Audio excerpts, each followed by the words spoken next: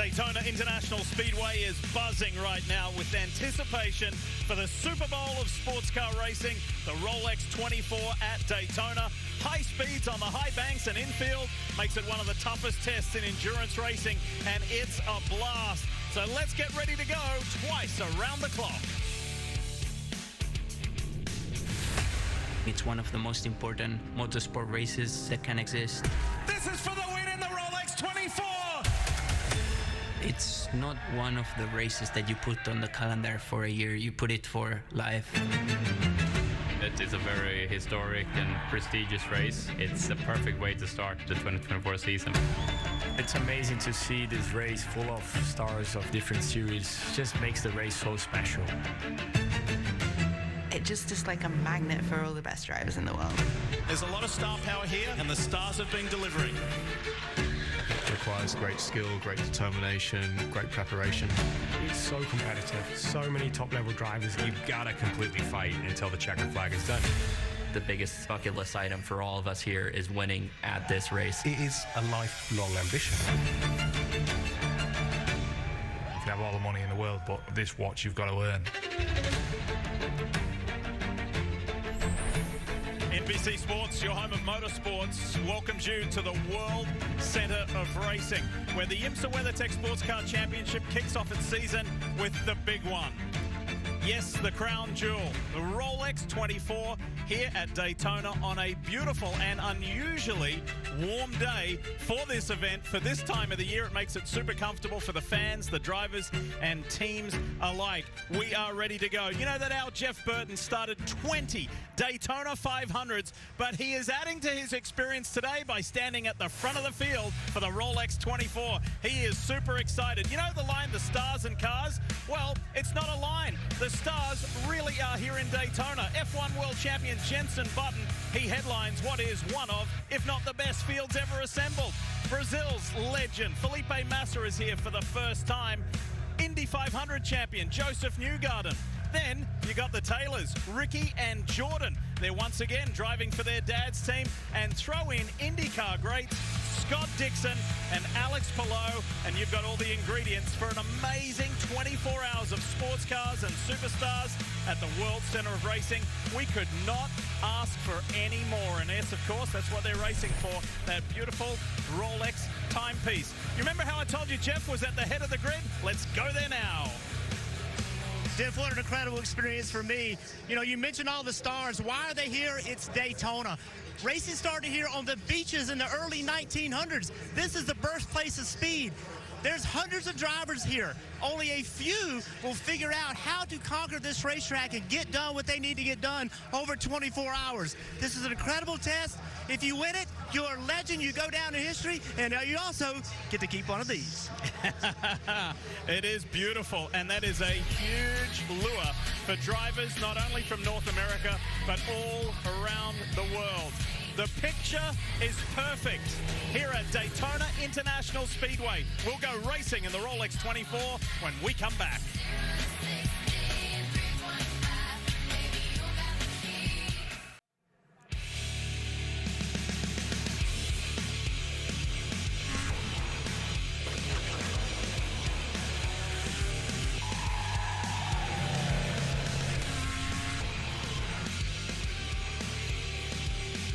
One of the special aspects of sports car racing is it's multi-class. So today you will see 4 different classes of sports cars racing on this track at the one time for overall and class honours. 10 in GTP, 13 in LMP2, 13 in GTD Pro, and 23, the largest showing for the GT Daytona category, for a total of 59 cars for this 62nd running of the Rolex 24. Hi folks, Lee Diffie along with a couple of championship winning drivers, Townsend Bell, Calvin Fish. We enjoy this each and every year, but what's got you revved up especially about this one, Cal, in addition to the fact that it's the biggest crowd ever for this race? Well, Lee, the quality of this field has been elevated to a whole new level, mate. I mean, the speeds this year are insane. These GTP hybrid machines hitting 205 miles an hour down the straightaways. But I think the tone for race week was really set 1 week ago at the Raw qualifying. Brazilian Sensei sensation, our GTP champion, Pippo Durrani. Not did he break the track record, he obliterated it by over a second. He's going to lead 10 of these GTP machines to the green this afternoon. 59 cars, Townsend, 4 classes. This is going to be insane. Yeah, and you talked about the quality, Cal. 228 drivers. We've had the quantity before, but this, I think, is the peak of quality in that driver field. You're talking about the top 6 in last year's IndyCar championship in this field. Formula One stars, we talked about Jenson Button and Felipe Massa, but I think what makes this really special is those stars play supporting roles in this race. That's how good the IMSA regular stars are. They're among that group, the fastest and best racing drivers in the world. And folks, don't listen to us. Legends of this sport and this event have said there has never been a Rolex 24 like this, and backing that up are figures like this. The founder of this place, Bill Francina, called it Daytona International Speedway because he wanted it to be world famous, but he wanted the world to come here, and the world is here today. They're representing 32 countries across 6 continents, and just look at those numbers at this star-studded field. That's why we're so excited about this year's Rolex 24. As we roll through some of the onboards to show you, there is the Michelin starting grid, as Cal said, with that record-setting pole position for Pippo Durrani in the premier class of prototypes, the GTP class. We have brought the whole family with you from NBC Sports to celebrate this landmark event, and let's kick things off with Kevin Lee. Kev? And Lee, many of those stars are in that top GTP class, but unlike other all-star events, this isn't an exhibition. This is one of the biggest races in the world, and it's why the reigning Indy 500 winner, Joseph Newgarden, worked for a decade plus to get into this race. He did last year. Now he's in the top class, racing for the overall win, trying to give Roger Penske his first win in this race since 1969. He's so dedicated and so important. He spent 14 test days preparing for his only confirmed race of the year. Joseph Newgarden and Roger Penske. To Dylan Welch now. And Kevin, the stars aren't just in GTP. Scott McLaughlin and Pato Award headline the 5 fuller part-time IndyCar drivers that will strap into the LMP2 prototypes. With the influx of ultra-competitive teams from all over the world, this is one of the deepest and most competitive fields in the history of this class. But close racing in LMP2 isn't anything new, though. Who could forget last year's finish in this race? After 24 hours, this is how it was decided in the final 500 feet. A photo finish right there. 24 hours, it comes down to that margin of victory. And with more cars and even more talent than ever before, Parker Kligerman, LMP2 is set to deliver once again. Right, Dylan, it's absolutely stacked in that class. And in GT, there are 2 classes, GTD Pro and GTD. They use the same cars, and you could say that the cars are the stars in these classes because it's the cars we all dream of driving and owning for the likes of Ferrari, Porsche, Aston Martin, Lamborghini, and the list goes on and on. But in the number 9, McLaren in the GTD Pro, there's a special driver. He's our colleague, James Hinchcliffe, who will be doing double duty this Rolex 24 in racing and being a part of our commentary team on the Peacock pit box. Guys, we can only hope that when he's told to pit, he goes to the right box. That's a good point, Parker. We've seen Townsend Bell do that before. Now it's Hinch's turn, and look forward to hearing what Hinch has to say about driving this Faf McLaren. I know he's enjoyed it so far, but what does the next 24 hours hold in store? Hey, Hinch should know the record is a P2 finish here at Daytona, doing the double, and trouble on pit lane. The number 13 Corvette, I think Ori Fidani behind the wheel, and doesn't look like they've got power to the rear wheels there, Calvin. It's the team that won here at the Rolex AWA in LMP3 last year, making this transition to the GTD category, shown great pace over the Raw qualifying weekend here on race week, so early drama for that team. And I think both of the privateer Corvettes didn't run any laps in practice yesterday. If they did, it was an out and in, so we'll have to see. Looks like starting from pit lane now. So what happens here and at sports car races in the IMSA WeatherTech Sports Car Championship of this magnitude is a separate start, meaning the prototypes start with a separated field, and it means that there's not 59 or now 58 cars all barreling down into turn 1. They want to give everybody a clean, clear start and a good chance to get going. There's the separation for you as you go back to the AO Porsche at the head of the field there in GTD Pro. Look at this. Manufacturers, leading manufacturers from around the world, 10 GTP cars, the second year for them. Drivers from all over the globe, from all categories of motorsport, are ready to take on one of the toughest tests in motorsports anywhere on the planet. And Pippo Durrani in the Action Express Cadillac Racing wheel and machine on the right there gets the jump. This is the 2024 Rolex 24 at Daytona. We see the green, and Durrani is flying already. And his ex-teammate, other Brazilian, Felipe Nasser, goes in the first of the Porsches. He looks to the high side as they hit the brake zone down into turn one. Further back there, the 01 Cadillac with Sebastian Bourdais. He is no stranger to be aggressive on the start as he looks to make a move. Now we've got the GTD start coming. This is Michael Christensen in that bright green Porsche on the right-hand side. There's fighting at the front of the field in the GTP class. Meanwhile, right behind Ben Barnicoat in the Lexus, it's both the Vasser Sullivan machines pouncing on that Porsche. Barnicoat with a big move to the outside. You see screen left there. Trying to take the Lexus to the front. Christensen fights him in Rexy, that bright green Porsche. And right behind him, that's Aaron Telitz in the GTD class pole sitter, the number 12 Lexus. He falls back as he rolls to the outside. Klaus Barkler moved into third there as we go back to the head of the field. The GTP class overall, and stretching his legs is the Dynamo. Pippo Durrani, the reigning champion in the IMSA WeatherTech Sports Car Series in the GTP class. And look at that, that's some Cadillac power you're hearing roaring down the backstretch towards, for the first time, the Le Mans chicane. And Cal, these things we're seeing, the GTP cars over 200. I think you said 205 in qualifying, but with a right draft in race trim, I think they'll be well over 200 again. Yeah, and they hit that terminal speed on this approach down into turn one through the high banks right now. The two Brazilians lead the field. They won a championship together, but right now there's no love lost between these two guys. They want this race win in the worst possible way. By the way, as an aside, as we see some good scrapping going on here in GTD Pro and GTD, look how busy it is, folks. Incredible. I think there was contact there with the number 47, the blue Ferrari. You see the Cheddalar car looked like had side-to-side contact with somebody entering the bus stop. I think that was Shandor possibly in the 70 car. This is the Pfaff McLaren. This is the car that our James Hinchcliffe will drive. Hinch isn't behind the wheel. Britain's Ollie Jarvis is. Oh, smoke up front. Looks like one of the Lambos. Could there have been a little bit of contact on the opening lap? Maybe that will clear, but always a concern. You have to play conservative at the front end of this race. Don't take any risk. It's all about risk management in the early phases of this race. That's Andrea Caldarelli up ahead. Back to it. To Lexus, Vasser Sullivan Lexus up the front. The Sealmaster machine leads in GTD Pro. Look at that MDK Porsche though, the fourth car in shot. That made a nice move early. Have a look on the left-hand side here with the Cheddalar, that blue Ferrari getting really squirmy, and it looked like the Inception McLaren, maybe the number 70 to the outside. I'm not sure if there was contact, but it was close. Real melting pot of manufacturers. There are 11 manufacturers represented across both GTD and GTD Pro here this weekend.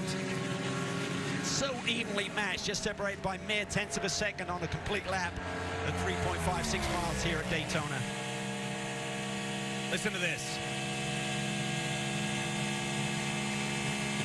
Through the tri-oval. Deep, really deep braking point into turn one. Tricky transition there over what we call the apron from the super speedway on this infield, right about 1 mile in length, back up through the gears. Really low speed corner here as we see the 85 car, looks like of Richard Westbrook off and on, I believe. Westy wide there in turn one, not sure how he got there. Great to see Richard back in full-time IMSA competition, race with Chip Ganassi Racing in their World Endurance Championship run last year. What happened? Just gets in deep. Kind of wide on the entry, and there's not a lot of grip out there. Big sort catch. Of off camber, slightly that wide in turn one. Good catch from the 85, but I think he just sent it in a little strong, perhaps, and just no grip that wide on entry. Looks like the 01 is present. Sure is. That's Sebastian Bourdais behind the wheel of that gold and black Cadillac Racing Chip Ganassi machine. And what a stout driver lineup in there. Renger van der Zande, his regular teammate in the IMSA WeatherTech Series, along with IndyCar icons Alex Palou, the reigning and two-time series champ, six-time IndyCar champ, Scott Dixon in there. This is going to be, and is widely tipped, the car to beat. And Diff, I was talking with Renger van der Zande the other day about the driver lineup, and I think this is my favorite to win overall, and here's why. You've got a driver lineup with absolutely nothing to prove, with 12 IndyCar championships in that driver lineup, and then a team with everything they need to win. Chip Ganassi Racing, they come here, know exactly what it takes to perform. That is a wicked combination as Bourdais looks to the inside here. Oh, deep move there. He pushes it way in there. Coexisted through turn one. Nasser has to give it up in that Porsche. It's now a Cadillac 1-2 at the front of this field. And Ranger also said, Alex Palou, what a megastar. He did 2 laps in this car, was immediately up to speed. And admittedly, Townsend, these hard machines, and they're tricky to drive. They're not easy to get your head around. Alex was immediately on the pace here in testing last weekend. So we've seen 3 of the 4 classes. Here is the other one. This is the second prototype class, LMP2. And you've got Polish driver Jakub Śmigowski behind the wheel. This guy is an endurance sports car specialist and is super fast. No surprise to see him leading in the LMP2 division.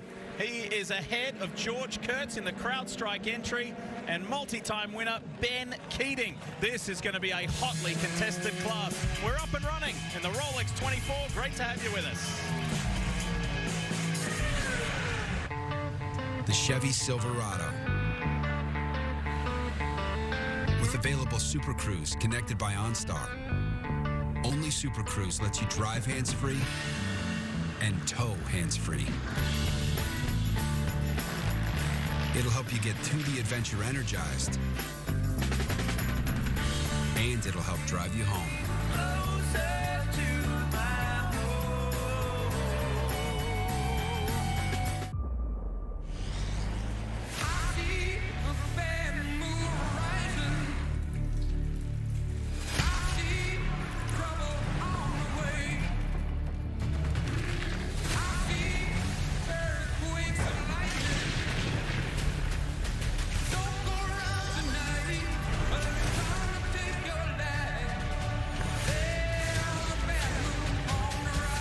Toyota trucks. Let's go places.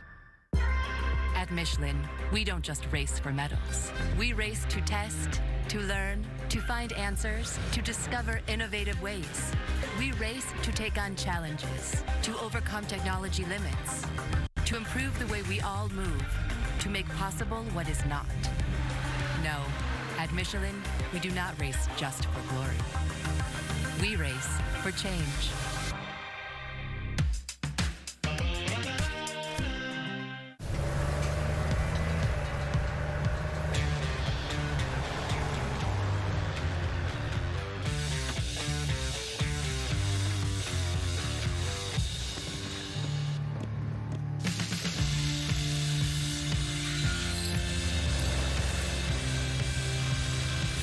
Introducing the new 2024 Ford F-150. Tough this smart can only be called F-150.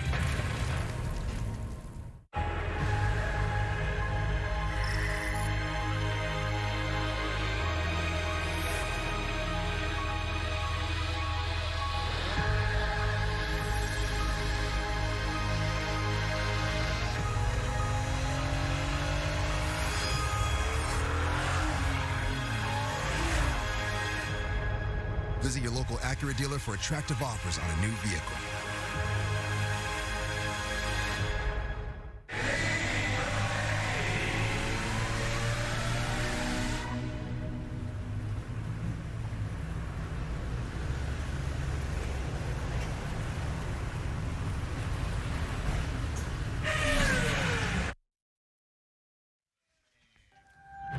Each and every year we come to the Rolex 24, we always reflect on the marvelous history here. We're going to show you a couple of moments from the 60s.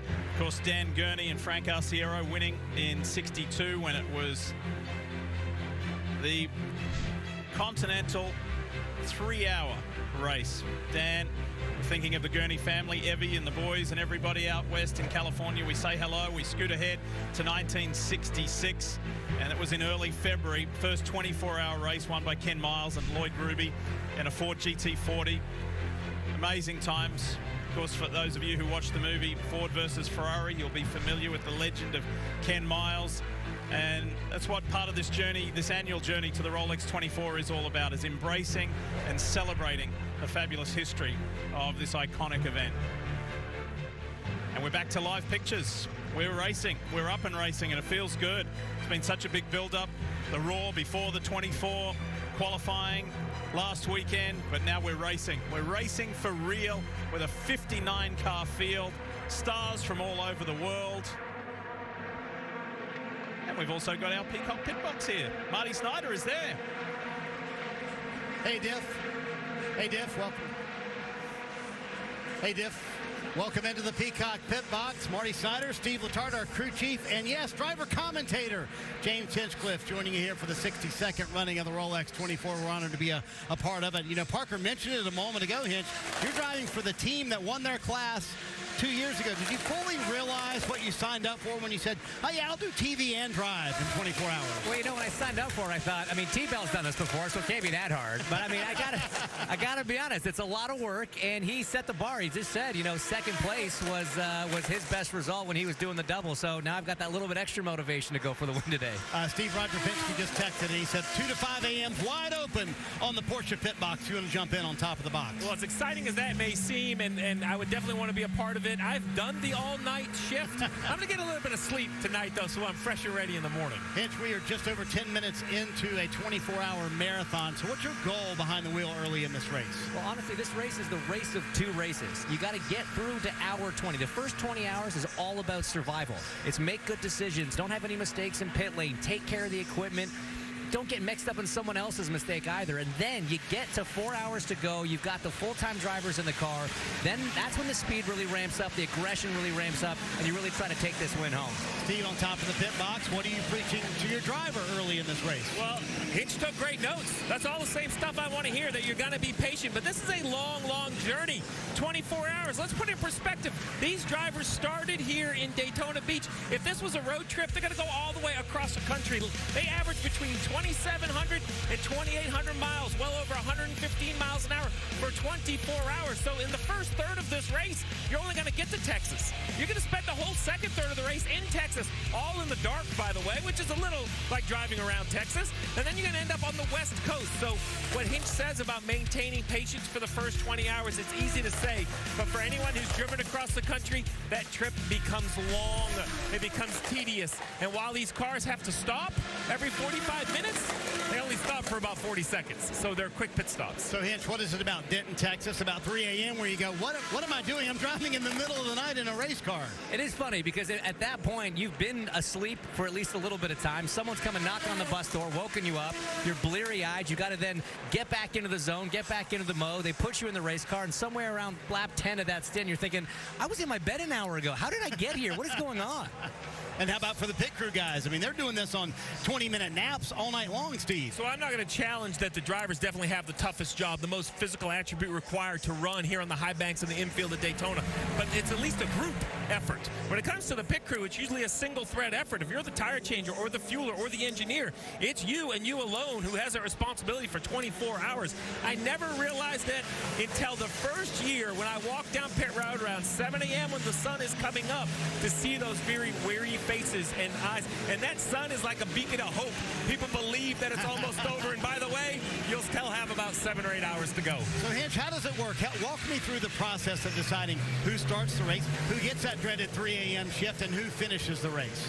Basically, you got to work backwards, like in any race. You got to be the first guy to the line. So you want your strongest driver in at the end. That's just the name of the game. Then you kind of work backwards from there. Qualifying, you put in who you think can maybe get the best lap. That's who's probably going to start the race. And then, yeah, look, in these deals, you've got your full-time drivers, your 2 full-time drivers. Then you have either 1 or 2, you know, ringers that come in. That's the category I fall in. Look, the graveyard shift sometimes falls on the part-timers. I get it. You want your full-time race drivers to be more rested and ready to go when it's time to put them in at the end of the race. Well, I'll add, you know what else you want rested is your race car. You know, we talk about the human endurance, and I know we take, you know, granted the endurance of these race cars, but I mentioned they're going to stop every 45 minutes. That car only gets 40 seconds of break, and it's back out on the racetrack. So the driver has to take care of it. The crew has to have a good prepared brake change, mechanical situations. It's the same vehicle you have to finish in, right? So you have to take care of the weapon you brought. You got to have it still in tip-top shape 23 and a half hours later. Hinch, the racing is phenomenal, but what's better, the racing in the Rolex 24 or the party and the atmosphere around it here in Daytona? I mean, this grandstand is crazy full this year. I mean, that's a tough one to pick. Normally, I just default to the racing here, but I got to say, even from last week at the Roar all the way through this weekend, we heard the track president saying the drivers' meeting, this is going to be the highest attended Rolex 24 in its history, over 60 years. So you got to give the atmosphere a lot of credit here, whether it's the Ferris wheel when the fireworks go off, the grandstands all through the night. This is an absolute party. Well, Lee, we will be here for all 24 hours of it. Lots of interviews, lots of insight from the pit box. In fact, coming up next, in a little bit, Joseph Newgarden, the defending winner of the Indy 500, will join us. And I promise we are going to let Hinch go drive, and yes, Townsend, he is going to try to beat your second. Bring it on. It's a collective good luck. Go get him, Hinch, from your IndyCar booth teammates and the whole NBC Sports team. Meanwhile, up front, you are seeing a snapshot of what was predicted in this race. That is Cadillac power and strength with Pipo Derani and Sebastian Bourdais. It's Action Express and Chip Ganassi Racing, Cadillac Racing at the front of this field, and they are pulling away from the Porsches and the BMWs and the Acuras. Is it going to stay that way? Off to a great start.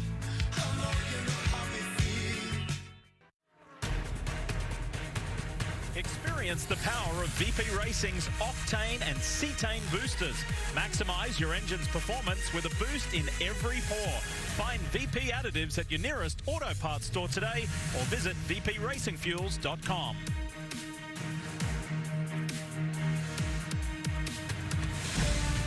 Wednesday, the Premier League is on Peacock. Darwin Núñez and the league leaders, Liverpool, look to stay on top of the table as Cole Palmer and Chelsea come to town. That's Wednesday, 3:15 p.m. Eastern. And again, that is on Peacock. We welcome you back. You're watching the Rolex 24 here at Daytona, and the Ford Mustangs back in GT competition. Terrific to see them back in the IMSA WeatherTech Sports Car Championship. That's the overall race leader, Pipo Derani of Cadillac Racing.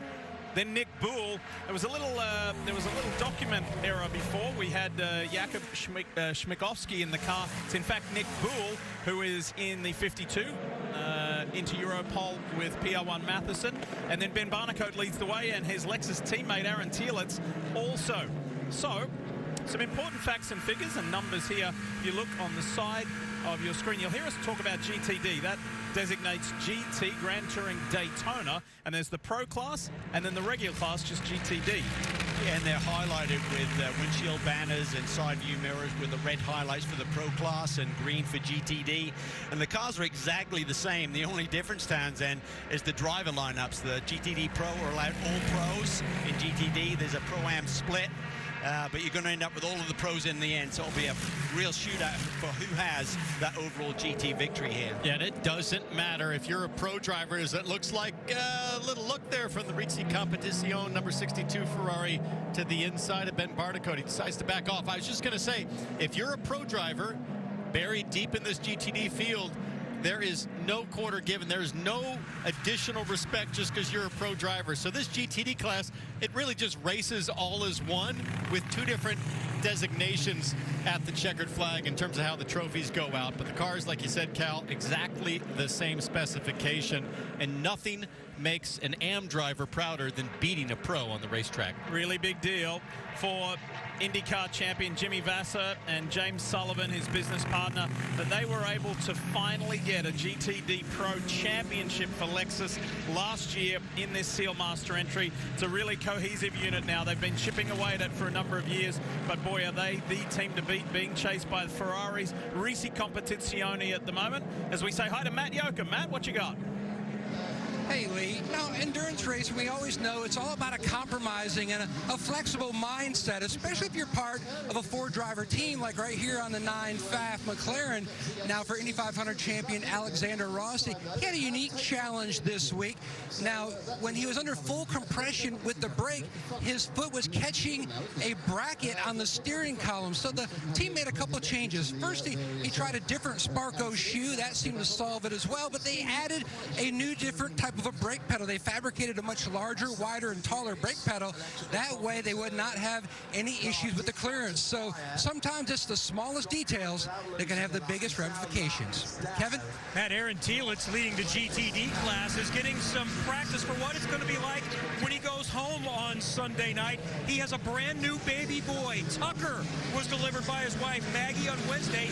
Aaron was able to be there and then flew from Minneapolis here, got here very late, already a little bit sleep deprived. It's baby boy number 2. And as far as the team, Dick mentioned the championship in the pro category. Jimmy Vasser, the IndyCar champion, and James Sullivan told me that's the goal. Now we want a championship for the 12 team in 2024, Parker. And Kevin, in GTD Pro, we're seeing an epic battle between the Lexus and that Risi Ferrari, the 62. Daniel Serra at the wheel right now. And talking to many in the field, they expected that Ferrari to be the car to beat in this Rolex 24 Hour for what they saw in practice and qualifying. But it's been really interesting to listen to Daniel Serra on the radio because we have high temps here today, almost high 70s, which means the track is very greasy, very slick. And so he's been complaining about the handling of the car. The team has told him you're the fastest car on the track and to take care of those tires, Dylan. And Parker, in GTD, the AWA Corvette, the number 13, has been on and off pit road a couple of times already. They had to start from pit lane, had some sort of issue that caused a loss of power, came down pit road. Jorge Fidani behind the wheel stopped, was slow to leave the pit box. They just came down again, and mechanics went underneath the hood of that race car trying to diagnose exactly what the problem is, but has had several issues so far. And a tough debut for the team that's making the jump up from the now defunct LMP3 category in the IMSA WeatherTech Series. Their debut with this Corvette, and you hate to see them having some gremlins and some problems rearing their head here at the start of this race after such a long weekend out here already. So it's appropriate we say now too and let you know of another big storyline, which is so great to see the proliferation of women in this race. It is a landmark occasion with 9 female competitors in the Rolex 24. That is a record. And in this car alone, the JG Wentworth Acura NSX for Gradient Racing, 3 of the 4 drivers are women, and they are sitting 3rd at the moment with Catherine Legg behind the wheel. Yeah, with Lila Wadu in the LMP2 there, and looking down through that list, the one number 83 at the bottom with Dorian Peen. I mean, she was absolutely sensational last year in her IMSA races. Great pace. So many great names to watch. Tatiana Calderon, we know from the IndyCar world. Yep. She comes over to the sports car side, so it's going to be a lot of fun to watch the women do their thing today. And Catherine Legg has got some strong pace early on. That Acura's been quick. It really has, and Catherine's a full-time winner in IMSA competition, so she knows how to get the job done, and she's got some really great support with the 2 female drivers alongside her, Calderon and Monk, and Stephen McAleer. He is sensational in one of these GT3 machines, but interesting to see it's like cut and paste in GTD Pro and GTD, with the Lexus leading a Ferrari right now, running 1-2 in both classes. Look at this Ferrari doing the chasing with Risi Competizione in the AWA Corvette back behind the wall again. We understand this may be a fuel pump issue on this Corvette. Just got a report from GMPR, so they'll go back to the box here. They can put more mechanics to work there to try and get to the bottom of that problem.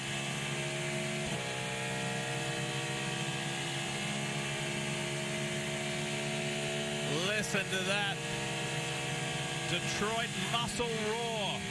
Pippo Durrani still at the head of this field. The Porsche 963. Technically, it was born in Germany, but it was made in France in 1970. Shaped in the corkscrew of Laguna Seca. Forged in the flames of green hell. Galvanized in the never-ending laps it flocked. Raised in the bus stop at Daytona. Made in the 23rd hour of the 24 Hours of Le Mans. Defined in the epic comebacks and christened in the mythical moments. It was raised in the rain. Pushed in the night. Seasoned in failure and humbled in success. So yeah, like every Porsche race car, the 963 was born in Germany. But where you're born is only the start.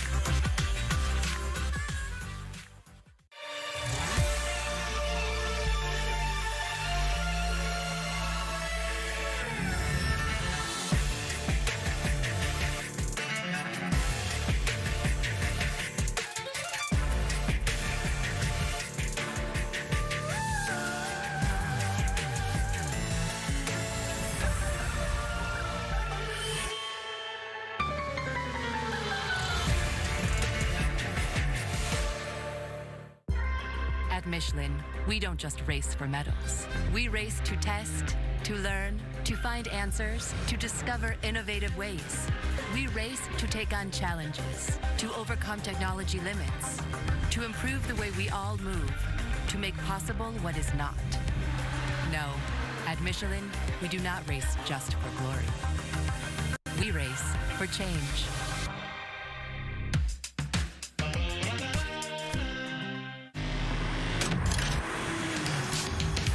At Lexus, our motto is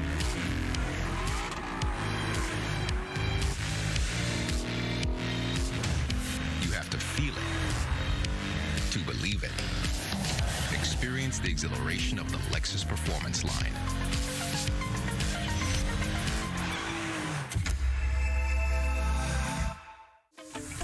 South Florida's premier luxury sporting event rolls out the red carpet and kicks off the 2024 horse racing season in style. The Pegasus World Cup, today, 4:30 p.m. Eastern on NBC.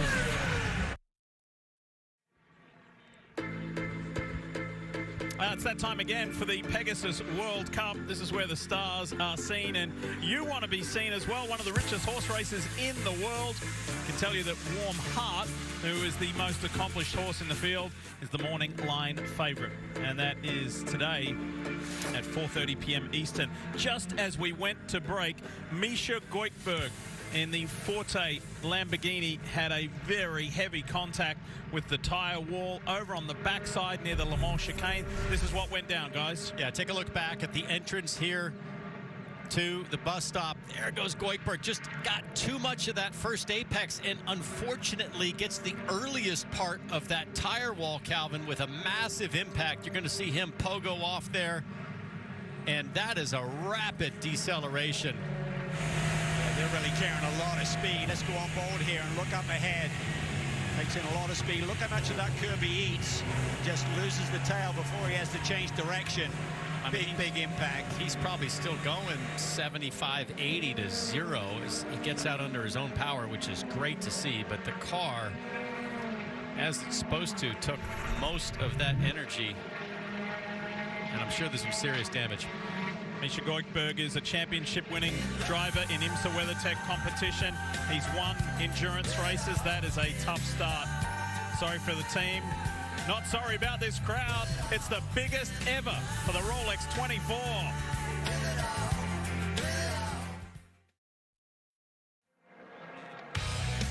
You usually have to bring a jacket to the Rolex 24 here at Daytona, but not this year. It is warm, it is beautiful, and good clear skies at the moment above for this record-breaking crowd to enjoy what they're seeing at this 62nd running of this legendary sports car endurance race. We're under a full course caution at the moment. Misha Goikhberg has crashed his Forte Lamborghini, and the AMR safety team are rescuing him and that car and cleaning up what was a very heavy contact. This is something special. The Rolex 24 here at Daytona, 228 drivers representing 32 different countries, and superstars, legit superstars from all over the world are racing here over the next 23 and a half hours. And you know, there's nothing like Posey's perspective. That's Sam Posey I'm talking about. Legendary driver, racer, broadcaster, and author. Let's hear what Sam has to say. In my era, close finishes at Daytona were rare. I was never involved in one. Winning was more about minimizing mistakes than about pure speed. Crew chiefs were insistent. Be smooth, be cautious, save the car. It's completely healthy at this point. The race can only be won on the last lap, but it can be lost on the first. The cars that did finish were often battered, limping. The drivers, too. Today, the cars are expected to finish. Let's go! And so, the drivers, too, must have the endurance and the skill and the mental toughness to go all out, all the way. Oh, there's a big crash! And it is now very possible that after 24 hours, the race will come down to the last lap. Neck and neck! Oh, and Alonso goes by into the lead. That's Massa will be kicking himself. That, and at the peak of exhaustion, you will face a moment that decides what all the rest meant. Decides between celebration and despair. Between the most epic victory in racing and the most bitter defeat. The rest of the race is all about getting to that moment. The moment a champion lives for. The moment you decide what kind of a day it will be.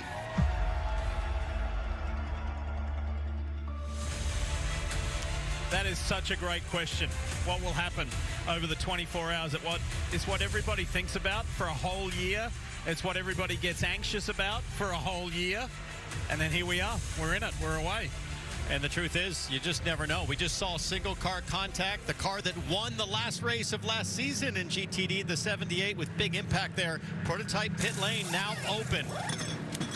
We're going to see a lot of during the course of this race. There's only 21 sets of tires. You're looking at about 30 stints during the course of the race here. So at some point, these teams either have to double stint tires or certainly do lefts and rights. There's two different thoughts on this. We see the Porsche Penske squad look for something that's a miss here on the 6 car, I believe that is, of Nick Tandy. Expecting the bottom side. Yeah, there. he's feeling something. Like they were grabbing the steering arms as well. Plenty of time to play with here in terms of keeping him on the lead lap. But better to play safe than sorry. If you're going to have a problem in one of these 24-hour races, you want it early so you got time to recover. In full-course yellow procedures, there's plenty of opportunity to gain some laps back. You're not going to do it on pace and catch up the field, but certainly playing the game with strategy during the yellows will get you back in the mix. And you got to love GTP. Just think about what you saw. If you've ever been in a fender bender in your daily driver and you've been to the body shop and seen the 12 or 40 hours it takes to disassemble the front end and take a look at what's going on, in about 4 or 5 seconds, Team Penske can turn those two cam locks, put the entire nose off the race car. The design intelligence with all of these sports cars now, especially in prototype, the speed at which they can make those sort of inspections, I think has come such a long way. They can replace rear ends, front ends at rapid speed. A lot of clever design. And you heard that little whistle away on the electric motor before the internal combustion engine kicks in with a big raspy roar. Here is the 7, Porsche Penske Motorsport 963, and one of the special drivers in this car, not experiencing his first Rolex 24, but certainly his first in the GTP division category at this Rolex 24, is Indy 500 winner Joseph Newgarden. What a special May it was for him last year. It's Memorial Day weekend. We're in Indianapolis with just 2 laps remaining. If you want to win the Indy 500, it's time to tighten your belt and get up and go. They are coming to the green, and it's going to be a 2.5-mile sprint. Green flag flies at the speedway. Joseph Newgarden has taken the lead at the Indianapolis 500. Bring her home, buddy. Joseph Newgarden will win the Indianapolis 500-mile race. It's the captain's 19th win. Joseph Newgarden has parked that car on the yard of bricks, and he's hopping out as we speak.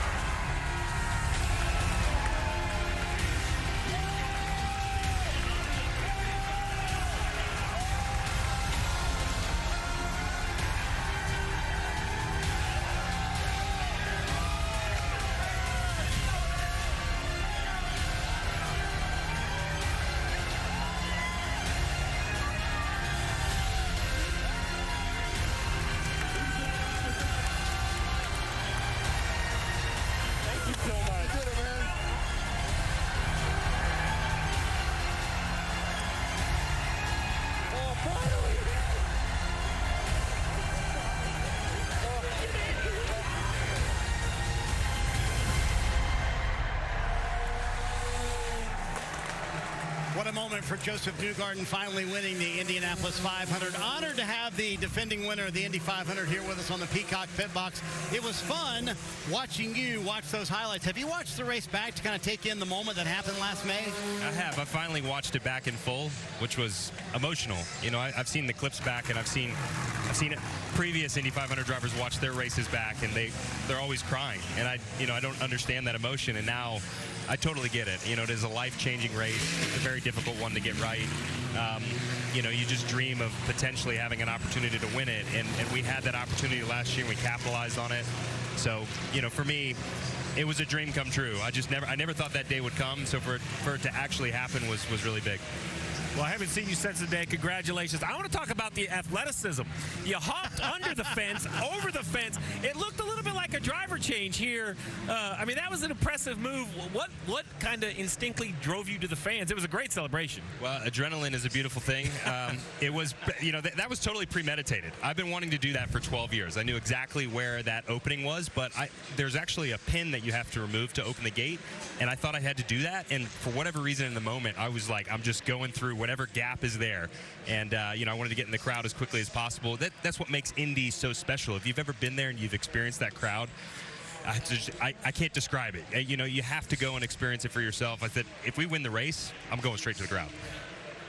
Well, so, okay, we've talked about Indy. Let's talk about Daytona 24. You've done this race before. Last year, you were in the LMP2 class. Now stepped up into the Penske Porsche GTP. Talk us through the difference in those cars and kind of how the week's been going. Yeah, it's a big opportunity, you know, just to be here with Porsche and Team Penske.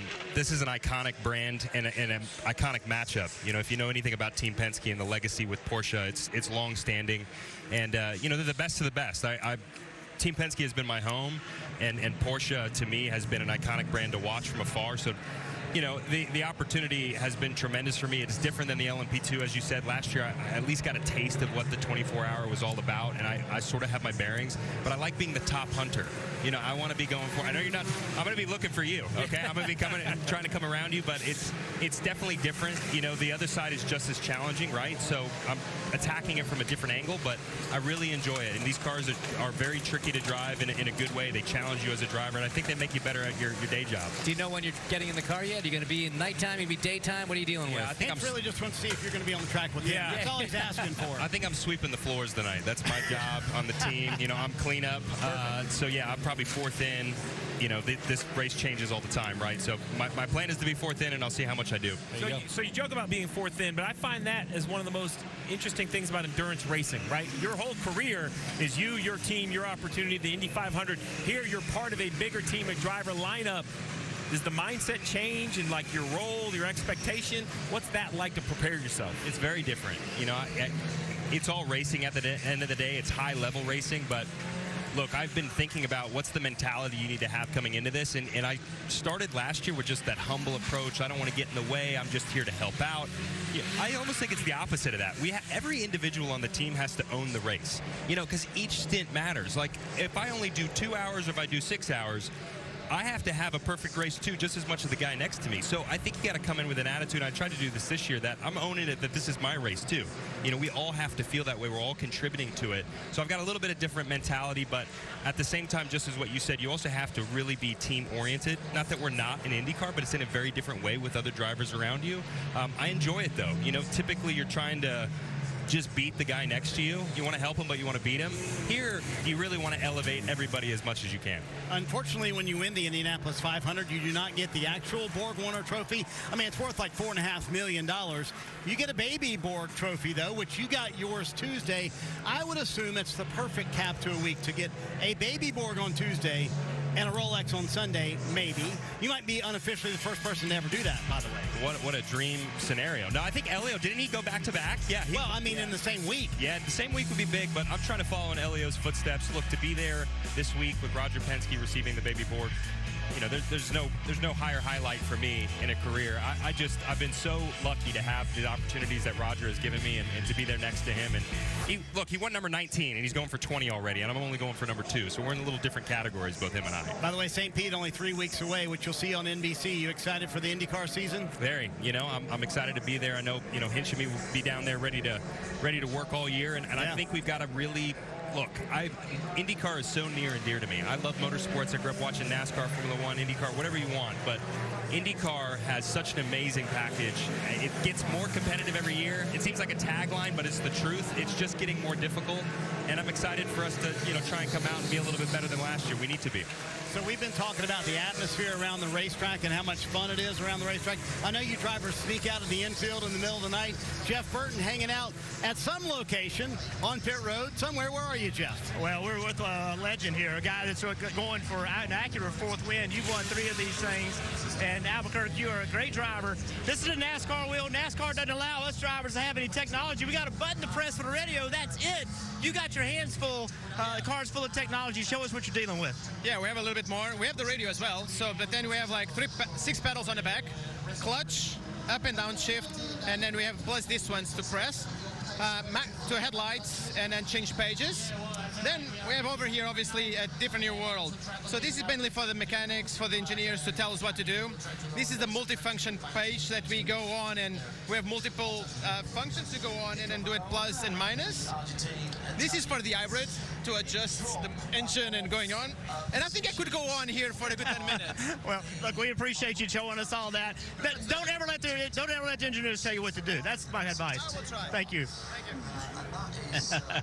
Good stuff. We'll see what Felipe Albuquerque can do once he gets his chance behind the wheel. He loves this place and is so fast. Different world. Jensen Button, who's part of the Wayne Taylor with Andretti Autosport team. He raced a NASCAR recently. Now he's got to get used to that new wheel. Different world for sure. What a day we have for you here in Daytona for the Rolex 24. This massive crowd, the biggest ever seen in this event, is enjoying this. If you take a look at that graphic at road maps, where we are both today and tomorrow over the course of this 24-hour classic, we have just begun here. Obviously, we're still under the first full course caution, but we've got so much more to come.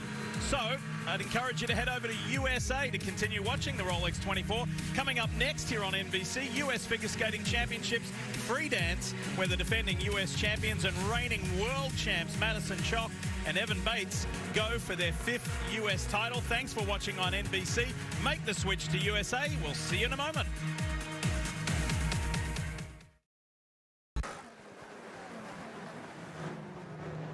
Full course yellow over. And we're back to racing in the Rolex 24 with Ricky Taylor and the WTR Andretti Acura, one of 2, which was one of the stories we haven't told you about yet already on today's broadcast. Big crash, 3 cars involved. That's the AO Racing LMP2 machine involved there. So to the era, it gets going. That's the 18 you see on your left and the TDS number 11. 3 LMP2s. We talked coming in, guys, about how this was going to be an LMP2 race we hadn't seen before with the amount of talent, the number of entries.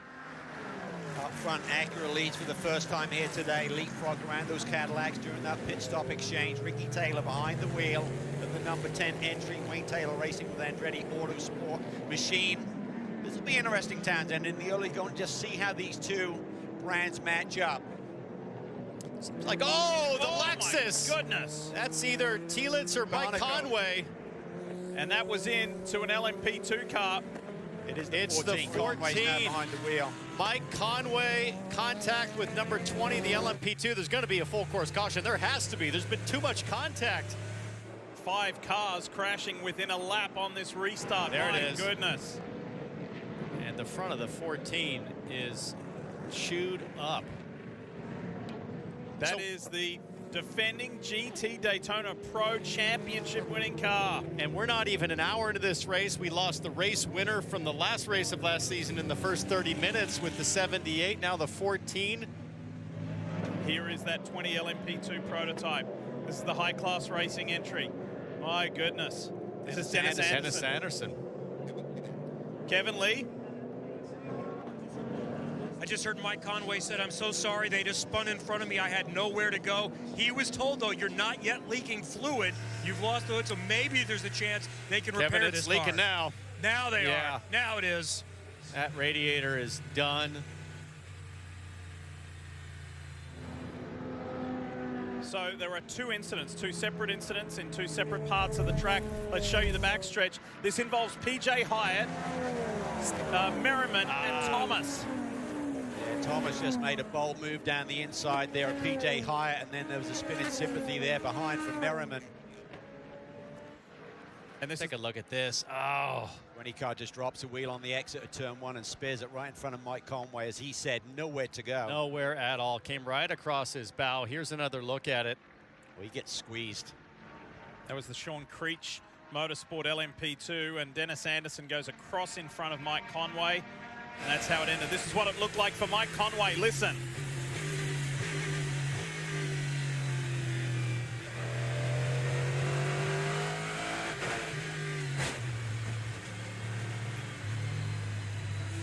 Multi-class racing right there. After the yellow, all of the respective classes compressed all together. Had to stop. He must be seeing extreme temperatures now. He's had to stop the race car. And having raced this car for several seasons, the Lexus, that's a long repair, even if they do get it to the garage.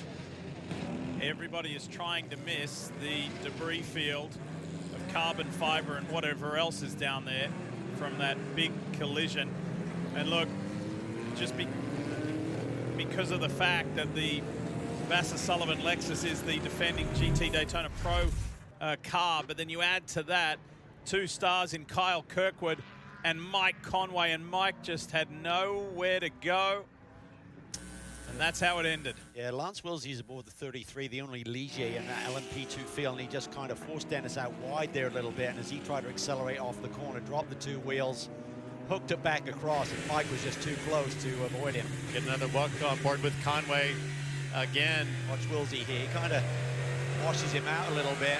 Dennis had to really give it up a little bit sooner, I feel, than he could have avoided that, particularly this early in the race. You don't need to be fighting like that. Now, and the other thing is you saw the brake lights come on, and when in doubt, both feet out. That's what they teach you from the very beginning. When you get onto the brakes in the dirt, bad things can happen, as Mike Conway can only sit and wait for potentially a tow back to the garage area as the number 20 with Dennis, or excuse me, continues to limp back with Anderson. That left rear toe link at least broken, among more damage to the bodywork.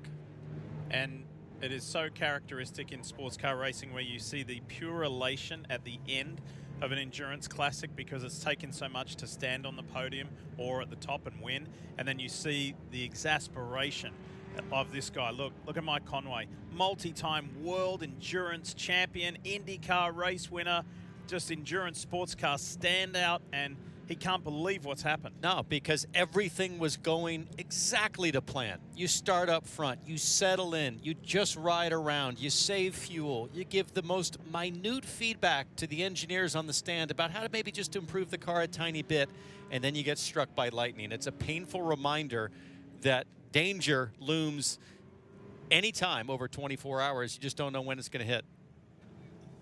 Multi-class racing brings this, James Hinchcliffe, doesn't it? It absolutely does. It's worst case scenario for so many cars so early in the race. I mean, this is serious damage. You can have issues in this race, Steve. You can have little electrical gremlins or maybe a cut tire, maybe a bit of body work, but these are some race-ending, game-over incidents this early in the race. I mean, it's heartbreaking. You talk about the crews. You talk about what they go through over the 24 hours of this race. Let's talk about what they've gone over the last 2 weeks, prepping these cars, getting through the roar, getting them ready this morning to, be prepared for 24 hours of battle, and that's all gone. Well, we talked about the optimism of that Lexus, right? I've run into Sully, one of the owners, in the elevator this morning, and he just, he knew what 24 hours looks like, and by no means were they arrogant, but there was confidence in speed and what that car had. And then I think, Cal said it the best. That's a perfect example of an LMP2 car who's wide, who in the last hour, I think that's a contested position. But in hour 1, I guess barely into not even into hour 2 yet. In hour 1, those are the split-second decisions that we will analyze and replay in slow motion. But as a race car driver, Hinch, you're going to have 1,000 of those out there. Do you just have to remind yourself where you're at in the race? I mean, how do you reprogram? Because I know in IndyCar or anything else you've driven, you just stay there. You don't concede. No, your right foot stays down in pretty much every scenario. But there is something about knowing when to fight and when to hold back. Like you say, outside of turn one, it's just after a restart. Everybody's kind of getting back up to speed. Tires are still getting up to temperature. An important thing to also know, especially in a Pro-Am class, is who's in the car. Right, if I'm a driver, I'm asking, under that caution, I'm asking, hey, who's around me, which drivers are in which car? Because you may recognize a certain car on track, but that could have 3 or 4 different drivers in it. Everyone's got their own personality, their own characteristics on track, and sometimes you need to know the guys that you can hang around the outside of turn one on, and sometimes you can't. So, Steve, if you're Jimmy Vasser, who owns this Lexus machine, you see Mike Conway getting in the safety vehicle there. What do you tell your guys? I mean, the fluid coming out is never good, number one, but you're only an hour into a 24-hour race. What do you tell your guys right now? Well, unfortunately, that looks to be a relatively terminal wreck. Like, I'm not sure that one's going to be repairable. To be quite honest, you know, they're going to try to fix it. They're going to try to go back out. But this is, when we talk about multi-class racing, we also talk about multi-entry racing. So the honest truth is, if I'm Jimmy Vasser, I'm wondering if there's any A players on this team that maybe needs to be shifted over to the 12. Like, what do we need to do for our car that's still in? I can't make a driver lineup change, but how else can we support it? We're going to get the car out there and race for points because that's our responsibility. But at this point, the damage is high. Well, you just took the words out of my mouth. We talk about the Daytona 24. It's such a big race, but it's still part of a championship. This is a team that's going for a title, and we've seen how much carnage there's been in the first hour. If you can get that thing fixed, even if it takes an hour, there's going to be a lot of attrition over 24 hours. You can still make up a few spots, and when we get to Petit Le Mans in October, that could be the difference between a championship or not. Let's find out what's going on in the Lexus camp. Kevin Lee has caught up with Ben Barnicoat, one of the drivers on that team. And he started the race and took the Lexus to the lead. So what are the emotions with a car good enough to win the race an hour in? It may not be totally done, but you definitely are not in a position to win the Rolex. Yeah, I mean, any realistic chance of a win is pretty much off the cards now, which is obviously very disappointing. We had a really good car. You know, that opening stint was awesome. The car felt really good, just controlled it. Everyone here at Vasser Sullivan Lexus Racing kind of was doing everything we needed to do, and what just happened there, you know, didn't matter if I was in the car, Jack was in the car, Kyle was in the car. There was no avoiding that, you know, that P2 just lost it right in front of Mike. Wrong place, wrong time. Great shame, but all we can do now is, you know, we've got some great boys on the crew. They're going to, I'm sure, slog to get it back together and pick up on other people's misfortune and try and get as many points as we can. And it will be worth it. The defending champion, even if you sit for 3-4 hours, you can still pick up big points in the championship. Yeah, that's it. You know, this is always the hardest race of the year, the most number of entries. So, you know, things like this are obviously a big kick in the backside. But just got to do what we can, and that right now is repair the car and get back out there. Thank you, Ben. Yeah, that spirit of never giving up, and meanwhile, while you've been just punched in the gut, and you know, we're an hour old into this race, and already, look, I'm just doing a count: 1, 2, 3, 4, 5, 6. There's 7 cars that have had some kind of an incident, either a collision or a mechanical or something in the first hour. 7 of the 59 cars. Hey, we keep that pace up, everybody's going to podium as long as you're running. That's crazy. What's so ironic is this is a team that had so much consistency when 9 of 11 podium streak dating back to the summer of 2020. Started Petit Le Mans, just had to start the race to get the victory, and this has been Barnicoat behind the wheel here, heading up through turn 3, gets it a little bit wrong, and similar situation, tore the front off that Lexus, so 2 races in a row. Just could cut and paste the visual of the race car. In the space industry, they call that a rapid, unexpected, or unplanned disassembly. And it's 2 in a row for this guy, Jimmy Vasser. I mean, just think about the seesaw of emotions to have such a strong season last year in GTD Pro and everything going great. Then DNF at Petit, DNF in the first hour here, heavy contact to the front end in both cases, and that's a tough one. But Steve Letarte said it best. Jimmy's focus changes to that 12 car as we get a look again at what happened. And by the way, did you notice who was right behind the 14? Sister car, the 12 was right there. Look, he could have easily been caught up, taken out in that situation. Could have been both team cars out or seriously behind. Watch the brake lights here on the 20 to the outside. Watch Wilsey there. I mean, I think he believed the 20 was just going to give it up. Dennis tried to hang with him and just got in no man's land where he's going to run out of road. You know, ultimately you're going to end up there. Just no point in taking that risk. Look at Mike Conway, just helmet in his hands. They just can't believe what they're looking at here. Yeah. And I bring up the brake lights, Diff, because it's important to remember that in GTP and LMP2, there is not anti-lock brakes. Right. And we just saw the penalty for that with the 20 getting squirrely in the dirt on the brake pedal, where in GTD, you've got ABS in both classes, GTD and GTD Pro. And sometimes it'll save you from an incident like that if you get off track or just braking deep in any brake zone on the asphalt. There we go. There's the second. Just saw a quick shot there of it flashing through screen. The number 40, which is the second Wayne Taylor Racing with Andretti Acura. So both Acura GTP cars. This is Louis Delatraz, the super fast Swiss driver behind the wheel. He'll be with the IMSA WeatherTech Sports Car Championship for the full season this year. This is the car that Jenson Button is driving. Jenson's doing a full year across different championships of driving. I spoke to him yesterday. He's super excited, and yet another example that there is life after Formula One in many facets. Yeah, indeed. They're having a great time in this thing, along with Colton Herta, his young, fast American teammate. I had a chance to sit in this race car. Big thanks to Wayne Taylor and the Acura group for allowing me to climb for the first time in a GTP cockpit and get a feel for it. I did that also in the 31 Cadillac and the number 7 Team Penske, the Porsche car as well. It's fascinating to really get a feel for all of the little details inside these GTP cars. This one in particular, the number 40, what I couldn't get over was how big the blind spot is with the A-pillar. It is massive, and it really helped me understand what happened with that big shunt at the end of last season at Petit Le Mans. So a whole bunch going on inside the cockpits. Let's head back down to pit lane with Kevin Lee.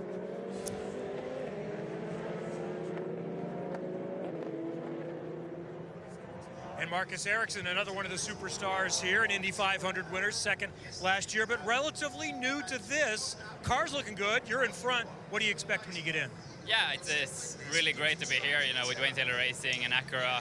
They're doing a great job. It's a great team to be part of. But yeah, it's a long race. I'm waiting until the evening to get in, but it's fun. Yeah, I can learn a lot from my teammates. So just watching a lot of action here the first hour as well. So. And remember, he's going to be in an Andretti car this year in IndyCar, so he's now part of the family in IMSA as well. I don't think I've seen Marcus look so happy other than when he won the Indy 500 this week. I mean, he's been testing the Indy car for Andretti, and he's driving here in the WTR Andretti Acura. There's just lots going on in his life. Of course, got married last year, and he can't wait to get behind the wheel. He said, but I'm going to be doing a lot of nighttime hours. I'm going to be doing a lot of nighttime driving, but that's fine by me. I think it's pretty cool, and I enjoy it. So we'll see how Marcus Ericsson does a little later as we get ready to go back to green. So, first hour of the 24 down. Let's get back to it. Let's hope we have a good, clean restart and build some rhythm. Here we go, back to racing with the 10, the very familiar 10. WTR Andretti Acura out front. Look at the skirmish behind Bourdais, Nazar, Durrani, and Louis Delatraz. Pipo Durrani working the outside there, Calvin. Oh, big sideways, loses the back end. Didn't have the tire temperature quite in the sweet spot. He certainly forced it in there. Nazar just tucked it in the inside and waited in that third place. Red and white machine, that's the Porsche there, sitting in third.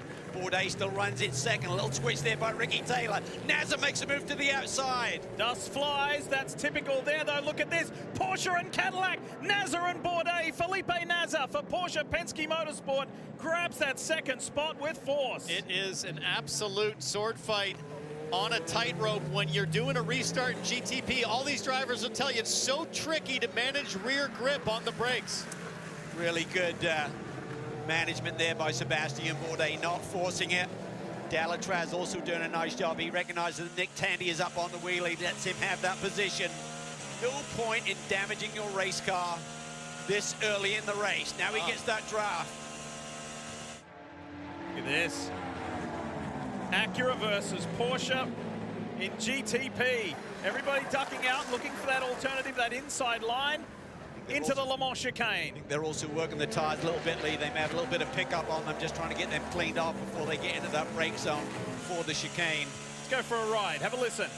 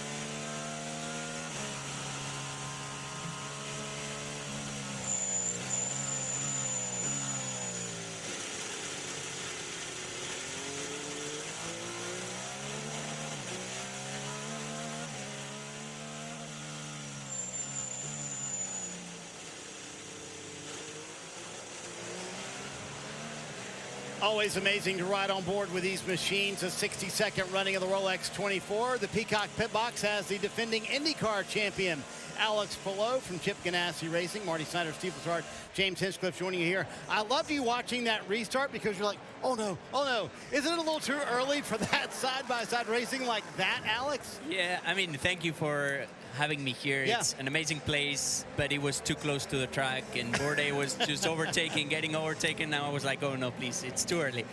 It's always early, but honestly, they're racing clean, they're racing hard, and that's what we want to see. But yeah, it's too... I cannot look at the car racing. I need to be in the car. I get too nervous. I get too excited. When we overtook for P2, like on the third lap, I started screaming, and here they go again. So. By the way, Hinch, we have the replay. Watch Alex watching this restart. I mean, you were literally like, oh no, that could be our car. I was enjoying watching his face as he does it. You know, the cars go by here, Bourdais, Nazar. He's You're getting being the video, a fan. but oh boy. Yeah. Once they were side by side in turn 4, you were a little... Like, yeah, I didn't like that. But we were talking about this. Your first time doing the Rolex 24 here at Daytona, sharing a car with other drivers. It's tough watching someone else drive your race car, isn't it? It's very tough, but I gotta say that I'm really lucky to know that Seb is on the car.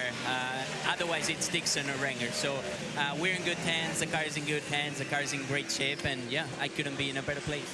I want to talk about, you know, the skill set of driving is very similar from series to series, but what about the small details? What's different from an Indy car to a prototype in how you have to drive them, how aggressive you can be, how you have to save the tires? Yeah, honestly, they are quite close in terms of like speed and the way you drive it. It's true that you cannot be as aggressive with the GTP, basically because of the weight, and also the tires are made for an endurance race, not like IndyCar that it's just 20 laps and that's it. But honestly, it's really fun to drive with the hybrid, the new hybrid. I tested and I raced also the DPI here in 2022, and to be honest, the GTP, it's a lot more fun just because of all the controls that you have. But then the most difficult thing for me, it's the traffic, managing different series on the track and different drivers. It's tough, but it's at the same time super rewarding when you make it all clean. Well, now remember, one of those you're going to have to manage is our man over here. So on the way by, a couple extra flashes of the light, maybe a hand signal. Make sure you tell him to get out of the way. We're going to use like Morse code with the lights, so I know it's him in the car, and I can give him a little extra room. We went P1, just... There you go. I just saw it. Yeah, he did miss the good pass. Still paying attention. Yeah. You better be careful. He's doing a pretty good. He could do both roles as well. So he's on it. I want to ask you about your 2023 IndyCar season. You won 3 out of 4 races. The one that was only missing in that stretch where you almost won 4 in a row, the Indianapolis 500, where we could argue you had the best car in the race. Have you ever been through a streak like that in your career, Alex, where it seemed like you guys on the 10 team could do nothing wrong? Absolutely not. No, it was the best season by far of my entire career, even with karting in that. So the team did an amazing job. We had fast cars everywhere, especially the 500. The mechanics, the pit stops, engineers, everything. So everything felt like it was working a lot. I was very sad that the season ended. Even when we won, I just wanted the season to continue, to not allow everybody else to work. But yeah, I cannot wait for the 2024 season to start. You got another chance at the Baby Board coming up here in May. You've already got 2 Astor Cups in your trophy case. What would a Rolex mean? A lot. Look, like it's... Yeah, I mean, you need it, man. I'm not gonna lie. That's what are we doing here? I need it. So, the Timex? What is that? It's a Garmin. Yeah. But it's plastic. So yeah, hopefully you can change that in 23 hours. But yeah, honestly, it would mean a lot. It's a special place. It's a historic race. But I think all the effort that you put in with the testing, with the last week, and also after 24 hours, it must feel rewarding, super rewarding. So cannot wait to hopefully battle for the win at the end. You can't follow that. But every other driver, not every other driver, most drivers either come with their Rolex or, well, I don't want to say it because I got a different watch or different. I love the honesty of, I really want to replace the one I'm wearing. That's spectacular. I do. I don't think the Rolex is going to tell you your VO2 max, though. Are you okay losing some features? Okay, max and stuff. I just wear it because I'm an athlete, right? Yeah. So Do you ever pinch yourself on this team when you look around, I mean, 12 IndyCar championships among 4 drivers. Even for a driver who has 2 titles yourself, do you go, this is amazing. This is incredible to be a part of this group. Yeah, I mean, that's what I said. I feel super, super lucky, and it's a dream because, you know, when the car is on track, I don't need to really worry. I know that they are going to do, they're going to take care of the car. They're going to do even better than you, and they're, yeah, just looking for that one goal, which is to win the race at the end. So, yeah, couldn't ask for better. So we've talked about this. I want to get your perspective. You know, with 4 classes here, when you look at the driver lineup, not only is it a tremendous list of kind of the who's who, I mean, in each class, there are IndyCar stars, Formula One stars. I know the event is huge. We talk about the watch, but what's it mean when you see that depth of talent you're racing against? Yeah, it's great. I mean, you're racing against the best from, as you say, from prototypes, from GTs, from IndyCar, from everywhere around the world. So I think it's probably one of the strongest, if not the strongest field, if you put all together, which is super fun. So yeah, I love it. I love it. We're getting, at least in my place, I'm getting into a territory that it's not mine. It's not like racing IndyCars for me. It's I struggle more than with the IndyCar when I get into the car. But I love it. It's a great challenge that hopefully I can carry on into my IndyCar season. Always fun hanging out. Have some fun in the car this evening and the morning and whenever else you're going to be in the car today. Hey, Diff, this GTP battle's been amazing to watch. I believe Nazar finally, or actually the 31 Durrani, finally got that spot over the 10 car, but that's been fun to watch these cars. Hey, Marty, while you got Alex on the pit box there, we should just say congratulations. He's now a dad. And being a parent hasn't slowed him down. Congrats. Yeah, how's that been going, by the way? It's been growing good. Yes, now that I'm here in Daytona. He knows the drill. Congratulations to Alex and Esther having their first child in the off-season, and Alex was up to speed very quickly in the Cadillac Racing Chip Ganassi GTP, that's for sure. We climb aboard the 6 at the moment. This is Nick Tandy for Porsche Penske Motorsport. And I tell you what, guys, while we were listening to Alex there and watching the racing in the background, that was rapid fire like a sprint race, not a 24-hour enduro. We're starting to see reality. This is what I love about the early stages of the Daytona 24. After all the testing, the roar, the hype, you really get to see exactly where everybody levels out on performance, not just in outright lap time, Cal, but the average stint pace. What happens mid-stint, like right now, as the Cadillac's flexing its muscles and the Acura starts to fall back?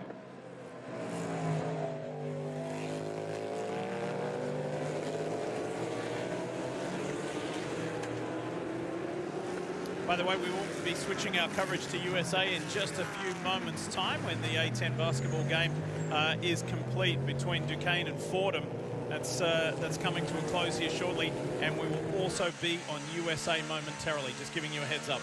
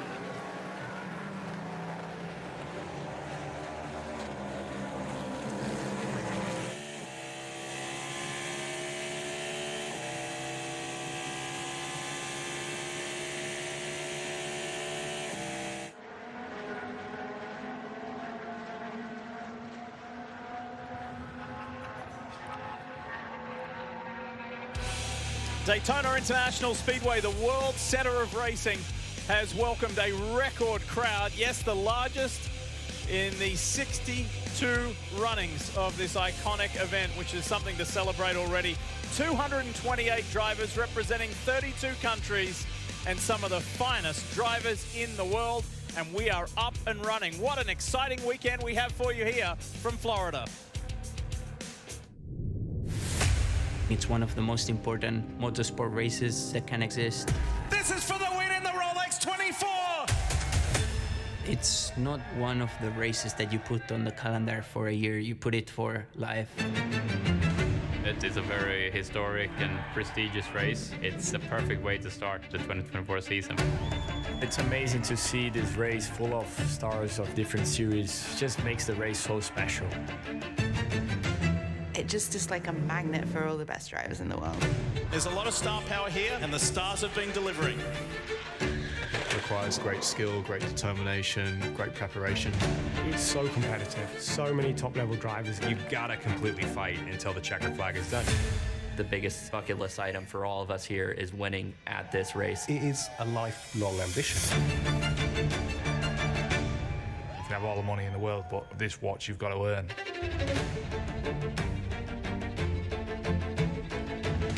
We often use the line stars and cars. Well, it's not really a line. The stars really are here in Daytona, and they are everywhere. Like Formula One world champion Jenson Button. He headlines what is one of, if not the best field ever assembled. There's Brazilian legend Felipe Massa. He's here for the first time. Indy 500 winner. Yes, the reigning champ, Joseph Newgarden for Porsche Penske Motorsport. And then the Taylors, Ricky and his brother Jordan, are again driving for their dad's team. And then you just throw in IndyCar greats, Scott Dixon and his teammate Alex Palou. And you've got all the ingredients for an amazing 24 hours of sports cars and superstars here at the World Center of Racing. All sounds pretty good, doesn't it? And again, for a record crowd to observe. Some really crucial numbers as we welcome you here to USA to our coverage. We're just up and running. We're just into the second hour. Just look at that. When we say star-studded, you know by the caliber of the field with those numbers that are racked up there. Welcome, folks. Lee Diffie, along with our IMSA WeatherTech Sports Car Championship experts, Calvin Fish and Townsend Bell. We've got the full NBC Sports family here, and leading the field is sports car race, IndyCar legend. It's Sebastian Bourdais for Cadillac Racing and Chip Ganassi. And these Cadillacs are predicted to be the cars to beat. And so far, we have seen why, because Pipo Derani and Sebastian Bourdais have been flying. Yeah, Bourdais right from the drop of the flag. It looked like he wanted to try and get to the front. Derani kind of thwarted that attempt in the early hour, but right now there's been a bit of a shuffle. Acura took their turn at the front of the field for the first time this year, attempting to win this race 4 years in a row. But as you said, Lee, this Cadillac looks so strong in all conditions over the last 10 days here, getting prepped for this 24-hour marathon. And this is what you want. Sebastian Bourdais, four-time IndyCar champion, multi-time IMSA race winner, and a steady pair of hands. He knows how to navigate through the slower GTD traffic as well as anyone. And if you're Chip Ganassi Racing in Cadillac right now, you just want to maintain that gap. You don't need to go blow it out to 20, 30 seconds as a lead. You just want to hold position, make high percentage decisions, save fuel, and give yourself as much flexibility on strategy, and keeping that number 01 Cadillac in one complete piece for the finish tomorrow. There has been a lot of action in the opening hour, that's for sure, as we're up and running, and let's get you up to speed.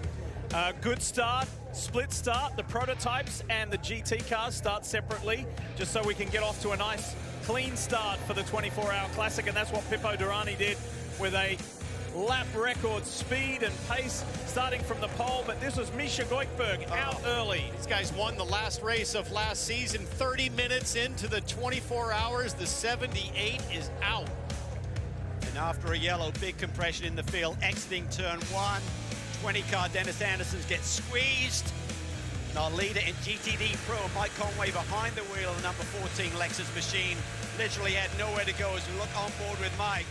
On board here evolving up front. Lance Wilsey in the 33 car kind of washes out as he goes through turn one. Dennis Anderson should have given it up, gets two wheels in the dirt, comes back across the bow of the Lexus. Big contact. Massive contact as the Lexus crew can only look on and shake their heads. They know it's a massive amount of damage, likely out for the rest of the event. And that wasn't the only one either, because there were 3 LMP2 prototypes involved in a separate crash as well. It was a very eventful opening hour as we head to the pits and update you more. And you guys called it. The conversation for the last week has been, this is for Cadillac. Cadillac is the one to beat. But then when you talk to the Cadillac drivers, like Pipo Derani, who started the race, and Sebastian Bourdais, who's leading the race right now, they still think the Porsches and the Acuras are going to have something. By the way, no problem with the Whelen Engineering Cadillac. They're settling in. They're all fine right now. They lost a spot on the pit exchange, and they are in good shape. Now, as far as the 01 Cadillac fielded by Chip Ganassi Racing, that is kind of what this race is about with the star power. And you look at the drivers in this car, combined 12 IndyCar championships, multiple Rolex 24s, and I asked Scott Dixon why. He said, hey, this is hard, it's about competing, but it's mostly fun. Parker. And Kevin, for the viewers that have been with us since the start of this race, you might remember the Risi Competizione Ferrari that was in second place in GTD Pro at the end of the first caution. And then now, they're not there anymore. They're in the back of GTD Pro. Well, what happened under the first caution, they came down to pit road like much of the GT field and was actually trying to come and get fuel. What happened was their jacking system didn't have enough pressure in it. It didn't go up, and they were getting fuel too quickly. And bear with me, this is kind of technical.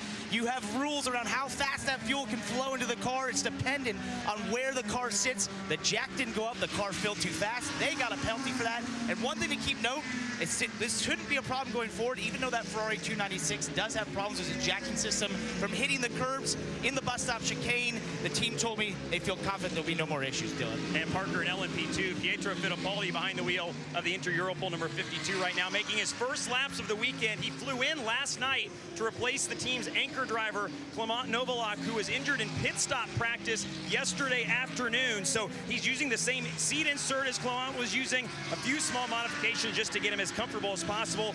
Pietro did race in LMP2 last year here, so the team has a lot of confidence in him, but it's a new team, a new car. He's running second in class right now. Pretty impressive for Pietro Fittipaldi, Jeff Burton. Yeah, motorsports, you go from the highs of highs and lowest of lows. Think about this team. This is the IMSA GTD Pro champions from last year. Vassar Sullivan, an hour into this race, they're wrecked out. What do? Mike Conway comes in, they rally around him. Hey, bud, there's nothing you could have done. You're our guy. It's all good. And they're working on this car to get it out. I love teamwork. And when things are down and things aren't going well, guys, that's when you find out what team's about. This Lexus team impressing me big time.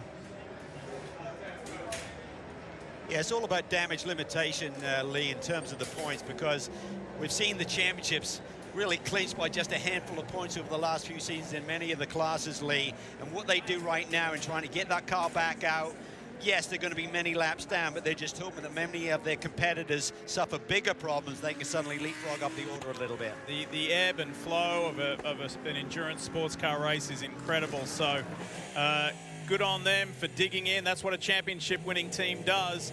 As we climb aboard the Cadillac Racing Whelen Engineering car. This is Pippo Durrani, third overall, third in GTP.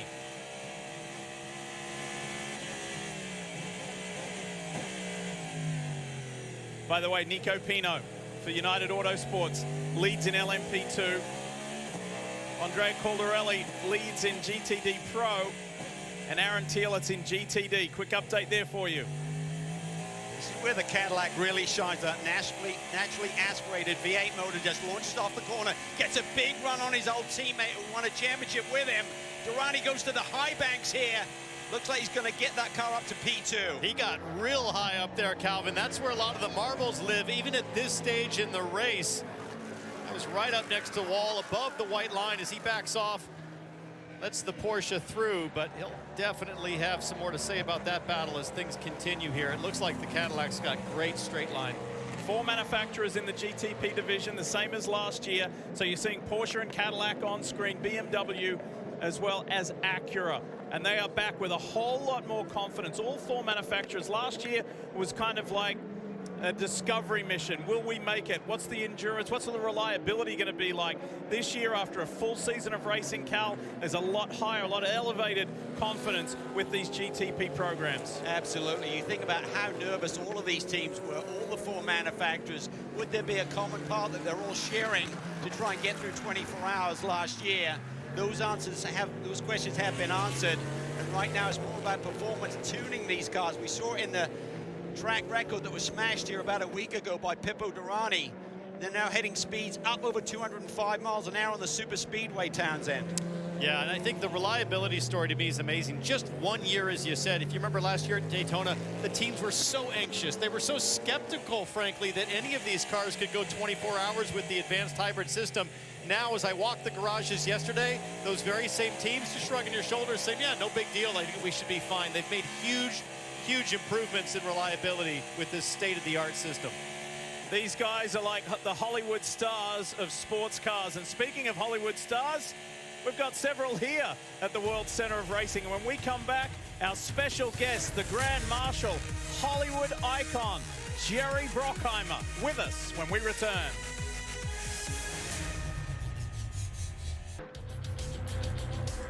Rolex 24 for 2024 up and running, and your 4, that's right, 4 not 5.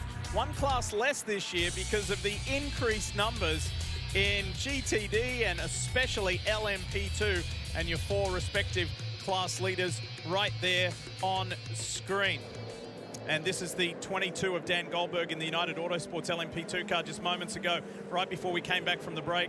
Had an off-track excursion, one of 2 United Autosports LMP2 prototypes in not only the race, but the series this year. That's right, United Autosports has moved from the UK to here to race in the IMSA WeatherTech Sports Car Championship. Fellas, what's happened to Dan? Oh boy, Whoa. Talked about it just a few minutes ago, the lack of ABS anti-lock braking systems in the LMP2 class. And it looks like the rear axle just locked up on Goldberg there entering turn 3. And you can see the damage to the bodywork on the right rear. Looks like the suspension also out of alignment. So as Dan makes his way back, we want to say a very special welcome to the Grand Marshal. And this is a tradition. This is an age-old tradition here at the Rolex 24 for the Grand Marshal to come on up to the booth and say a quick hello to you, to our viewers, and to everybody. Jerry Brockheimer, iconic Hollywood producer of Days of Thunder, Top Gun, Pirates of the Caribbean, many others. Jerry, super to have you with us. But you're here for a specific reason, not just to be the Grand Marshal. There is a motorsports movie. Tell us more about it, and welcome. We are filming here. We have Brad Pitt here with us, and Javier Bardem, and some of our cast, so it's very exciting to be here. This is my, I guess, deja vu. I was here in the late 80s doing Days of Thunder, so coming back is so wonderful to be here. But it's very exciting. We had Tom Cruise, one of the biggest star in the world, and Brad Pitt, another huge star, another biggest star in the world. And we're back here and exciting racing and filming, so the movie is really based around F1, but we find our driver here because the only way you can move up to an F1, you have to start in something that's difficult as this race. Jerry, I got a confession to make. I raced in IndyCar because when I was 11 years old, I went to the Indianapolis 500 to watch with my dad. I fell in love with the sport. That was May of 1986, the same month you released Top Gun. There you go. I almost became a fighter pilot.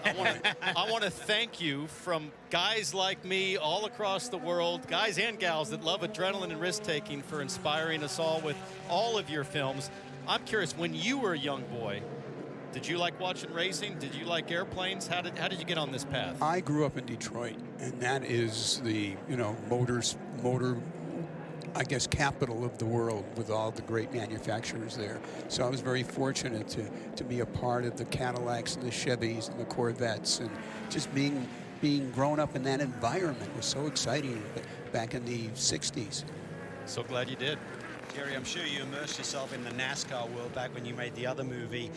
What differences do you see with the IMSA WeatherTech Championship, and what have you really learned over the last year or so where you've been on site and been at some of these races? Well, what's interesting is the endurance. I mean, the fact that when these guys go 24 hours, how difficult that is, how tough it is on the cars. It's just to be back here again is such a thrill with a different type of racing. Well, we see some historic footage here of Days of Thunder and some of your greatest work. We know that championship-winning driver and endurance-winning driver Pat Long has been a big help to you and the production. And so I think probably on behalf of the sports car racing community, thanks for involving us. Thanks for involving Pat and all of us and being here at the Rolex 24, because you've given a lot of people a big thrill. No, listen, this for us it's so great to be a part of this, and the fact that we can have our car in this race, which is really exciting. We're filming the race as we speak, and our car is just going by. One quick last question, Jerry. Is there any part of the plot that sees Brad Pitt getting a special set of matched tires? I'm not sure we wrote that in, but thanks for thanks for the tip. Well, thank you to you, Jerry Brockheimer, the Hollywood legend here at Daytona, along with Brad Pitt and the full production crew. And can we say when we'll see the movie, by the way? Is it next year? It'll be next year. 2025. We're filming all this year. Perfect, and you'll see that car right there on screen. Jerry, thanks so much, and enjoy the rest of the weekend and the shoot. Thanks so much for having me. There he is, folks. Jerry Brockheimer, as we get back to it in the WTR Andretti Konica Minolta machine is in, Kev. And it looks like they're going to take 4 Michelins, changing both sides this time around for the number 10 car, which has been strong so far, running up near the front. The Acura had some weight added coming into this weekend, so they're a little bit concerned about their pace, but a lot of people in the paddock still think they're going to be a player. Let's check in again with the Peacock Pit Box. Kevin, just over an hour and 30 minutes into the 62nd running of the Rolex 24. Marty Snyder, James Hinchcliffe joining you here. We got to let Hinch go because you got to go drive. So when the race starts like this, Hinch, I mean, there were 6 cars wrecked in the first hour and 10 minutes. Does that concern you at all? How do you process that? That might be how it is all 24 hours. Well, it might, and that's just it. I mean, you do have to take this information as a driver. You got to think about what's happening on that racetrack and kind of log it away. This is a very warm day here in Daytona. The last couple of years we've been here, it's been cold. We've had space heaters under the pit box and blankets. Yeah. We got fans under the pit box right now trying to keep us cool. So when the track gets hot like that, it gets greasy, it's easier to slide around and make these mistakes. So as you watch how many issues we've had, and we've seen a bunch more cars, aside from the ones that have been proper wrecked, go off, have incidents in the bus stop here. That's been a hot spot. We just saw one of the Porsches going off through the grass there as well. So you're kind of noting that as a driver. All right, clearly the track conditions are tough. You're going to want to dial it back that extra couple percent because, again, we talked about it earlier in the show. There's 2 races to run today. 0 to 20 hours, and then from 20 to 24. And we're only an hour and a half in, as you mentioned, but look at that. Your car is in 2nd place in GTD Pro. Does that make you a little nervous? Does that make you go, oh, okay, all of a sudden we're in the game? Look, it's way too early to even think about that. We know that the pace of the car is good. It's a brand new car for FAF Motorsports. Everyone there, all the guys and girls, they've done an incredible job to get this thing up to this point. We only got the car in mid-December.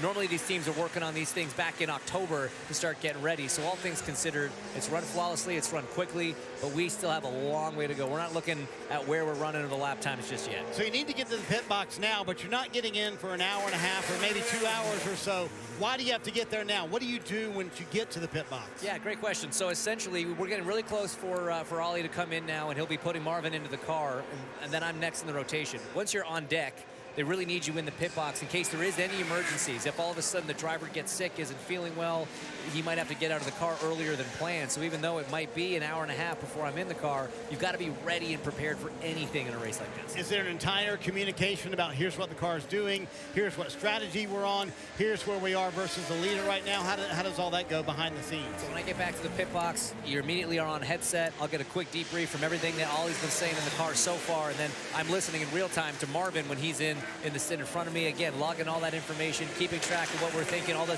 chatter on the pit box from a strategy standpoint, so that way you're as prepared for what you got to do when you get in the car. Just incredible battling out there. That's what you've got to look forward to, Hinch. Can't wait. Let's go.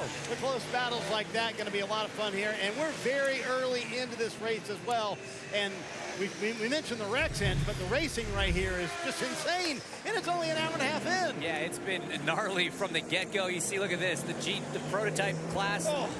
GTP car splitting the P2 car there side by side into turn 1. Again, these are the risks you got to ask yourself as a driver. Do I need to be making this move this early in the race?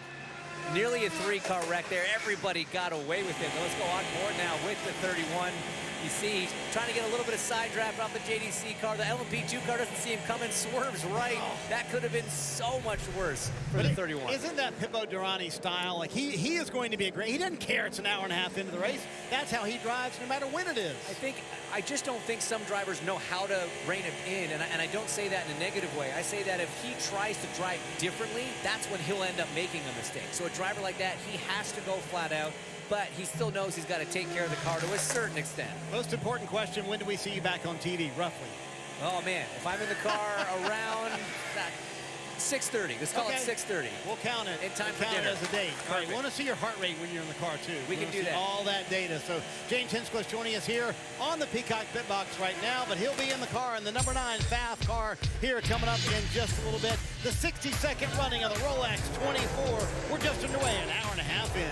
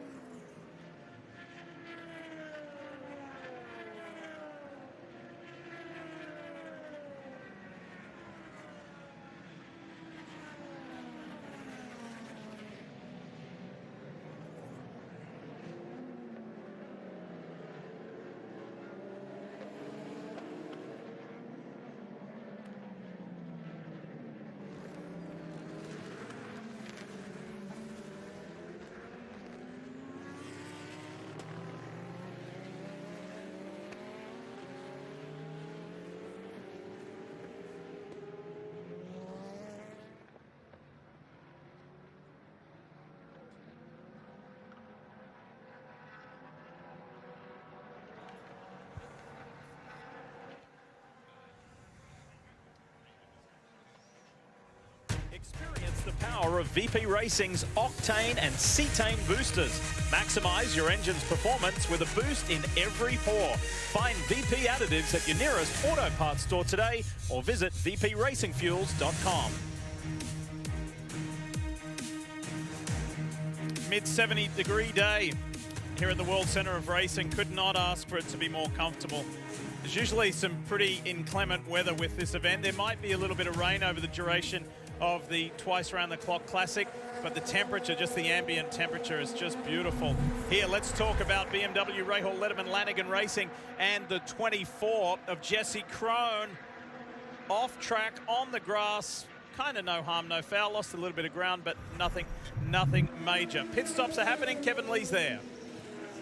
One of the Porsche Penske's, the number 7 of Felipe Nasser, is coming in to a clean pit lane. This is the second, the GTP class, to make their second stop. Tire changes after most didn't take Michelin's the first time around. We saw Ricky Taylor and the number 10, Wayne Taylor, Andretti Acura come in just a moment ago. The 7 was running second. I think we're going to see the 6 come in just a moment. Here comes Hinch's car as well. The number 9, Fat McLaren, is pulling in right behind him as the 7 Porsche Penske releases.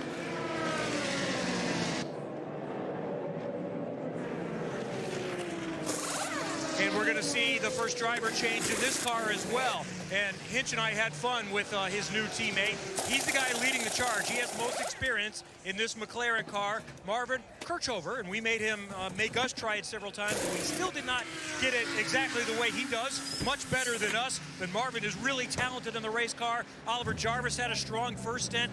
They pit from second in the GTD Pro class. Look, when you've got 3 drivers like James Hinchcliffe, Alexander Rossi, and Ollie Jarvis, and they all say, watch this young man go, he is fast, you better listen. Yeah, he's really quick. He actually drove with Scott Dixon at Bathurst a few years ago. He also ran against Felix Rosenquist in single-seaters, so he's an up-and-coming young star in GP3, moved to GP2, then made the transition to sports car, now McLaren factory driver. Parker?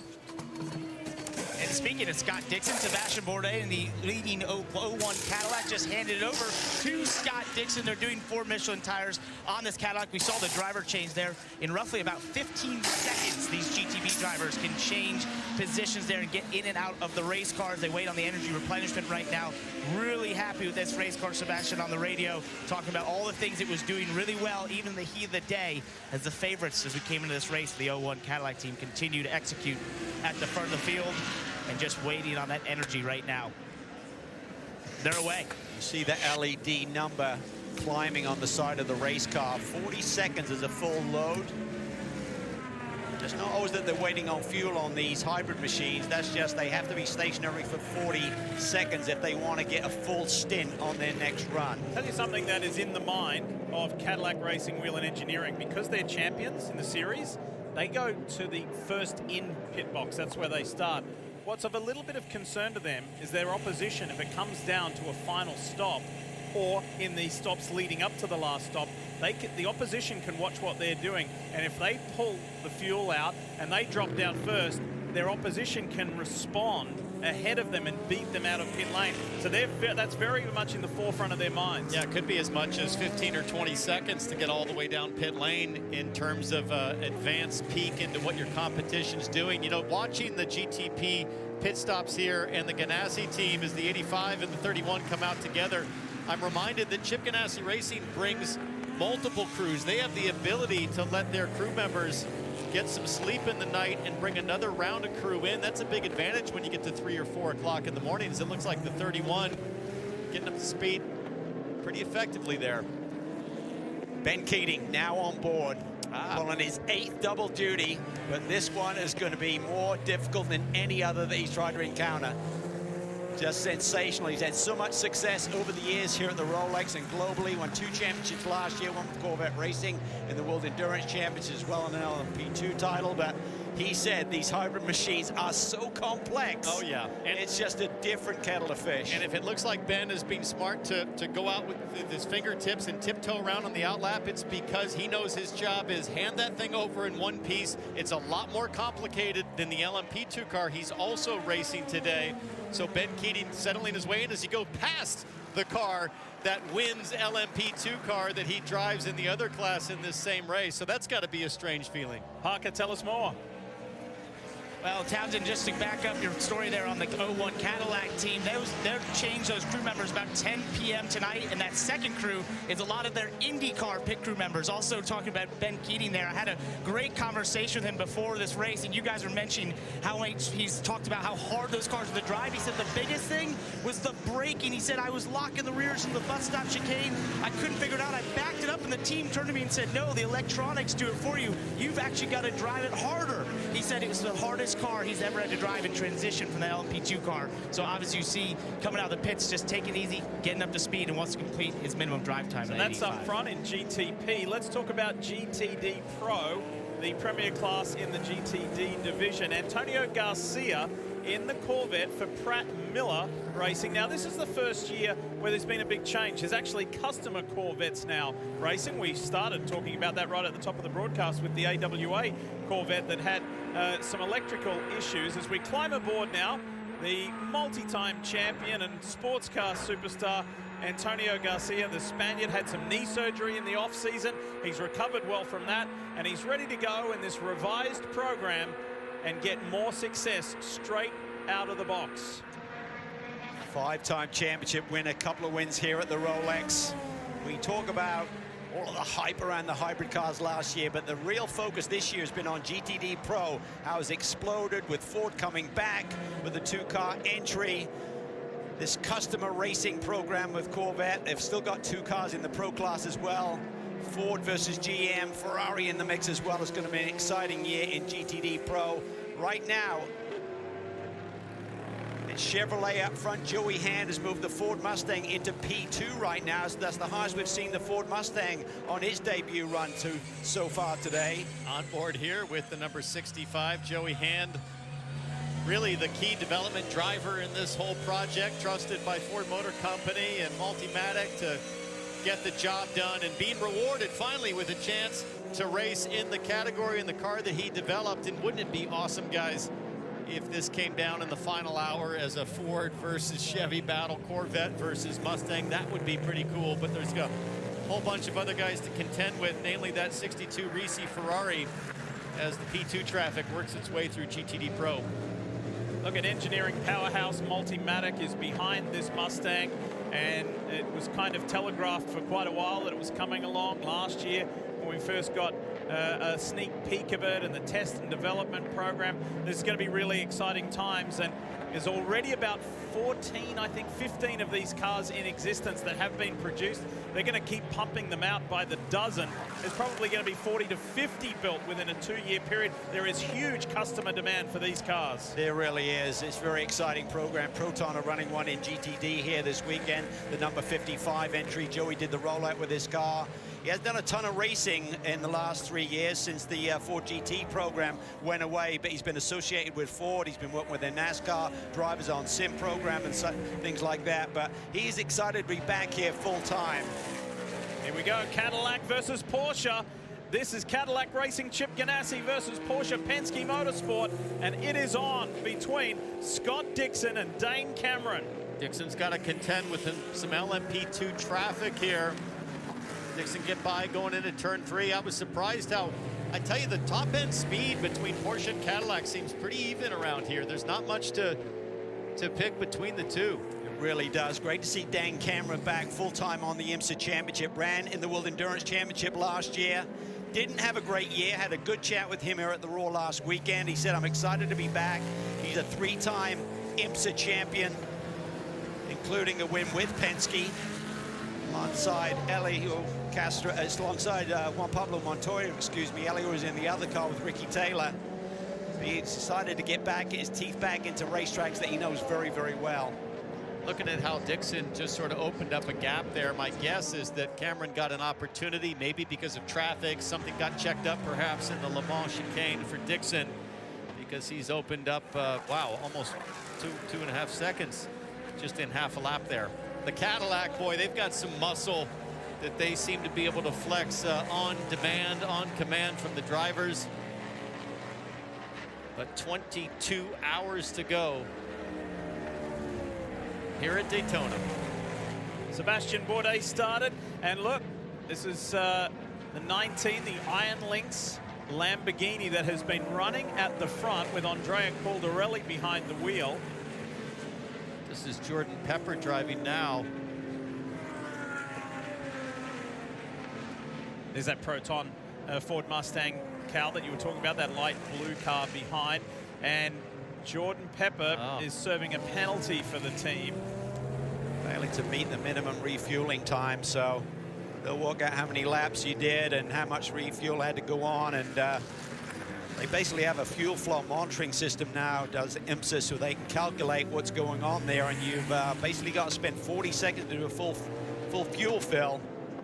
And they have the ability to monitor that real time during the race, and you'll catch a penalty. We saw that really come more on board middle of last season for a bunch of the teams.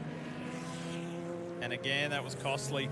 The car was running at the front of the GTD Pro class. That's why you saw Antonio Garcia cycle to the top.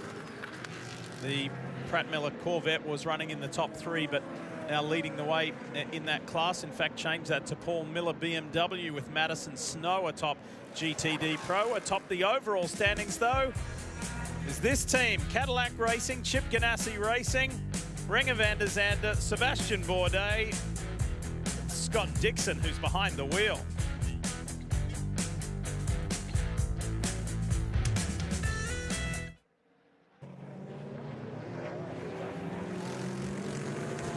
Back at Daytona, about to click over 2 hours into the Rolex 24 on a Chamber of Commerce weather day, and just insane racing so far here in Daytona this afternoon. The ever-evolving cast of characters here on the Peacock Pit Box continuing to change over.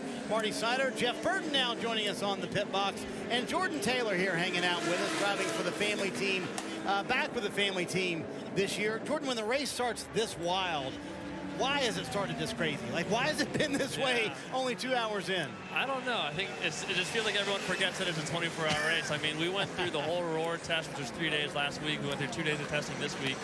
And we had, like, one red flag, I think, out of 12 hours of practice.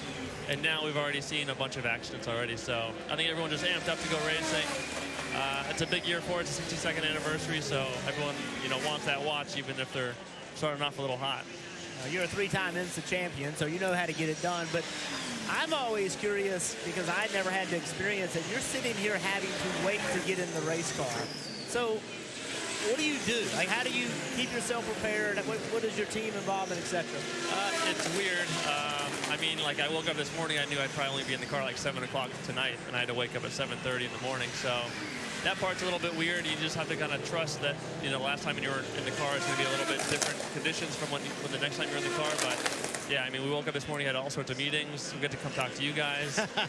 But it's nice to just be able to relax before you hop in. It's nice to see the race evolve, to kind of see which cars are shaking out in which areas, and where we're strong, where we're weak, and how the strategies evolve. So it's hard to kind of get nervous because you don't know what kind of situation you're jumping into. So, oh, look at that. Huge wreck out on the track. Caution out immediately. That's the 11 car.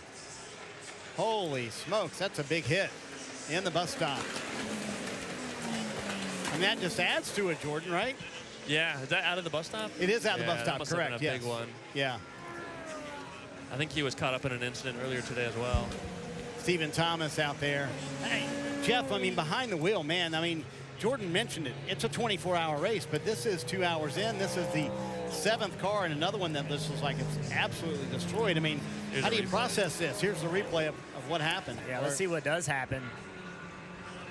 There's a lot of damage on this race car, Jordan. I mean, this could be part of it. Oh, here we go.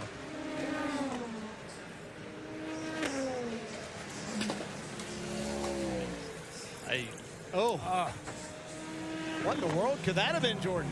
I mean, it's a hot day. Last week we tested in the cool conditions, and I don't know about the LMP2 class, but for us, we have 21 sets of tires for 31 stints, basically. So at some point you have to double stint tires. So this could be a case of him on a second set of tires in the heat that we haven't experienced yet. It looks like the rear just snapped on that third curb, so. Yeah, that's what I thought too. I thought when he went to accelerate, he lost rear grip, and then, maybe overcorrected a touch, and then there's the wall, and that's a big impact. Yeah, so all right. And you mentioned the weather difference from the Roar last weekend, the events leading up to this race, and this week. And Jordan, it's going to be like this tomorrow. So as a team, do you sit down and say, okay, we maybe need to rethink where we are for setup-wise tomorrow? Yeah, I mean, we knew that the Roar last week. We knew we were in like prime conditions with the weather, and we knew it was going to be hot this week. And in our class, we have a soft tire and a medium tire, so you almost kind of had to plan for the future and save those mediums for the race. So I think in this case, it's hard to say what kind of tire he was on. I know for us, we were double stinting, but at this point of the race, like you were saying, this is when the race is going to finish in these conditions. So you also need to test what's going to be good and efficient in these conditions for the most performance. And whereas you get in the night, you just need to survive through the night and have a strong car in the heat of the day. Yeah, you see all the IMSA safety teams come out. The AMR safety team on the site, yep. All the attention going to the driver, obviously, as it should. It's such a tricky section, too. I mean, he's following GT cars, so there's also a bit of aero wash. It's hard to, if the guy changes line aggressively through there, it can give you kind of a little snap oversteer or understeer, or maybe he had understeer, and when the car cleared it and he grabbed a bunch of air, it could have snapped to the inside, so. So when we talk about going full out for 24 hours, do you mentally tell yourself as a driver, hey, I know I'm battling. We've seen Pippo Durrani and we've seen Nazar out there really mixing it up. You tell yourself, okay, maybe I can back it down a little bit until the sun goes down. Yeah, I have this conversation with myself every year. I mean, you'll find yourself in this situation, with 18 or 20 hours to go, 22 hours to go, and you're in a battle, and you'll have a moment where you almost have contact or you almost drop a wheel, and you have to remind yourself, and you do remind yourself in that situation, like, wow, imagine if I dropped a wheel there, ripped off suspension, go to the garage for 20 laps to fix it. Was it worth finding that two-tenths of a second, or should I have lifted and save it for the end of the race? And that's the balance a race car driver operates in all the time. And it's, the speed is at the edge of grip. That's where it is. And if you always operate below grip, you never go fast enough, right? And so what I find fascinating that you guys are able to do is find a way to balance that for 24 hours. The shorter the race, the more on edge you have to be. But it's so competitive. More manufacturers have come in. Look at the star talent in this field. a really good race car driver operating at 95% makes a guy that may not be quite as good operate at 100%. And that's what competition does. And it's one thing to say, ride around, make laps, you know, it's a long race. It's another thing to say, we're here to try to win. Yeah. And if you're here to try to win, you have to be pushing the car. You can't just be riding around. Yeah, I mean, that's the nice thing and the not nice thing about these cars being so robust these days. I mean, back when my dad was doing this race, you save the brakes, you save the gearbox, you save the equipment, and it's nice to just say, like, hey, I'm going to back out of this battle and let them go. And I think drivers' egos these days get caught up in it, and you want to be racing that guy and be out front and lead laps, and not just for yourself and your own ego, but for the guys you're representing Dex Imaging, Acura. It's a big race. I mean, we're on national television all around the world as well, and you want to be the guy out front. Best part was to see Stephen Thomas get out of the car and walk to the AMR safety vehicle. So I want to ask you about your 2023. You were a busy guy. You filled in for Chase Elliott, so you ran some Cup races. You ran some colleague Xfinity races in NASCAR. So will you have a busy 2024 like you had last year? I don't think so. I don't think it'll be quite that busy. That was very unexpected. It was a lot of fun, though. I mean, all this NASCAR stuff kind of stemmed off of being involved in that Garage 56 program with Hendrick and Chevrolet, and that when Chase had his unfortunate injury, there was one road course that was available, and Josh Berry was doing the ovals, and they asked if I did the road course, and I've always wanted to do it. I've always wanted to do it. We've always talked about it, and it's very rare to get an opportunity to jump in a top car like that, and I feel like we showed good speed. We were top 10 in practice. We qualified 4th. The race did not go to plan, but it was a great experience. I had a lot of fun, and then that kind of stemmed to the Xfinity stuff with Colleague, which was a lot of fun, and racing a pro late model at North Wilkesboro. So I never would have expected I would have had a year like that. But I loved all of it. It was such a good experience. Yeah, and so I was at COTA, and I immediately okay, there's no question he's fast, qualified well, and then it's just that racing is just so different, right? Yeah. And then watching you adjust, and after the race you made a comment like, it's like a heavyweight fight or something. Those last restarts are just nuts. But that experience with having the speed, but then being in that situation that's different than most other forms of racing, does that change the way you restart here if you're in that situation? Our cars aren't quite that strong to do a restart like that. Well, I mean, it's like you said, it's such a different form of racing to what we're doing here. But it's such a challenge. Like, back in the day, you'd say, you'd throw a road course guy in and he's going to run near the front, and times have changed, with just driver experience, simulators, technology, guys just having seat time in all forms of racing. So to jump in and be competitive is so difficult, and I felt like I could show the speed, and the speed came naturally.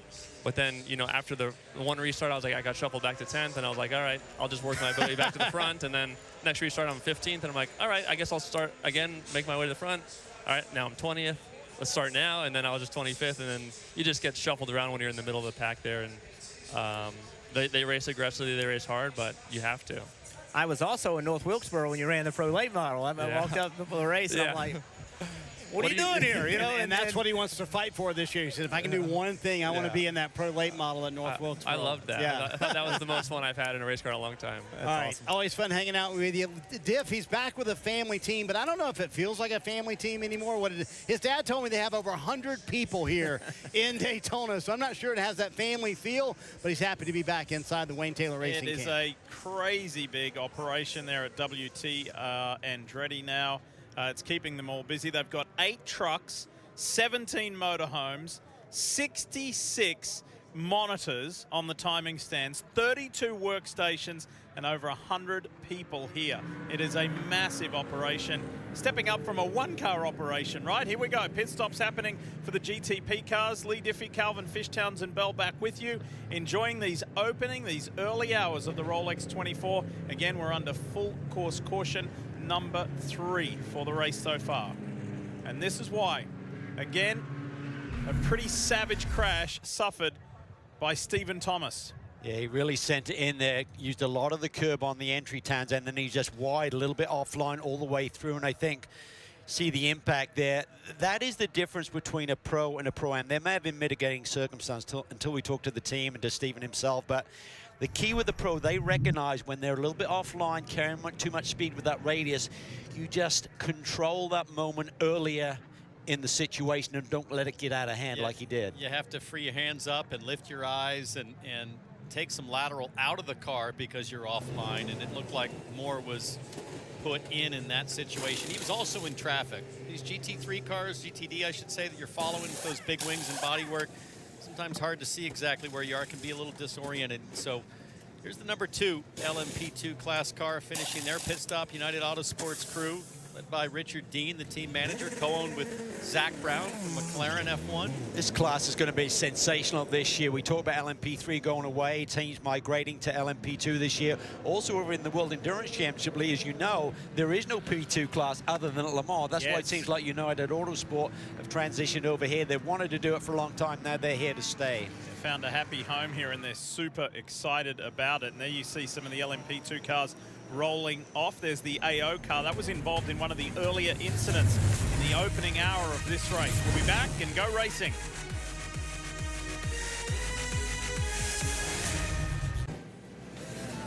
Back at Daytona, still under caution here. Just clicked over 2 hours into the 62nd running of the Rolex 24. We're at one of the most famous racetracks in the world, but let's talk about another one of the most famous racetracks in the world with the president of the Indianapolis Motor Speedway, Doug Bowles. Good to see you. Little off-season surgery, but you said you're doing all good, and you got a manly story behind it because you were chucking some wood around, right? Yeah, cutting wood, and it just went away. I mean, I had some surgery, but it's all good. Yeah. It's all good. So by my calculations, Doug, I mean, last year's bump day for the Indy 500 was insane. Graham Rahal not making the race at the last second. His teammate Jack Harvey bumping him out. By my calculations, there's already enough cars to have a bump day again. 34, roughly. I know it's not officially confirmed. Maybe as many as 36 this year for the Indianapolis 500. Is that a fair number to go with? I think we definitely have bumping, right? So that's definitely there, and I think the speeds are going to be up this year. It's going to be a lot of fun qualifying, and certainly the 108th running, the Indy 500 is going to be special. 120 days. I knew you would know that, right by around the way. the corner. He always knows how many days. Well, you have to know how many days of that. 100%. But you got the Indy 500, but you have a ton of other things going on this year at Indianapolis Motor Speedway. Some really exciting opportunities for the fans to come out. For sure, and one of the reasons I'm down here is because we have an IMSA WeatherTech race to battle on the bricks. It's going to be 6 hours this year, which is going to be a blast, and then putting those cup cars back on the oval. That's going to be a lot of fun. I cannot wait to have it happen. How was your record, by the way, at the oval at Indianapolis, Jeff? I can tell you the ones I lost. I had one of them. I had one. I didn't. Anyway, it's a long story. I'm not going to get into it. But I ran well there. I sat on the pole there once. What I love about that, Doug, is the celebration of bringing the name Brickyard 400 back. How significant was that for you and Roger Penske and everyone at Penske Corp? Well, I think it's always been the Brickyard, right? But having the Brickyard 400 come back, PPG is going to help us really celebrate that. It's the 30th anniversary of Jeff Gordon picking up that win. There's going to be a lot of great things, and to do it on the oval, where frankly that race belongs. I'm really excited to have that happen. I know Roger's really excited about it too. Let's talk about the IMSA race real quick. I know you're excited about that. What was the reception like last September? I think it was a great reception. What people are waiting for was that endurance race. We did a sprint 2-hour 40-minute race, and this year we get to have that 6-hour race. I spent last night out here with the folks camping. We're camping in the infield, the Indianapolis Motor Speedway. I'm trying to encourage people, come camp at the Speedway. You don't get to do that any place but the Brickyard this year, and doing it for IMSA. So you're going to have camping in the infield. Is it the first time ever? So we did it last year for the IMSA race, but this will be the first time we've really expanded. We're actually going to do it for the Brickyard. Roger allowed us to do some really cool camping spots inside Turn 4. It was a blast. It's going to be a lot of fun. People have fun here at Daytona. I want them to have fun at Indy. Yeah, I love the crowd last year at the Indianapolis 500. Tracking to be a sellout again this year. If folks want to get on it, they probably need to move quick. So this is crazy, but we've sold more tickets 120 days out from the 108th running than we did for the 100th running. So we're tracking on selling out those seats. We got a long way to go. Not the momentum maybe that the 100th has, but we're definitely going to have the biggest crowd, bigger than last year. It's going to be a lot of fun. So talk to us about the history, the heritage of Indianapolis Motor Speedway. I ran the very first Cup race there, and I always understood that we were there on other people's history. Right? We were guests of the Speedway, open wheel racing at Indianapolis Motor Speedway. It's just part of American culture. Well, it definitely is, and the Indy 500 is what we're all about. That's our bread and butter. That is the event we're known for. But when Carl Fisher founded the Speedway, there wasn't open wheel racing. There was just automotive manufacturers wanting to compete. So I think if Carl Fisher was alive today, he'd think we were doing with the Indianapolis Motor Speedway exactly what he wanted done. Every kind of race car that it could be is racing at the Indianapolis Motor Speedway. Always good to see you, Doug. Be careful in that campground. Have some fun tonight, though. I got this keeps me out of trouble, right? You can find someone. They're selling wood out there, so you don't have to cut anymore. That's a great idea. Yeah, Burton's been roaming around if you want any tips. He'll give you all the tips of what's happening in the infield. Diff, I think we're about to go back to green here. Lights are off. on the pace car, and at the front is Louis Delatraz, the Swiss driver who will be in the IMSA WeatherTech Sports Car Championship full-time this year for Wayne Taylor Racing with Andretti. He's being shadowed by Scott Dixon. Jack Aitken is the next in line. Then Dane Cameron and Matthew Jaminet, the two Porsche Penske Motorsports 963s. Watch this restart. Watch Dixon in second. Yeah, Delatraz didn't pit with the rest of these guys up front right now, so he's 10 laps off on the fuel sequence right now. Key will be kind of tire warm-up. Hey, you can see them weaving around, just try to get the marbles off the tires so they're prepped and ready to go. He's probably going to try and suddenly jump Dixon here on the restart. There he goes. He takes off back in LMP2. Keep an eye out for that Inter Europol car, the bright yellow and green car, because Pato O'Ward is chasing it down. And then Lilou Wadu is in third. The prototypes are up to speed, and Dixon's on the attack. He knows where that car is out in front, and that fight is on in the background. Watch Pato O'Ward. He's taking the fight to Smikovsky. Really critical first few corners before you get the tire temp. It's very warm out there, ambient temp and track temps well up there. Saw a little puff of smoke from one of the Porsche Penske's locking up into turn 3. The teammates there with Cameron and Jaminet. Be interesting to see what happens if those two get side by side here on the first lap. This is Matthew Jaminet. Identifies Jaminet's car, the number 6, with like the white dorsal fin on the back, as well as some other white trim to the car. Black for the number 7, Dane Cameron on board. It's really cool. Yesterday I got to sit like I did in the Acura GTP, also in this Porsche Penske, the number 7 I sat in. A lot of room inside, very comfortable. Got to accommodate Joseph Newgarden in that car, the biggest driver on the Porsche Penske roster, but was really impressed. Actually, a highlight for me, because first time in my career I've actually sat in a Penske race car, and the attention to detail is just what I expected. Nothing missed in the small stuff. Oh, that was a little bit of a wild moment there. The 85, Ben Keating behind the wheel, feeling pressure from behind. As Jimmy Bruni on board the Mustang sampling number 5. And we had just talked about how Ben Keating had said how difficult it was the first outlap in GTP, and he got caught out a little bit there. And right behind these two cars is Pato O'Ward in that Wins liveried LMP2 car. He's taken the lead of that class. There he is right there, top of the screen. So he's got by Smikovsky. And then Wadu is third. Toby Sowery is fourth. And then Matty Brabham is fifth in LMP2. So they're back up to speed and running well. Marvin Kirchhoffer for Hinch's team. Yes, the FAF McLaren team leads the way in GTD Pro over Alex Sims and Davide Rigon. That's the top 3 in GTD Pro. And in GTD, Parker Thompson leads the way for the Vassar Sullivan Lexus team. Somebody gets way wide. The 45 Lamborghini, the Dex car, really wide in turn 1, loses 3 or 4 positions. And that's the 17-year-old Doyle behind the wheel. Big moment today in his debut for the Rolex 24. He has been on a rapid learning curve in terms of road racing and sports car racing and just motor racing in general. He has very little experience, but he is on the rapid ascent. His dad, Dan Doyle, has been a big supporter of Wayne Taylor Racing over the years. Remember the Dunker days when they had success back in the 90s, now with Dex Imaging. And I couldn't believe when I spoke to Wayne Taylor about young Graham that he's only had a year's racing experience, nothing else, no karting, nothing else before that. And there he's thrown into the mix in one of the biggest races in the world. It looks like Jordan Pepper there in the number 19 Lamborghini. Had a really good run coming out of turn 6. It's the Lone Star Mercedes AMG up high, making that move on the 34. Spirituali down to the inside in that Conquest Racing Ferrari. Doesn't want to give it up. He has a lot of experience in GT3 racing. Not a ton of time in this 296 Ferrari. Just a couple of events globally last year, but nonetheless, he is the real deal. And Jordan Pepper playing catch-up as well. There goes the up high on the high line is that white, black, and red iHeartRadio BMW of Paul Miller Racing, the GTD champions of last year, stepping up to GTD Pro. Big step up, wonderful moment. Here comes the Sun Energy Mercedes on the low line. Almost hit the Aston Martin Heart of Racing machine. Yeah, that's Mauro Engel, one of the AMG factory drivers behind the wheel. He's had success here at Daytona over the years. it is feisty, and you got the interesting dynamic with pro cars up against GTD regulars as well. 19 car tries to send it around the outside, Jordan Pepper.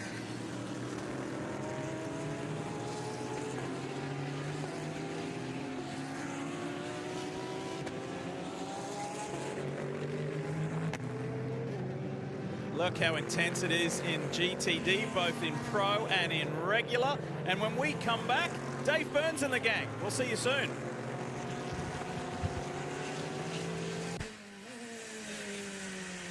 Into the third hour of the 62nd running of the Rolex 24 at Daytona.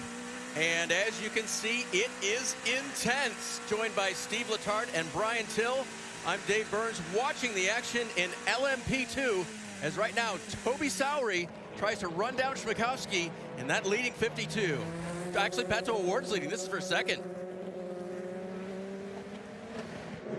We expected LMP2 this year to get turned up a notch because with LMP3 going away, you had teams moving into the class, and a lot of the drivers here, like Pato O'Ward, find themselves behind the wheel of the LMP2 car. Would they like to drive a GTP? Sure, Steve, I'm sure they would, but this is where they've landed, and this class, like I said, it's gotten turned up a notch. Well, I believe that's an accurate statement through the entire field. We always talk about the stars that show up at Daytona, but I don't remember a year in which the stars were spread amongst the classes more than this.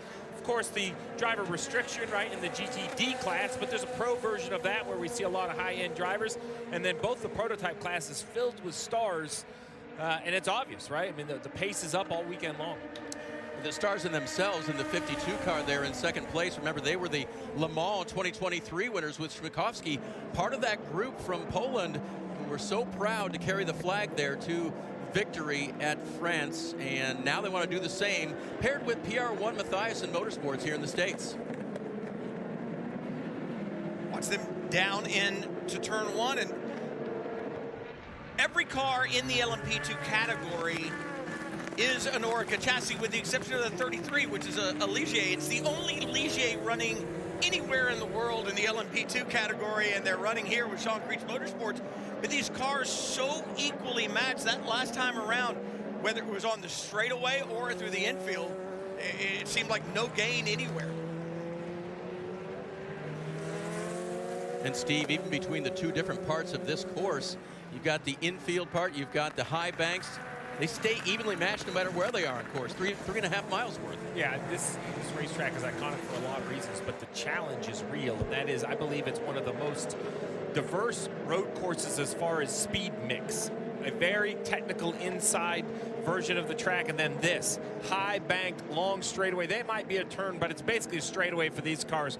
Wide open throttle into the heaviest braking zone here into the backstretch, the Le Mans chicane. Traffic ahead. It's going to get a little dicey right there. This has been the action spot. When you see the stains on the racetrack, there have been accidents all day long back here. Let's stay with LMP2. This is the battle for second. Meanwhile, Pato O'Ward tries to pull away further in that United Autosports #2. Let's welcome to the broadcast, Hannah Newhouse. Thanks so much, David. Man, you'd mentioned it. There has not been any lack of action in the LMP2 division, but Pato O'Ward thankful to take over that #2 United Autosports ride from youngster of Nico Pino, putting that car, of course, in the front-running position. Talk about the powerhouses that have now moved up and around in the LMP2 class. You've got Ben Keating, of course, who we know and see consistently in victory lane here with the P2 division, but also Ben Hanley. You've got Nico Pino and, of course, Pato joining this team this weekend here at Daytona. That roster alone in that United Autosports team is absolutely stacked, and they are going to be tough to compete with all weekend long. The boys talked about it earlier, running in the United States this year, teamed with a group from Mooresville, North Carolina, JR3 Motorsports.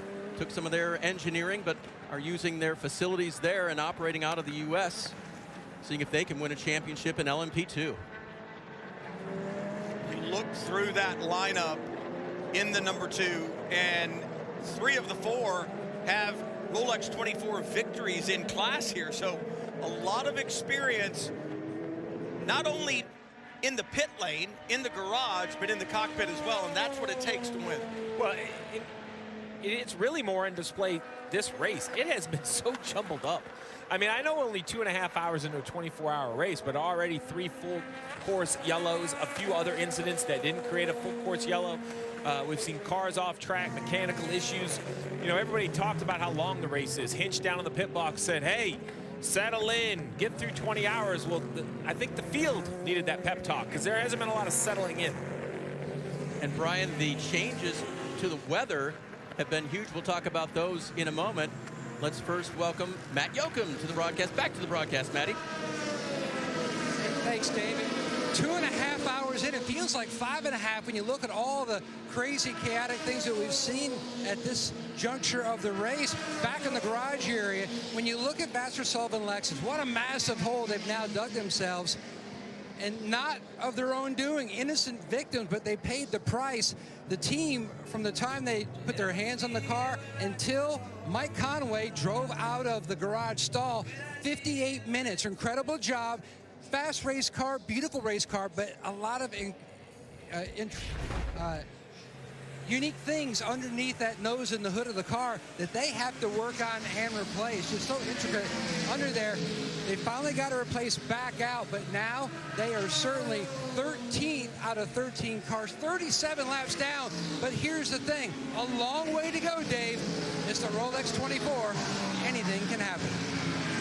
Matt, you're so right. And looking at the actually the reigning champions in GTD Pro, just getting that car back on the track, Brian, these championships have been won by mere points at times. And so if you can stay out there longer than your rivals in a 24-hour race, that 58 minutes in the paddock was worth it. Well, yeah, we talked about the championship being won in GTD last year, and you look at the margins. Think about the Michelin Pilot Challenge, where the championship was won by only 10 points. You want every point that you can get, Steve. It's a long way to go. Hard to stay focused, but you get out there and you just run. The other thing that you can do is you can test, you learn things while you're out there as well. Bad things can happen to your other competitors. Pick up a couple of points here. It can pay big dividends by the time we get to Petit Le Mans. Well, this is going to be a long night for this 14 team because there's going to be that lack of adrenaline. There really is. I mean, look, 24 hours, 2,700, 2,800 miles, there's a lot of things, but adrenaline is the #1 factor, the fight of competition. And as that has dwindled with their early accident, you think 3 a.m. is tough for some. 3 a.m. could perhaps be the toughest for this team. I'm going to go out on a limb and say this team is not going to win in GTD Pro.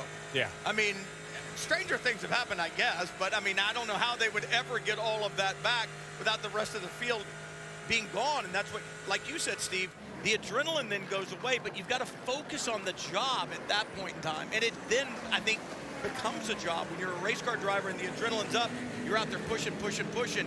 Now you need to go do a job, and your job is to collect as many points today as you can.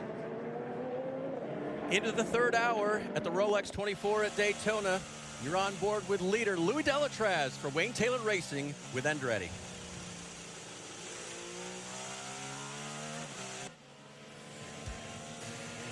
Back at Daytona, there are the leaders per class in the 62nd running of this great event. Louis Delatraz, we saw going to break. He is in the Acura for Wayne Taylor Racing. Pato O'Ward leads in LMP2. Marvin Kirchhofer in GTD Pro for Pfaff Motorsports. And Parker Thompson in the 12 car. Of course, they were on pole for Lexus. And even though their teammate has had trouble, one Lexus running very strong this afternoon still. Brian Till and Steve Letarte, Dave Burns with you for the next few hours here at Daytona. Brian, we've been on board with Delatraz, and you've been watching his eyes. No, I just love these shots. You see, if he looks up, he checks the onboard camera, which is effectively his rear view mirror. As he heads through the infield here, he'll head down into the next horseshoe, watch his eyes. They move right, then his hands move right. You steer the car with your eyes. You try to tell people this all the time when they're learning to drive. Your hands follow your eyes. Your eyes don't follow your hands. You don't turn first and then go, where am I going? And it's just awesome to watch this. This is a professional at work. Cool, calm, and collected. And look at how long his eyes stay open. He doesn't blink very often at all. Just eyes focused forward, nice and relaxed. And it was interesting, last time around the super speedway, you could tell he was getting radio communication from the crew. He looked down at his steering wheel, made a couple of adjustments on that wheel. Engineer saying, hey, do this, do that. Makes the adjustments at 205, 206 miles an hour, back into turn one. Well, you know, not a lot of wasted movements either. No. Not that you could see a whole lot because he's so kind of contained in that cockpit there. But you could see even his hands, while the cars are not easy to drive, he is very precise, like a surgeon, right? There's not a lot of swatting flies going on in here. He's putting this car where he wants. At over 200 miles an hour, by the way, coming to the start-finish line. Louis Deltraz leads overall in GTD Pro. One of the Mustangs is running in 4th position. That's Chris Meese. The team car is co-driven by a couple of different guys, including Joey Hand. Matt Yoakum. And catching up with Team 4 driver Joey Hand. Joey, so much excitement about the Rolex 24, the brand new Ford Mustang. You've got your stint in. Give us your initial thoughts. Well, I mean, it is exciting, man. Biggest Rolex 24 in history so far. Tons of Ford people here. We got the Ford family here, Bill and Edsel. A lot of people from Multimatic. And another proud moment for me. I got to drive the car for the first time in the race. You know, it's been a year long. We've been working on this car, and first time I drove it was in the parking lot Multimatic, and we've come a long ways from that. And, man, it was just fun to watch, to feel how we could race against people. That's what the unknown was. We made our way forward, just kind of capitalized on some opportunities there.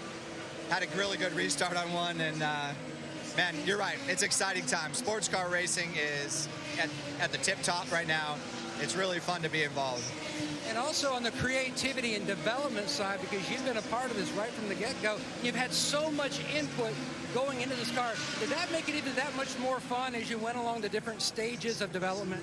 Yeah, for sure. I mean, you know, when somebody says, oh, the car's not driving good, then it's not really my fault, guys. But no, it's you know, we've all had a hand in it. I was the first guy sitting in the seat. You know, they were tack welding the steering column in, but Harry and Dirk and Rocky, we've all been involved in this, and now we got 2 great third guys. We got Freddie and Chris.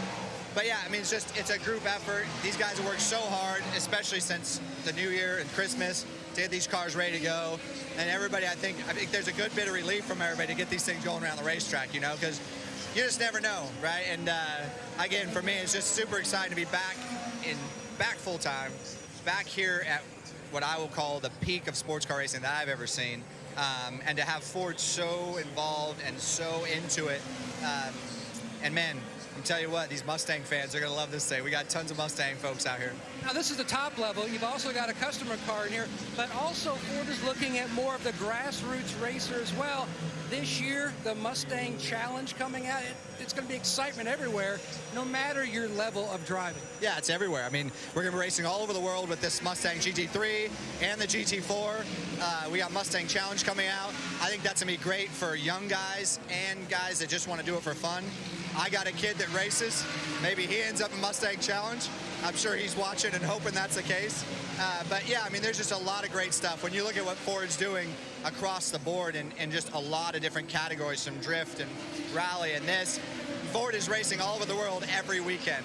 And the cool part about this Mustang is we can take this thing, and now with the rules packages all over, we can run it at Spa and Bathurst, at Nürburgring, Le Mans, and here at Daytona. And so you're going to see Fords all over the place. You're going to see these Mustangs all over the place, and you know, we'll see if we can't get a win here sooner or later.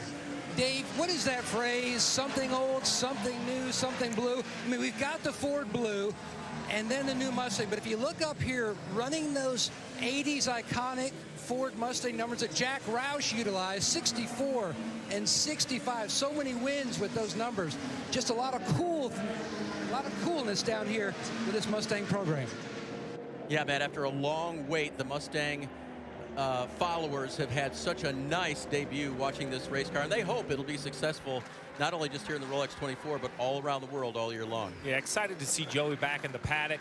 He was such an integral part of the GT program, so much so that he had that Premier Platinum license, and when that program went away, it almost hurt his opportunity because he was too qualified to run in some of the other classes. I've got to know him on the NASCAR side when he took part over there. He mentioned his son Chase, a great young man, budding karting career. I think he's going to end up in a car very soon, but great to see Joey back in the paddock. Great race car driver. Ford's lucky to have him behind the wheel.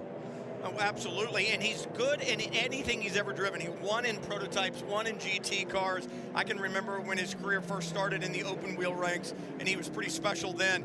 This is a special battle going on the racetrack right now. The number one, the white, black, and red BMW putting pressure all over the number 65 Mustang just in front.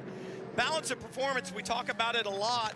after the roar, the BMW got a little bit of boost, got a little bit of weight taken off, so they've got a little bit of an advantage going. The Ford got 15 kilograms added, but the big thing, I think, Dave and Steve, is the weather is completely different today than it was a week ago during qualifying. A lot hotter. A lot of these teams right now just trying to figure out how to balance the car over the next several hours because they're on a very different racetrack right now. I know it's a new vehicle, but it's amazing how much the rear wing moves around on that Mustang. If you watch the two cars, right, in the BMW, the rear wing moves very, very little. And on the Mustang, just in front of it, the darker blue car right there with the red tail, as it moves through the infield and through the Le Mans chicane, there's a lot of shake to that wing. I don't know if that's by design or something they're going to want to improve upon. Yeah. First race out, development ongoing as they see what it'll do over 24 hours. Mustang right now 4th in class in GTD Pro, being chased by BMW.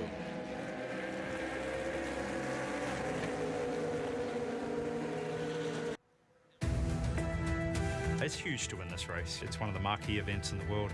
Winning it is just so special because it's so much energy, so much focus, so much work. Nothing to me meant more and was more emotional than winning the 24 Hours of Daytona. I'm not going to say that I was bawling my eyes out, but I cried quite a bit. You gotta love the honesty from Roman DeAngelis, but it is real. This race is big, it is worldwide, and if you win it, not only do you get a Rolex watch, very special, but you're known throughout the world as a winner of the Twice Around the Clock Classic in Daytona Beach, Florida. Scott Dixon was in that piece as well. You notice he is in the 01 car now, and you saw that driver lineup there. That's fantastic. Everyone has said you can beat this group. You have done a lot with 12 IndyCar championships among the 4 drivers, and I'm sure Gregor van de Zande's driving had taken him toward IndyCar, Steve. He would have had one of those championships as well. He's very good as well. Oh, the talent, I don't think is in any question, and it's just such a stacked field, the 01 specifically, and look at the entire field, right? 32 different countries, 6 continents. This is the one that really gets me. 69 drivers who have won a class win here. And it's a spread field. I think that's what's really shocked me. We mentioned it a couple times. So it's a stacked lineup in the Chip Ganassi 01. I don't think any of us are surprised. It's always a stacked field. But when you look at traffic, and this is traffic, total chaos right here, the variety of cars throughout that traffic makes a big difference.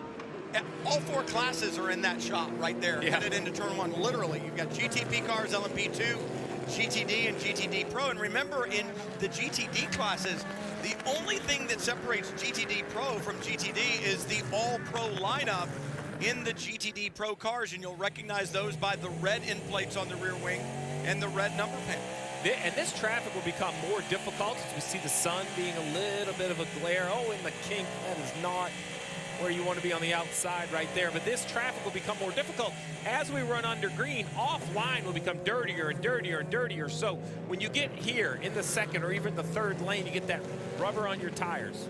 What's going on the back of the Mustang that I saw there in the shot as he heads in? I couldn't tell if it was the 64 or the 65. Looks like the trunk lid has come loose. Yes, right there. You can see it. It's the 65. We saw this right away yesterday. What has, it's the whole trunk has broken loose, and that is something they're definitely going to want to repair, definitely bothering the aerodynamics. Well, and here's the problem. It's got latches on it, obviously. It's flopping in the wind right now. If it damages those latches, I'm sure they have a spare that they can put on there, but if the latches are now damaged, they'll have to tape it down, and you think, well, that's not a big deal. Well, it's not, unless later in the race at some point in time, you need to get in there to fix something, add fluids, what have you. It becomes not particularly accessible. Steve, think about this. It's been less than a year that they've gone heavy-duty development on this GT3 Mustang. And, you know, the first ones were just, they were clearances. They were making sure that they were changing body parts so it would actually get through the race. Then they went to refinement, but they didn't go 24 hours like this to see if it would last yet. Well, I mean, you can only do so much in the lab, in the testing. At some point, you have to put it in competition. I would be shocked if IMSA doesn't black flag them for a mechanical here, want to come in and put some repair. These are the things that you kind of expect. And now the advantage of not coming in right away is to come up with that plan. You know, give kind of your mechanics a chance to develop a plan of how are we going to do it. To your point, I believe, Brian, the first thing I would do is remove the damaged piece, try to put a new piece on. And This if is it just doesn't surprising to fit, me. send him. Yeah, that's right. Send him without it, and then keep working on developing a plan, bring him back in. You don't want to sit there on pit road. But the other car in GTD and GTD Pro that doesn't have a 24-hour race under its belt is the brand new Corvette. I was talking to Gary Pratt earlier today before the race, and he said, you know, the only thing that concerns me, we don't have an endurance run on this car, and so we know that it runs well. He goes, I'm confident in the car, I'm confident in the handling of it, but you never know what's going to happen in a 24-hour race. Mustang just went by the teal and red colored Corvette for AWA, so they are still in the hunt here. That is really flapping. Well, so now it's starting to do more damage. Now you watch the bodywork on the left side, behind the left side window. We're starting to see some separation at the C-post right there. So this vibration and this shaking is starting to tear the back of this car apart. You got to think about this 170-something miles an hour. This is earlier with the 64 car, so they've seen this before. Huh. Yes. So the 64 had that earlier. We'll take a look at the 64. This is the 64 live on the racetrack. I had mentioned the wing moving around. I don't think they're connected now. They have repaired the deck lid. It looks pretty secure, actually. I don't see That one any looks issues at very all. secure, and it doesn't even have any bear bond on it. That's a large, sticky piece of material that they use for it. And you were talking about the rear wing doing the Watusi. 65 is in. Hannah. And Freddie Vervish, who's behind the wheel of that car right now, coming on the radio. You guys had mentioned it. It can't feel good having that drag, and he'd mentioned the instability in the rear end of that 65 Ford Mustang. So they're going to go ahead and help with that security, give him some new right side Michelin tires, get that repair. And again, we always talk about how everything now is plug and play with these cars. It's so easy to make fixes. You saw it right there, that team getting that rear deck lid back up underneath there, that VP Racing Fuel, and hopefully a pretty quick and simple fix as some helicopter tape goes on the back as well. But Freddie Vervish right now still waiting on pit lane for the clear from his team. And I think one of you mentioned it, the brackets were not damaged. It didn't appear, and that could have been one of the problems. Well, as quickly as it was to change, it seems like perhaps it is just a part failure. You saw the crew member carrying it. It didn't take a lot of effort, right? This isn't the steel trunk on your rental car. This is the highly tuned race car. You only need the piece of bodywork strong enough to support the airflow and hold its shape. So it'll be interesting to see, you know, as we go. Remember, we're 2 hours and 49 minutes in. Well, there you go. So it seems like it has just failed, like it's collapsed in the middle, probably dislodging the front, and then it just pops up with the wind. Belgium. I broke a lot of stuff, Brian. I mean, I can usually dissect a and like failure. you said, it's not off your rental car. So if you've got a rental car in the infield right now, don't worry about it. They're not coming to get your trunk. Right. Joey Hand was concerned that they wouldn't like the car. Hopefully that wasn't his fault. It wasn't. We know it for sure. Freddie Vervish moves on. Scott Dixon leads overall for Cadillac Racing. IMSA Racing on NBC Sports is brought to you by Acura, precision crafted performance, and by Michelin. Track to street, perform on all roads with legendary Michelin Pilot tires. Beautiful day at the World Center of Racing, Daytona International Speedway. This weekend, the Star is a 3.56-mile road course utilizing the banking and the infield. 24 hours of racing, and you see there the leaders in each category of 4 for the 2024 season for IMSA. On board with Marvin Kirchhofer. He is the guy for Pfaff Motorsports who knows this McLaren well. He raced McLaren last year with Inception Motorsports. This year, Pfaff Motorsports and 3 of his co-drivers are getting used to this McLaren. One of those is our own James Hinchcliffe. Matt? And Dave, I'm down here in the Pfaff pit, and when you look at the opening segments of the race, Ollie Jarvis double stinted, but after his first stint, he was complaining of the heat. In fact, the team passed on a water bottle for consumption, but also a water bottle to dump down the front of his uniform. So, Hinch, you're going to be going in soon. Any adjustment you can make? It's just like the mental approach of what you're going to experience. Yeah, I mean, at this point, it kind of is what it is, right? So the mental thing, I think, is a little bit of it. We've been trying to hydrate for the last sort of 36 hours, making sure we know we're getting into a hot race car. We knew the temperatures were going to be warm, but we hadn't run the car that long at all in practice, so we had no idea it was going to be quite as hot as it was. Ollie did an amazing job in that first stint surviving. Now Marvin's killing it out there, so we're going to get in next. I'm mentally prepared. Look, once we added the aero screen to the Indy cars, they got pretty warm. So Alex and I are like, we think we're good, but like, this is sports car racing. It's a little different. But no, team's doing a great job. Car's running well so far, so we just got to deal with this. Sun's coming down. Hopefully it's not too bad. It's all about preparation, and I've seen you before at Jim Leo's Pit Fit, and you've been in the sauna working on the iPad for all the mental focus. So body-wise, your temperature core should be ready for this, but still all the humidity, you got to factor that in. How much more taxing? It's massive. I mean, the humidity has such an effect on what you feel inside the race car. And to your point, you know, you can get hot, you can maybe deal with the heat physically, but you got to mentally be on top of it while you're dealing with that heat as well. So, you know, we've been on the radio with Marvin as we see him come in the pits here now. He said, look, guys, I'm doing okay. I can do another stint, so we're going to leave him in the car. But, you know, it's not just about being conscious at that heat. You've got to be still navigating a race car at, you know, 180 miles an hour, and that's a huge challenge for these guys. They've added a fan this morning, but boy, that's just so much heat. 115, 120 degrees inside that McLaren. That's tough for anybody. This is like when I tell my children that they can't wait too long to do their homework, right? You can't delay. That's what this is. This is now a test of the preparation of the drivers. You just can't fix it now. The mentality is one thing, but the work they do in the gym to prepare for today will be tested when things go wrong. Worth noting, Brian, right? Pfaff, Porsche team forever. First year with McLaren, working out some of the kinks of a new car. Well, and I've certainly been in hot sports cars before. You certainly know that the heat inside a Cup car, at least back in the day, I don't know what they are now, 130, 140 degrees was not anything uncommon, but it is brutally taxing. The issue here is you've got to do it again and again and again, and I think James pointed to it. It's the mental aspect of it. And speaking of preparing, Hitch came in here, as did Rossi, kind of saying, they literally said last week, we know our job. Our job is to just run the car and do some laps and that kind of stuff and make sure that, you know, we hand Marvin and Ollie a good car back. Well, guess what? Their job just got a lot more difficult because they're going to have to run a little bit longer. They're going to have to add a little bit more to this equation to take that weight off of their teammates' shoulders who are getting heat soaked every time they're in the car. When Newgarden joined us on the pit box, we talked about that role, and I actually have heard that and kind of positioned that and understood this concept. If I'm just a role filler, I actually like Newgarden's approach. He said, oh boy, we've had another off here just out of turn 2. That's not where you want to be. That is backwards. A bad spot to be backwards right there. That's the exit of 1, entrance of 2. Does 33. Nice job. Lance Wilsey aboard the number 33 from Sean Creech Motorsports. That is the Ligier chassis that we were talking about earlier. Yeah, the cars behind them are actually exiting turn 6 back up onto the banking. He's the end of the front stretch where you turn into the infield. Well, and now here's what he's got to do, Steve. He's got to get it backed up and get back on the track at turn 2.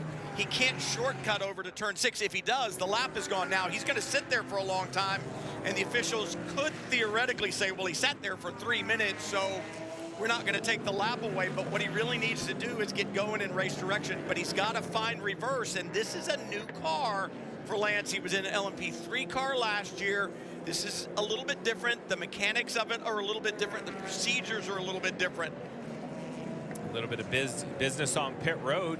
Guys taking this opportunity in case a full course comes out. Let's see right here. We see another car off. I think that the Mustang is, I think that's the Mustang. Yeah. Just basically maybe off in the grass avoiding the spinning car. He's already backwards. Yeah, I'm not really sure. It's kind of hard to tell from that angle. He's got it going. This is good. We did see a couple of GTD cars, Dave, come to pit road anticipating a yellow, and they're like, hey, let's get in there and get this taken care of just in case we go full court. Well, it's the magical leapfrog. If I can come service the car, the caution comes out, you service, I stay on the racetrack, I go in front of you. So even in a 21-hour race, you're always fighting for track position. You can see the Lamborghini exiting there, the green car. Behind him, the AWA Corvette laps down. Now listen, just remember, as exciting as this is, give it a few more hours and we'll do this all in the dark. Well, and that infield looks dark. Well, and that's the problem too. When you spin there in turn 2, right around the corner, a lot of times you've got to kind of repower the car, which means your lights go out. Oh, yeah. And you're sitting there in total darkness around that corner, and you're thinking, let's get this thing fired up and get these lights back on as soon as we possibly can, because you're a sitting duck. Although happening here at Daytona is a whole lot better than if it happens at Sebring, right? At Sebring or Petit Le Mans and some of the corners at Petit. There's a lot of lighting around the racetrack here traditionally, and so it is a well-lit race course inside Daytona. However, that whole turn 1, turn 2 thing, Steve, you were talking about it yesterday. It's a very strange corner. Visually, it's hard to pick up reference marks. So Dr. Lance Wilsey gets it going. The Ligier is running in the right direction now. We head to another little break here. Let's go on board with the leader. That's Jack Aitken for Action Express and Cadillac.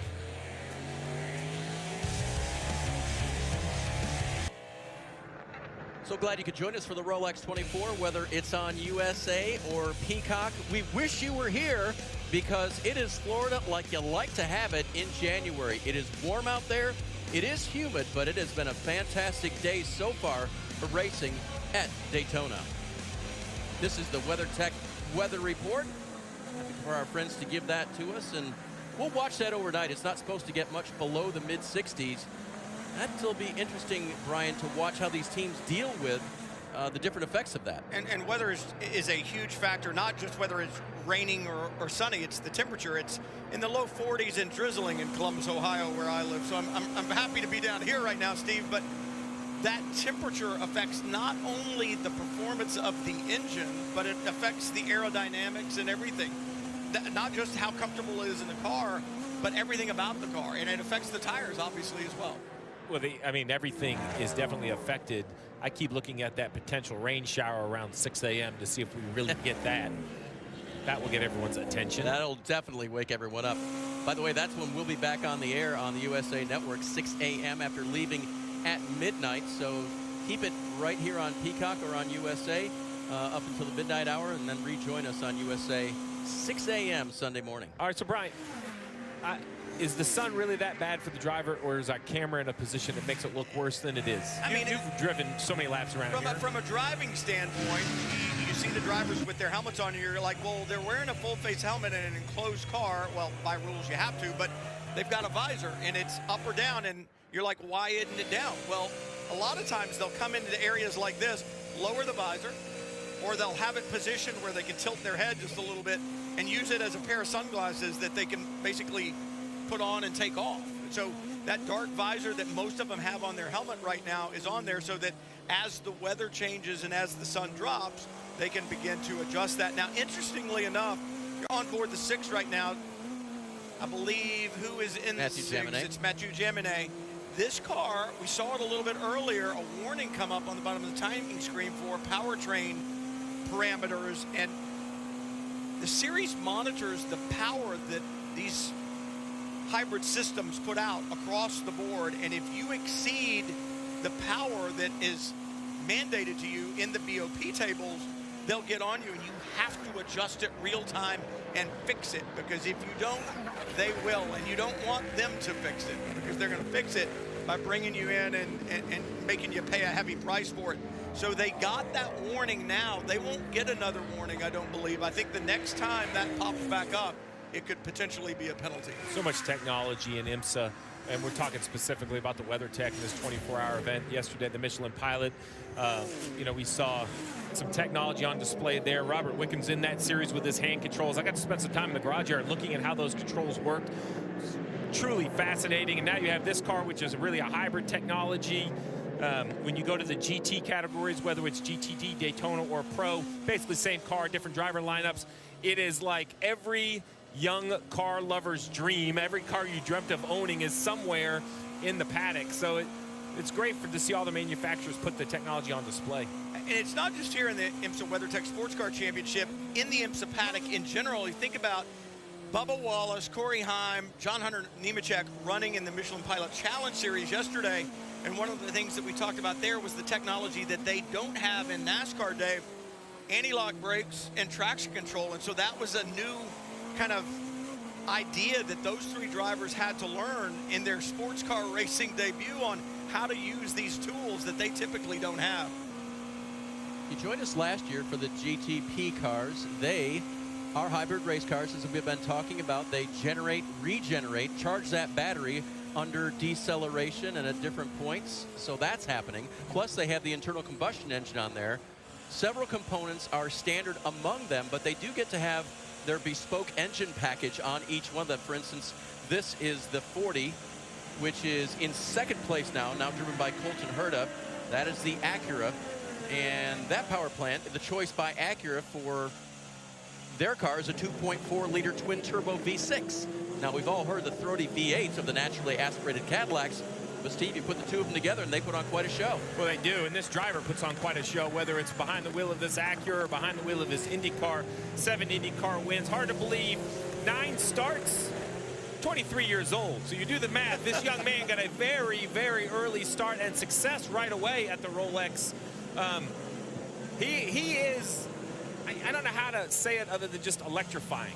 Everything he does is big, whether it's a save in IndyCar, a move in IndyCar, a daring move. He, in my mind, doesn't line up with endurance racing, but yet he is very good at it. It's kind of what Hinch was talking about, how you have to tell yourself what the role is, what your risk level is. Colton Herta is a go-type driver, has tremendous pace. And by the way, it's genetic. Yeah, because his dad was really, really good as well. Brian Herta, of course. I remember the save that Colton made at Indianapolis. Oh, in the rain? Oh, I've never seen hands move that fast in my life. Lock to lock in IndyCar at the road course? Yeah. And he's so chill outside the car. We call it California cool, but he really is, and you wouldn't know he can go as fast as he does in one of these race cars. Now, you just kind of saw him reach in, adjust his helmet a little bit, raise the visor up.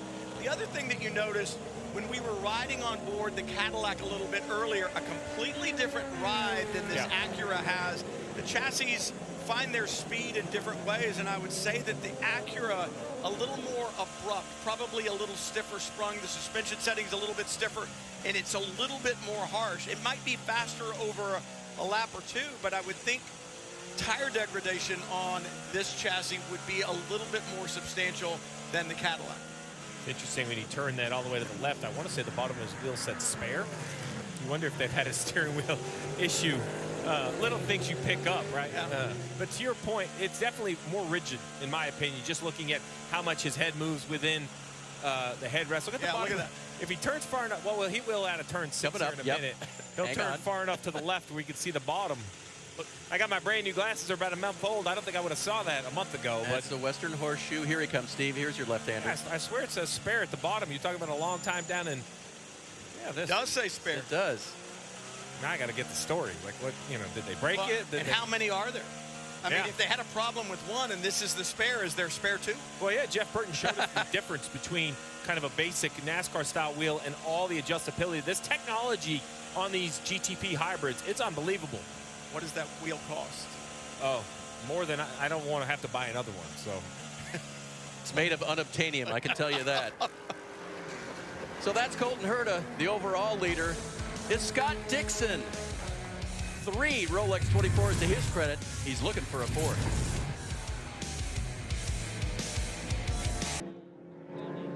As you rejoin us here at Daytona, that is the 33 Ligier of Sean Creech Motorsport. Dr. Lance Wilsey got it wrong. Trying to head up onto the banking, Brian. Let's take a look and see if the GTP cars coming through have anything to do with it. I think he does it to himself, Steve. He starts to drop in behind and just locks the rear tires. It looks like it comes around. Yeah, this would be a great angle right here if there's any. No. No. That's really interesting. I mean, he's obviously on the brakes. The right rear leaves a tire mark, but.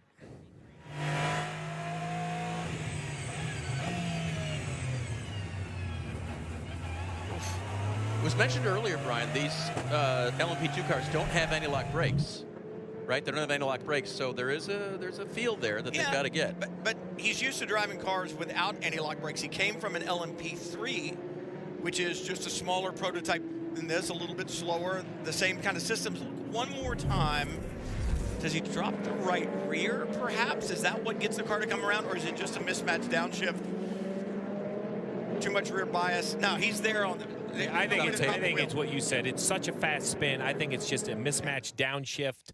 Or something, And I shouldn't say mismatched. I mean, this car, I think it'll allow you to go down a gear before you're ready to go down a gear. So. Right. The results are the same. Yeah. Right. Ever grabbed the handbrake on your rental car? I know you probably haven't. That's what that. That's what. I mean, that how looked old do you think handbrake? Those automatics. There's more handbrakes in rental cars. You By the way, work with me a little bit here. Nice move by Alex Riberas in the Aston Martin. He got by on the inside. There he goes, right there. Yeah, very fortunate. 24 hours, no big deal. Come in, talk about it. Look, look at the data. Try to help with the mistake. See if it is a car-driven issue or a driver-driven issue. But other drivers avoiding him. Full course yellow. Every time you have a full course yellow, it kind of, we talk about how do you break up 24 hours. Well, I believe every time there's a full course yellow, it now changes the kind of the length of the race. It started a 24-hour race where you need to do a certain amount of service. Then when you have a full course, now we have a full course yellow with just under 21 hours left. Certain situations, we're nowhere near far enough in, but once we get by the 8 or 9 hour mark, there are brake changes to consider for the GT cars. There are some certain serviceable items that you want to do under yellow. I don't believe anyone's inside that window yet. But every time it's kind of like a new beginning to the race, a new snapshot. Well, so let me ask you, in the NASCAR world, 500-mile races, 600-mile races, do you go in with a plan or do you go in with an idea? Because you just said the plan's going to change every time there's a yellow. I equate being a strategist to studying for a test, but you just don't know the subject. So you have to kind of study them all. And that's really, really what it is, because if you haven't prepared for the everythings, for the how much fuel can we save, how much faster can we go if we don't save fuel, what do we feel our opponents are going to be at, how do we then break up the moment now? Why do we see these huge timing stands with 20 and 30 engineers? Yeah. Because not only are they dissecting probably every bit of data coming out of the race car, there's a few of those that are probably running scenarios on how to consume the race. That's what I would equate it to. The test is coming, you just don't know if it's French or algebra, geometry, fuel mileage. One more look at the incident that caused the 4th full course caution here at this Rolex 24. Lance Willsey around to the 33. They're stopped down for now. We'll come back and see what subject everyone chooses.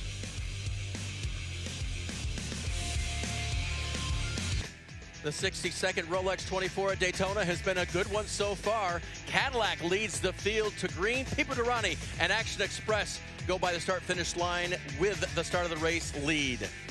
This is the first full course caution. Misha Goikhberg in the Lamborghini gets it wrong. Brian, that was a hard hit. It was a hard hit, and the thing that was interesting, that the next crash that we see in the LMP2 category, or not this one, this is the problem for the 20 and the big problem for Jack Hawksworth. The Lexus, Steve, that car is done. Yeah, great anticipation of speed in this 14. His team car, the 12, has had great speed. This wreck right here early, Vassar Sullivan's going to wish they could have this start back. You see the disappointment from the team. They did repair it. It's back on track, many laps down. Hour 2, Brian. This is the one you were talking about. Yeah, this is the crash that was very reminiscent of Goikhberg's crash.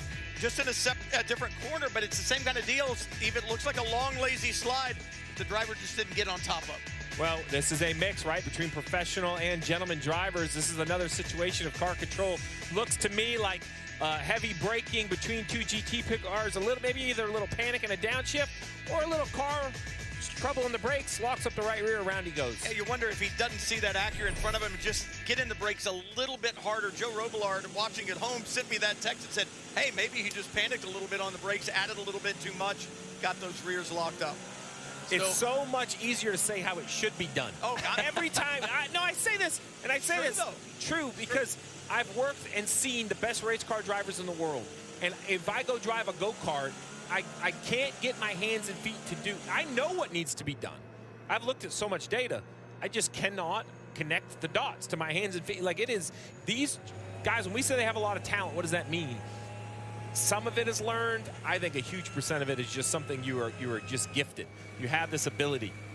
I agree with that, and I sit and I watch this, and you're right. It's so easy when you're sitting here in the chair going 0 miles an hour to watch the replays over and over and over again and say woulda, shoulda, coulda, and all of that.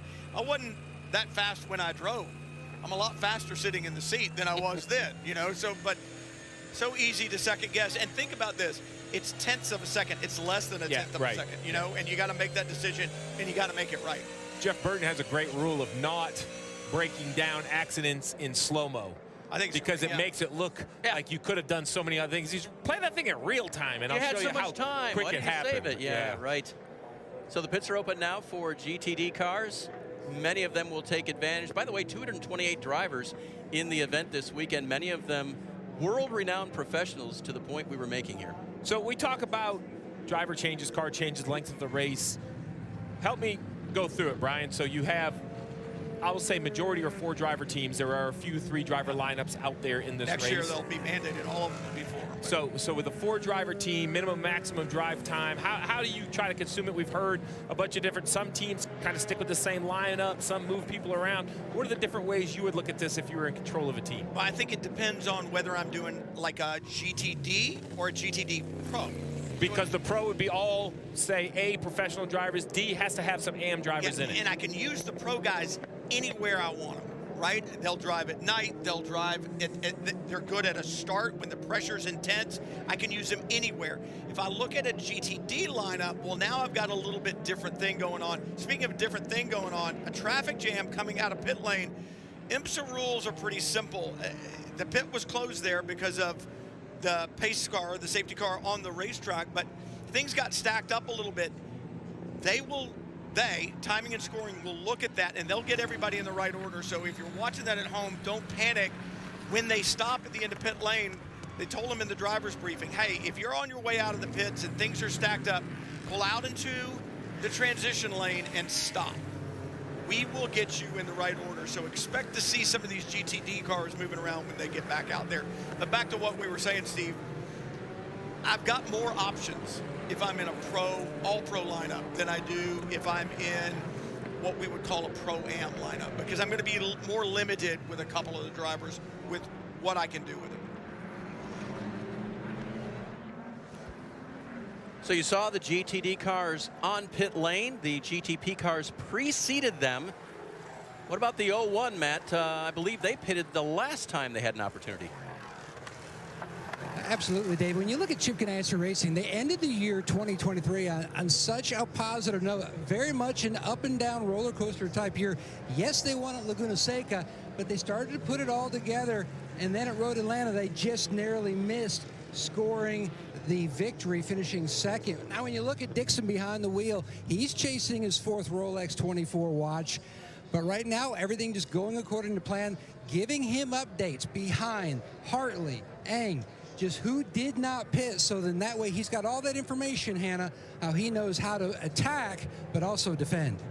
And Sebastian Alvarez still currently behind the wheel of the number 81 Dragon Speed car in the LMP2 class. And man, it's been an uphill battle for that team since the Roar started, because there was some shipping discrepancies. Not all of the parts actually made it overseas here to the Daytona Beach area. So the team scrambling to make sure they had everything to be able to parts and piece this car together when they got here. And fortunately, some phone calls were actually made to Rick Ware Racing. Of course, we know that they have a P2 car not competing in this year's racing. And hey, they were able to get the parts that they needed to get Roar done before everything else showed back up. But man, a beautiful showing, and hey, all that hard work paying to fruition here so far this afternoon, Dave.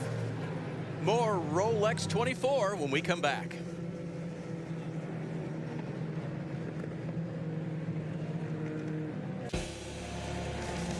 At Daytona, you see the respective leaders in the 4 classes entered in the Rolex 24 at Daytona on the left of your screen. And they are coming back to green here. Scott Dixon leads overall. The top 3 cars in GTP chose not to pit. The car 4th, and going on the outside, that is the Action Express car of Jack Aitken. Aitken, the first car that did pit, or... That's correct. Yep, the first car that did pit. So you got to think he's got new Michelin tires on.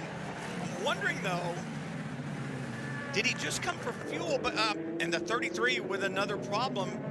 But did Aitken just come for fuel? Is that why he's so fast right now? Because the Michelin still have temperature.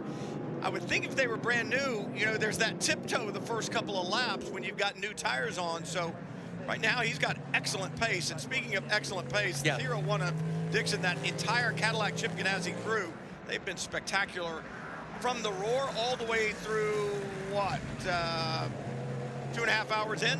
Still got 20.5 to go. A lot. Cadillac Racing locked out the front row in qualifying last week right here. in cooler temperatures, but boy, with the warm temperatures, Steve, they haven't missed a beat. Yeah, so you wonder, they've looked good in the warmer temperatures as the sun goes down and the track cools. Will that only suit the Cadillacs more?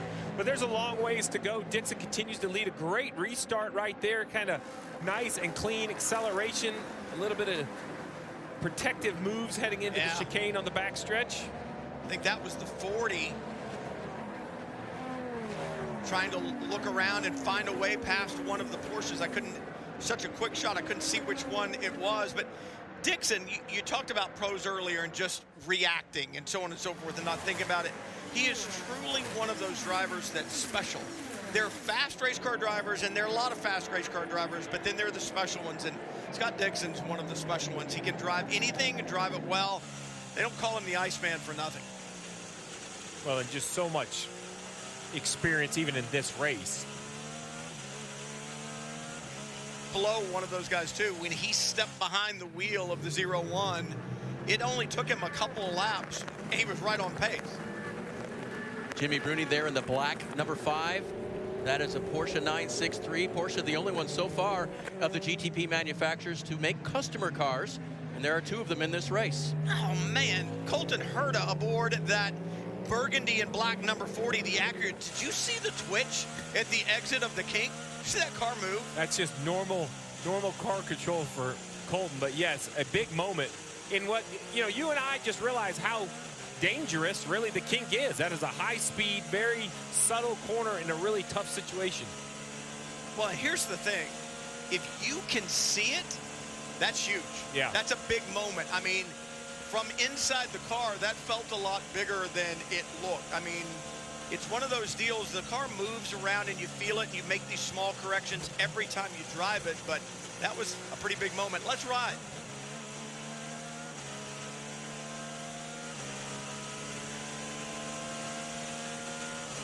Get an idea if the draft comes into play here at all, Dave.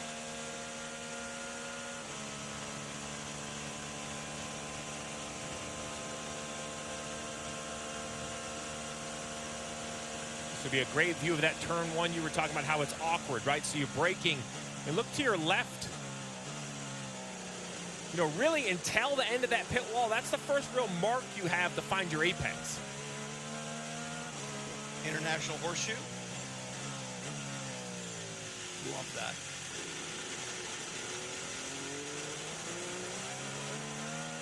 Little gurgle, that's the traction control kicking in, trying to keep those Michelins moving forward. There's where he had the wiggle last lap. Nice and clean through there this time. You hear that coming off the corner where he picks the throttle back up.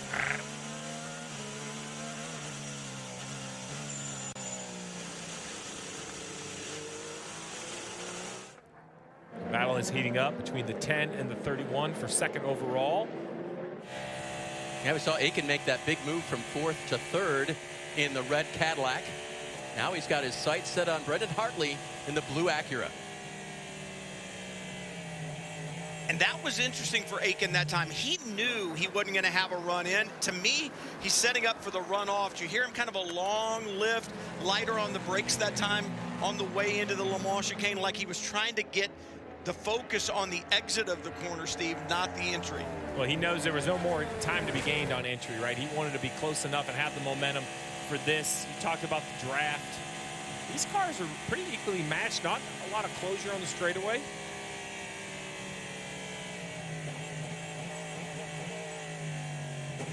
So as we are on board with Cadillac, sounds like a good time to head down to pit road. Matt Yoakum, let's talk a little more Cadillac.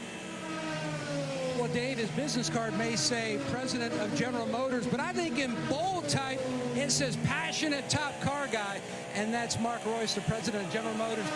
It's like a pilgrimage every year. If you're a car guy, what does it mean to come to Daytona and see all these beautiful cars you dreamed about as a kid, and you get a chance to drive quite a few of them yourself? Oh my gosh, I gotta say, the series and the track has come so far, and it's been a real commitment from IMSA and John and Jim France and Lisa France and Ed Bennett and the whole team to bring this series to the level that it's at. And this is like one of my favorite races of the year. It's no secret. It's, driver and machine. And, our engines that we're running here, you can buy basically in a Blackwing, and the same way with the Corvette is a 5.5-liter flat plane crank in our Z06. So about 80% of that car is what we sell in our GT3 car. Our customers and what we bring them back and forth to the track on our performance and sell is right there. So our customers are here, but the day is fantastic, and we can't wait to get through the night and see that racing in the night, which I know everybody else does too. But I just couldn't be happier to be here, and I feel honored and privileged to be here with General Motors. We took a championship with Cadillac last year, fantastic. This year we've got our customer cars of the GT3Rs. We've got 8 cars globally now racing Corvette, where we used to have just a couple. So this is a big deal for us, and we couldn't be happier. So we're glad to be here, and I thank you for all you do, Matt.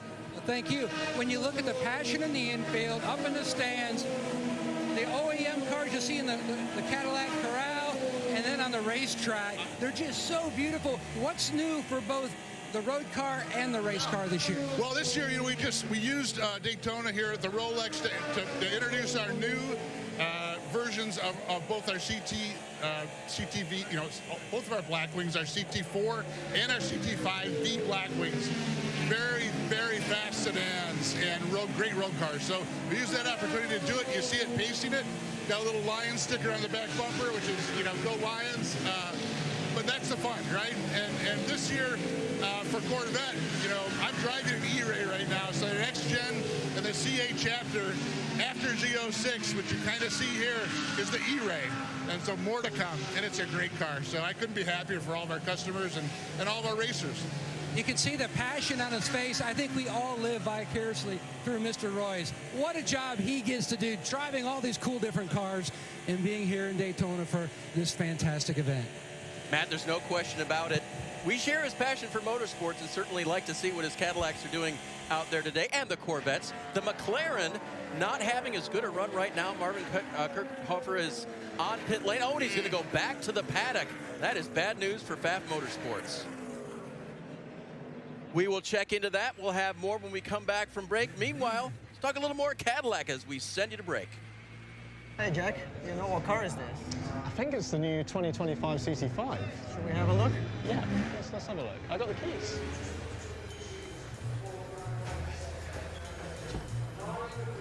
Check this out.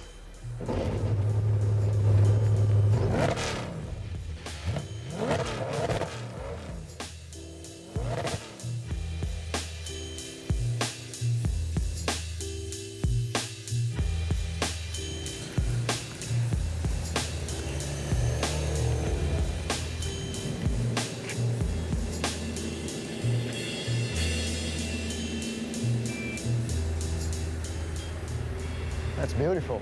Check out the carbon trim there. And the black wheels. It's beautiful. So the big thing is these Cadillacs are known for their roar, right? The noise. Exactly, and the black wing is the closest thing you can get from the Cadillac GTP race car. So I think we should take them for a lap around Daytona. Yeah, shall we fire them up and hear them together? Let's do it.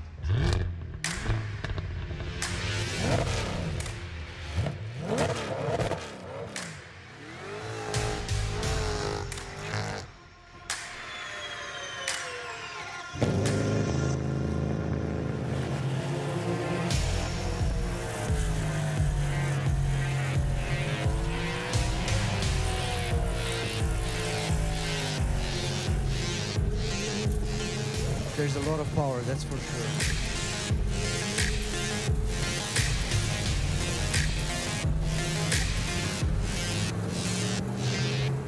The Blackwing has 668 horsepower. It's such an amazing road car, which is inspired by our GTP race car. So much technology goes into these road cars so that the client can have a fantastic experience. Not only on the road, but if the client wants to take it for a lap around the racetrack as well.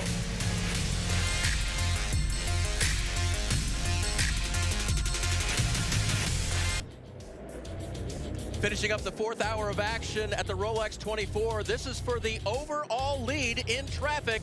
The 01 Scott Dixon being chased by the other Cadillac, the red car, Jack Aitken. Oh, Aiken, the 27-year-old Brit, I mean, he is a very talented driver. A lot of pressure on his shoulders this year, sliding in beside Pippo Durrani for the season, trying to use that number 14 Lexus that had problems early on to get an advantage on the 0-1. Tricky right here. He'll stay single file, but he's right there. If he lost a little bit of the front end coming off of that corner with the arrow wash from the 0-1 in front. Whoa, good turn there. Dixon a little slide off. Now they've got the Aston in front. Dixon will slide by. Can Aiken go with him? Aiken's going to have a much better angle. Accelerate up onto the banking. We'll see if he gets a run and then chooses to use it if he does. Look at the line of traffic in front of him. You got these two GTD cars, and then there's another one, and now there's more traffic. I think he's going to catch this next bit of traffic just about the braking zone for the Le Mans chicane. Aiken looking, second car in line there. Both Cadillacs now to the Le Mans chicane. They're right up on the GT cars. Can't do it in this, where as a prototype driver, you don't want to get balked in the second half. And I think Dixon actually slowed a little bit more in the first half to make sure he didn't get balked coming off the corner. Yeah, give up the entry to assure the exit. You see now, when we talk about pace difference, just the raw overall speed of the prototype versus the GT. A little bit of a toe here for Aiken. What does he decide to do? Oh. Dixon tried to get a sniff off of the GTD car there. Now down in turn one, that odd corner you talked about, Brian. Nicely navigated. And a protective line out of Dixon. I would have thought he would have had a little more confidence to open up his entry with his teammate behind him. It shows that these two, well, I say teammate, but at least another Cadillac behind him. But no, this is a tough battle between these two cars. No, I mean, remember, I believe the 0-1's been out there a little bit longer. Aiken has slightly fresher tires. Yep. So I'm thinking that perhaps is what we see going on right now, why the 31 has a little bit of an advantage. But Aiken can run that higher line into one, and that's going to, if he's got better tires underneath him, that's going to help with this GTD traffic if you've got to go around the high side of one of these cars at the horseshoes or coming through turn 6. What's harder, lapping cars or being lapped and making sure you don't misstep as cars close in on you? Well, you talk to the drivers who've driven both the GT cars and the prototypes, and a lot of them will tell you that the GT car is the harder car to race here because you've got the cars that you're racing against, but you're trying to stay out of the way of these rocket ships, the GTP cars. And there's a lot of looking in the mirror, looking in that camera that's facing rearward, and also focusing on the battles that you have as well. So, I mean, that's the thing about this race. It's not just go out and trundle around. There's always something going on. And if you're in a GTP car, you may have a 30-mile-an-hour closing delta on these GTD cars when you get to the end of these long runs. We went to break. We showed you the problems for the FAF Motorsports number 9 heading back to the paddock. Matt Yoakum is there. And Dave, when you look at 2024, a new chapter for FAF Motorsports, bringing in that McLaren, you can see Marvin going on the outside of that Mustang, McLaren versus Mustang, and then you'll see him start to slow, and he feels something amiss in the race car. He has brought that McLaren back to the garage area, and the FAF team slowly going to work on that right front. Speculation early on was a wheel bearing, but now they've diagnosed it as a failure in the right front in the upright area. So a long process to go ahead and take the parts and pieces off to do a replacement. So much new on this car this year. Each race, you know, Steve Bortolotti, the team manager, told me, is going to be like a test session itself as they learn all the nuances of this new car. And guys, you know from your driving days and working on them, that when you get a new piece, there's so much, and like Bortolotti said, you know, the strike zone is so wide with this car that they almost immediately are in the setup window. So just so much to learn, but this is definitely a bummer here for the 9. And you look at that failure, it's on the right front. That's not surprising to me. I mean, this is a brand new car, right, Steve? The team just got it back in November, December, rebuilt the entire thing. Then they had some problems with it, froze in the truck when they were coming down here. But that right side takes such a load around the banking here. So not having a lot of experience with this car, that right front failure to me, it's not a huge surprise. Well, listen, it's Daytona. there's very few, if any, road courses that have this much vertical loading. Right. You know, there's the lefts and the rights and the, you know, the lateral loading, but the vertical loading being pushed into the banking is very different. So when you design race cars, this is a track you have to keep in mind, and sometimes you actually need different components for the right front or different settings for that right front or right rear corner just because of the banking. Again, not the first year for the car itself from McLaren, but as Brian mentioned, just recently delivered a brand new version of it to FAF Motorsports. So to your point, Dave, right, what have other McLaren operators done? Have they learned something, a setting, an adjustment to perhaps help that right front corner? Remember, we're only less than 4 hours now in. I found that odd that it would fail this early on. Not surprising that right sides can be an issue here. The timing of it is a little bit odd. Right on board with Jack. Listen as they head into Le Mans chicane, the downshift. You want to take a lap? Do it. Why don't we take a lap with Jack Aitken?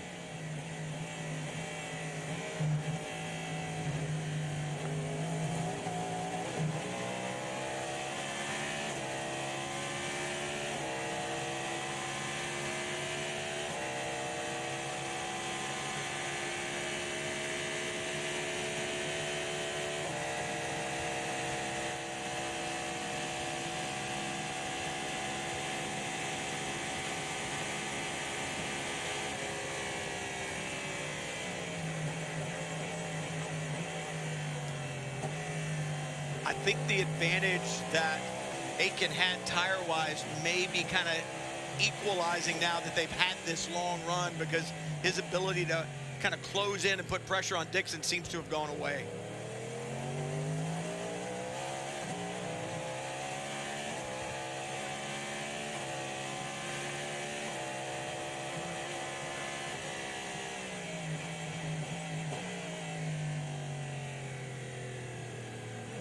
Some of it also could be Dixon, just lighter overall weight, lighter fuel load. The car itself starting to lighten up.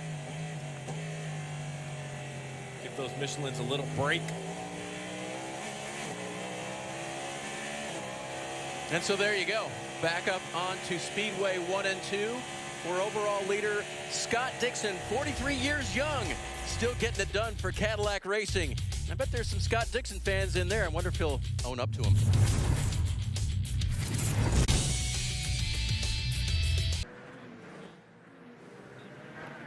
Glad you're keeping up with us during the 62nd running of the Rolex 24 at Daytona. The 4 classes represented in this year's event. You see the leaders there, Scott Dixon in GTP, Nico Pino in LMP2.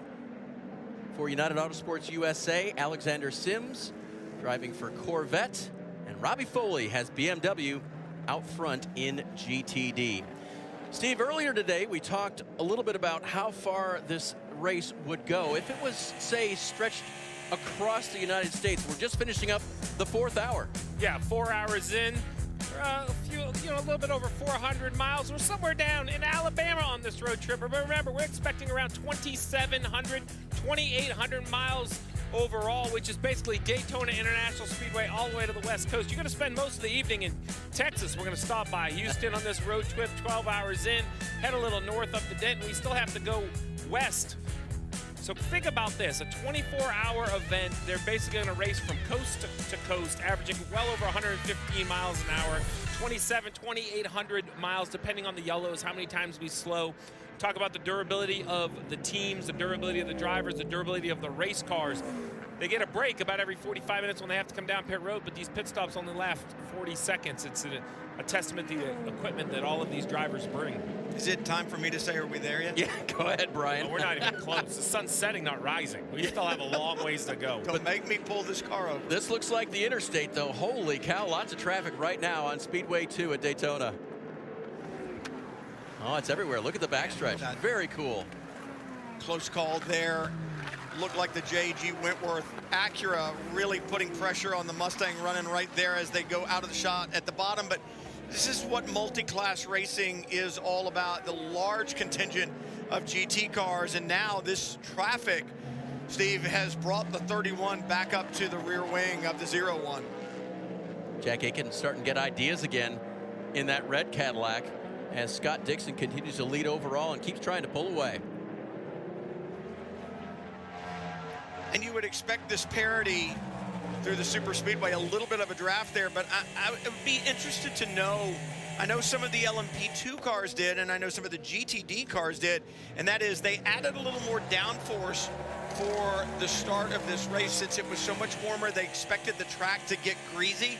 They wanted a little bit more downforce, and that's going to take some of the straight line speed away.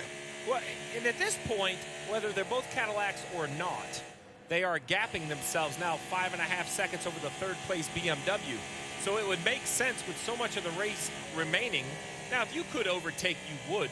There's no reason to push the issue. Actually working together a little bit, allowing each other a little bit of space in traffic, and then working that draft, that toe on the banking, just overall helps lap time for both of these prototypes.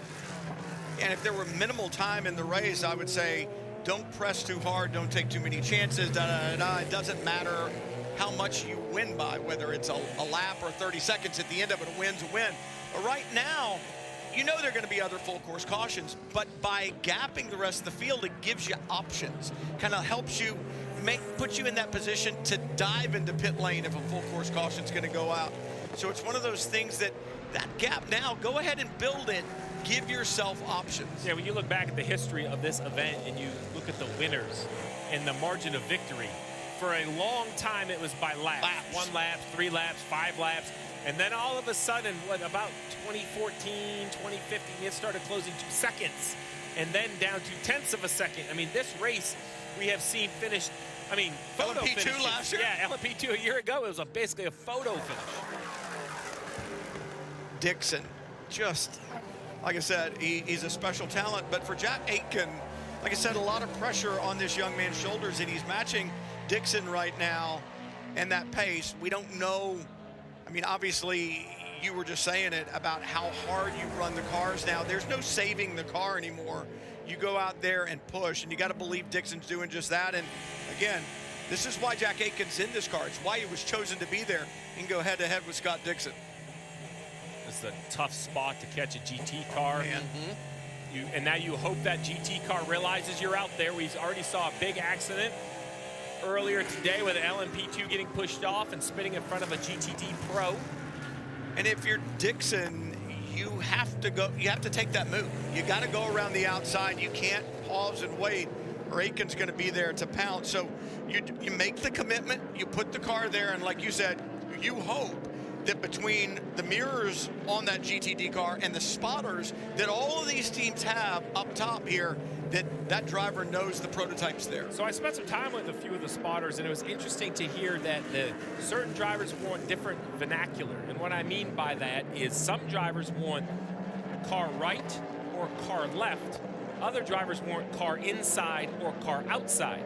And so on an oval, it's very simple. The left is the inside every time. On a road course, when you change direction, the inside could be to the left or to the right. So, I talked to some of those spotters, and they said they would have to change their terminology for what driver got in the car.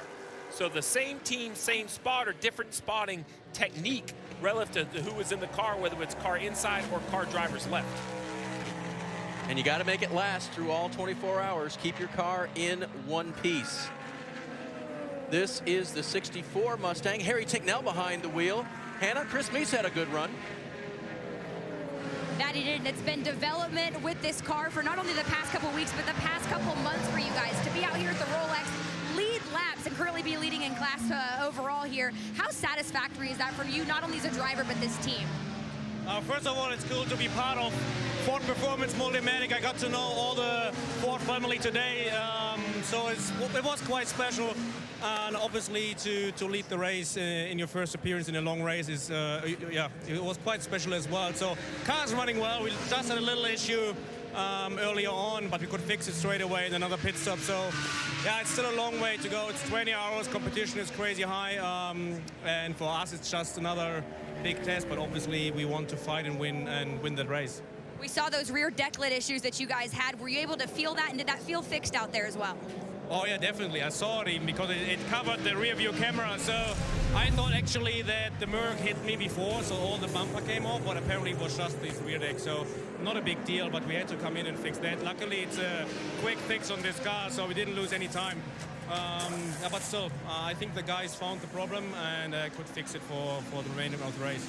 Brian, that team came in here with the expectation of just building a notebook, and so far leading, man, they're exceeding And it. I'm watching both of the Mustangs right now, and I watched them through the Le Mans chicane last time through, Dave, and the platform of that car. When I talk about the platform, just look at the underside and how consistent it stays over the bumps.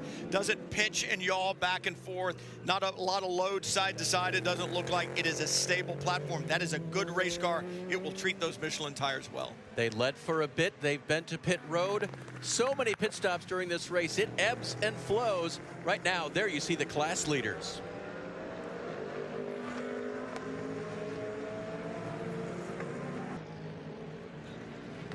Sunset is coming, and then all night long, these drivers and teams will be working through the Rolex 24 in the dark. A lot of lighting around the Daytona International Speedway, but it is an overnight unlike any other as they try to stay up to pace, stay clean, and stay out ahead of the competition.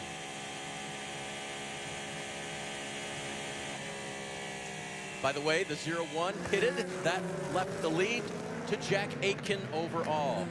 In LMP2, running third, Felipe Massa, Formula One driver in his very first Daytona 24. So far, so great. Yeah, first 24, first stint behind the wheel in this race. Talked to Felipe earlier, and on the grid, actually before they ever got rolling with that mass of people down there, he was taking pictures with the fans. They know who he is. And I asked him, so have you been to the 74 ranch yet? Because Gar Robinson has been known to throw a party or two, and he said, no, but I've been invited. I can't get there while I'm here this time, but he said it's an open invitation. So, Brian, I think he's keeping that in the back pocket. Well, yeah, so 74 Hunting Ranch is a family ranch in Texas, and where I'm from, my great home state, and it's actually pretty close to them over Christmas. But they do this thing called the 74 Mile at 74 Ranch, which they bring a bunch of racers down there. Ben Keating was down there, Bill Riley was down there with him, a bunch of other racers, and they put them in side-by-side, you know, four-wheelers, and they race for 74 miles through the ranch roads and come back, have a great time. That's over the Christmas, New Year's kind of break. But this family, known for their road racing prowess, his dad George raced, and you look at the team here, run by Bill Riley. Yeah. Gar Robinson's won the 24 before. Felipe Fraga has as well. Josh Burton is wicked fast, and 74 now to pit road. So we'll see if Felipe Massa stays behind the wheel or if he hops out of this LMP2 car, but a good stint there, looked clean, kept the car in third place. Big smile on his face the other day when I was talking to him, and after his Formula One career, he still likes to race. Stock car Brazil, now here in sports car racing, and he's got the time, he's got the skill, obviously, to get it done. And Hannah, first pit stop in the Rolex 24 for Massa. And it looks like he's staying in potentially. You can see the new VP tires, or Michelin tires going on, as well as some VP racing fuel. But Gar Robinson said, hey, what a dream it would be to be able to get Massa his first Rolex watch. And the biggest thing was, Robinson told me, it's wild to think that you have a guy with the accolades of Massa, but yet somehow Gar is the most experienced endurance racer on the team between Fraga and Massa. So of course that team excited to be making that move up to LMP2 and to make this debut, of course, with a guy like Massa behind the wheel as well. And Gar Robinson's come a long way, Brian. He's come a long, long way, and I think he takes his racing so much more seriously now than he has in the past. I mean, he's always taken it seriously. He's a race winner, a champion in LMP3. He's got 2 Trans Am 2 championships. He knows how to run well, but as they were stepping up into the LMP3 and then certainly the LMP2 ranks, a little more focus on his fitness, a little more serious nature about him. He's always a jokester, but a little more serious nature. He's focused on this, and he wants to keep adding to these Rolex wins, right? And he wants another one, this time in LMP2. Well, if you have someone like Felipe Massa on your team, you know, you want to hold up your end of the bargain, right? You want to make sure you at least can log your laps, log your stints, your miles, keep the car in contention. All right, so that is the story with the 74 for now in LMP2. In GTD, Robbie Foley leads in the BMW, Hannah. Well, we were just talking about Massa being one of the veterans in the sport, but now, of course, Jake Walker joining me, one of the drivers here of this Turner Motorsports lineup. Your first IMSA start, your first time racing in multi-class racing, and 17 years old. Have you been able to get out of the car and debrief a little bit? How was it out there? It was great out there. You know, we have a great car under us thanks to BMW and Turner Motorsport. It's tough. There's so many good drivers, and we're all, you know, packed up. Navigating the GTP cars, navigating the P2 cars, it's such a challenge. But, you know, like I said, so many great drivers. Everybody's so far playing it really clean, and the name of the game is just keeping the car clean and good until the end of the race. Right now we're in P1. I hope we can stay there and just keep chipping away. We always know the Turner Motorsports camp has very young energy, needless to say, but of course bringing a young driver in here has been great to see as well. Yep, love to see it. Will Turner has done so much to promote the brand and promote his race team, Brian, and bring along the young drivers to the sport. Well, and I was going to say, Steve, you think about this as a young driver going through the NASCAR ladder through the different series. You may have an experienced teammate, but they're in another car. And they can kind of give you some ideas, but you're racing against them, and they're kind of giving you some tidbits along the way. Here, the thing that I love about this multi-driver format in sports car racing, you've got that experienced driver beside you. Your data can be overlaid with theirs. You're in the same car, on the same racetrack, on the same day, and it brings along those young drivers so much quicker. Absolutely, yeah, the learning curve becomes much shorter when you have direct comparison to people who have been here before. And it's also the endurance racing. You know, normally you get either practice, a few laps in a practice session, and in a normal 2 hour and 40-minute sprint race, you know, your time in the car is much shorter. You wonder if by the time you settle in, it's probably time to get out. Yeah. Where here you can get your first session, whether it's a 1 or a 2 stint combination, as you see the Turner car take the hard left onto pit road, you know, and then you kind of could go debrief, and you get another chance in the same race to get back in and try it again.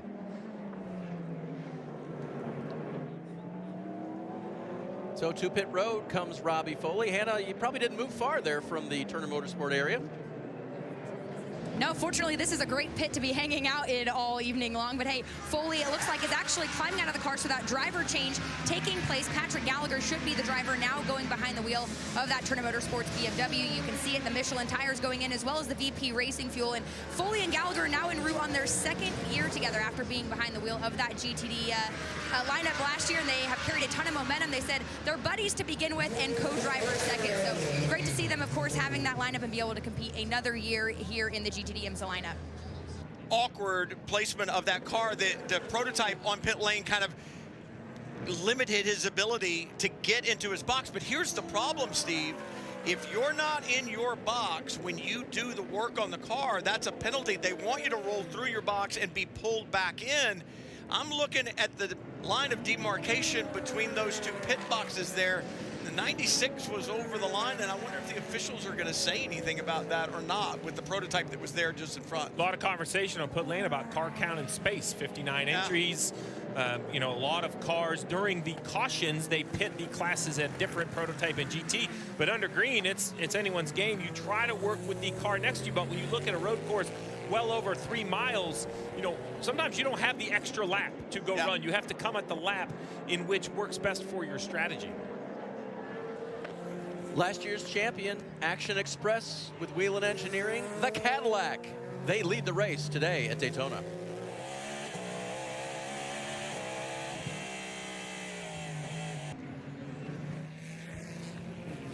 If you haven't been to Daytona Beach and made the Rolex 24 your destination, you need to think about it, especially on weekends like this when the weather has been fantastic. The 59-car field has been spectacular, and racing in all 4 classes has been hot all day long. Welcome back. Dave Burns with you, along with Brian Till and Steve Letarte, taking you on into the next couple of hours. We're in the 5th hour of the Rolex 24. See, the lights are on in the cars. The sun's going down. I'm going to do something I wouldn't normally do. Go ahead. I'm going to correct you. What'd I say? You don't need to think about coming here. You need to come here. It's not, don't think about it. Do it. I mean, it just becomes, we've talked about this in our production calls and so on and so forth. It just gets better and better. And every year you think, well, it can't get any better than this. And you look at this year, Steve, I mean, you've been coming here for the last couple of years. I mean, what do you see as far as the growth and the progression? Well, there's a race going on at a big event. That's how I would say it. I truly would, because the 24-hour race not only provides this door-to-door action, a contested position down into the Le Mans chicane, so much going on. It also provides full entertainment. When you walk the infield, you know, there is a footprint of each manufacturer. You can go look at new cars. There's food, there's music, there's people having a great time. There's a Ferris wheel. And there's so much going on. It truly is the world center of racing.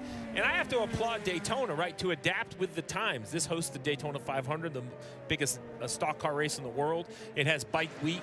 It has the Rolex, and each one has their own identity. So to your point, and to double down on Brian, with the correction of Dave, which I like. I like this part. This isn't new. Fine. You really need to experience each event. I've been coming here my whole life to Daytona. The Rolex is like a track I had never seen. It's a totally different event. Record crowd, by the way, the track is telling us, and we don't doubt it based on what we saw on the grid before they fired them up this afternoon. And you can get close to these cars. You can get very, very close, see them up front, see the stars, and it's really fun. You know what I like? Just moments ago, we saw the 24 and the 10 having a good go. Augustus Farfus in the 24, the BMW GTP car, and Brendan Hartley aboard the Acura, the number 10 from Wayne Taylor Racing with Andretti. And I love the way Farfus used a GTD car as a pick going into the break zone of the Le Mans chicane. The two prototypes were side by side, and he saw the GTD car up ahead. He said, I'm just going to hang you out there up against the wall. You're going to have to slow down for the GTD car, and I'm going to have the corner. And that's how you use that traffic as a GTP driver to your advantage. That was for 7th at the time, so Farfus in the 24 puts BMW there. Well, and we're starting to get to that point of this long, long run in a pit cycle here where cars on the same lap, the lead GTP cars, are starting to become lapped. They're not all on the lead lap. Not a panic situation. Nope. There's a lot of ways to get your laps back, but it is just that moment that you notice as now we see that 31 entry coming to pit lane. This will help some of those cars towards the back of that lap. The very first box right off NASCAR turn 4. Jack Etkin, double stint, great job, solid blue collar effort, which is what Action Express does every Rolex 24. They just grind it right out. Tom Blomqvist is going to get in, last year's winner in an Acura. He's on the endurance team for Action Express in 2024. Now, earlier we were talking about just dodging bullets, and you mentioned about the piece of carbon that was stuck up into the inlet of the Action Express Cadillac as we're waiting on fuel. The crew members from Action Express didn't see it because of the angle that they were at on the wall. But 2 pits down, Vassar Sullivan, a couple members from the 14 started frantically waving and pointing, and then the Action Express changer saw it, pulled it out, trouble averted. Well, that's working together, and you, as a crew guy, Steve, you do that. You see something going on in the pit next to you, something that may not be at an angle. You talk about angles, and you call it out. So you can see where these pit boxes are. There's Cadillac Racing, and right next door, Lexus. Well, I would for sure to another class. Not sure if I'd point them out if you were in my class. I'd probably look away. Fair enough. Dropped your pen. You had to look down at something. Yeah. Well, I was making a cup of coffee. I missed it. Leader in GTD. There you go. As we speak, Ritomo Miata comes to pit lane. Young driver from Japan, Super GT and GT Formula champion last year, making his run here. And talked to him yesterday and hopping out of the car. He's very excited to do this. Well, Vassar Sullivan, not only great speed, but A+ just an appearance, approach. Cars always look good. Equipment, their garage stall back in the paddock, their pit stall here on pit lane. Just top-notch equipment. They're really, really good-looking cars. I was looking at this Cadillac here. I couldn't tell if that was the right rear bodywork was loose or if it was just the car going over the bumps. I guess it was just the car going over the bumps, but caught my attention a little bit. Gives you an idea of the speed differential. Blomqvist out of the pit lane on brand new Michelin tires as they were going through the International Horseshoe. Below, aboard the 01, the golden black Cadillac just leapt past him as Blomqvist is working to get those Michelin tires up to temperature and pressure. And as the ambient temperature goes down, it's going to take a little bit longer each time during these nighttime pit stops to get those tires up to working temperature and pressure. And you got to have both. You got to generate the temperature, which generates the pressure. The pressure affects the sidewall of the tire, the spring rate of the tire, and certainly the temperature affects the compound and how well it will grip the road. Two-time and reigning IndyCar champion Alex Palou now behind the wheel of the leading Cadillac here at Daytona.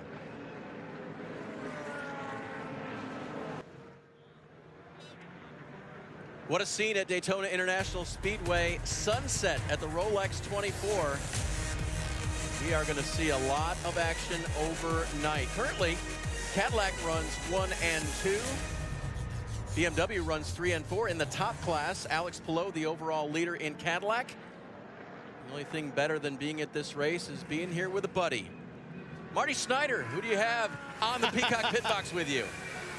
Reporting for duty, Mr. Burns. Marty Snyder, Jeff Burton here hanging out on the Peacock Pit Box. Boy, this scene is incredible, Jeff. The sun setting over there and in the Ferris wheel. I mean, this is when Daytona in the 24 really comes to life, in my opinion. What do you think? It really is. And, you know, the sun goes down, the headlights come on, the tail lights come on these cars, and so many times the big parties start out there, but the race is lost this time of night. When it gets nighttime, so many things happen, mistakes happen, mechanical failures. The cars have been running for hours and hours, and many, although they drop the checkered flag in the daylight, a lot of these races are lost when the sun goes down. So you've been roaming around a little bit of everywhere. You've been in the garage, you've been in the infield hanging out with the fans a little bit. One of the great things about the Rolex 24 is at 10 p.m.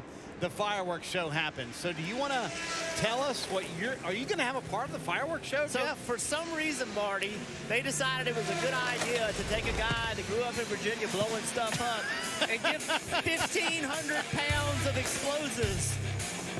And I'm in control of 1,500 pounds of explosives. Oh, my. Marty. Have we run this by John Doonan, the president of IMSA, to make sure that this was approved by him?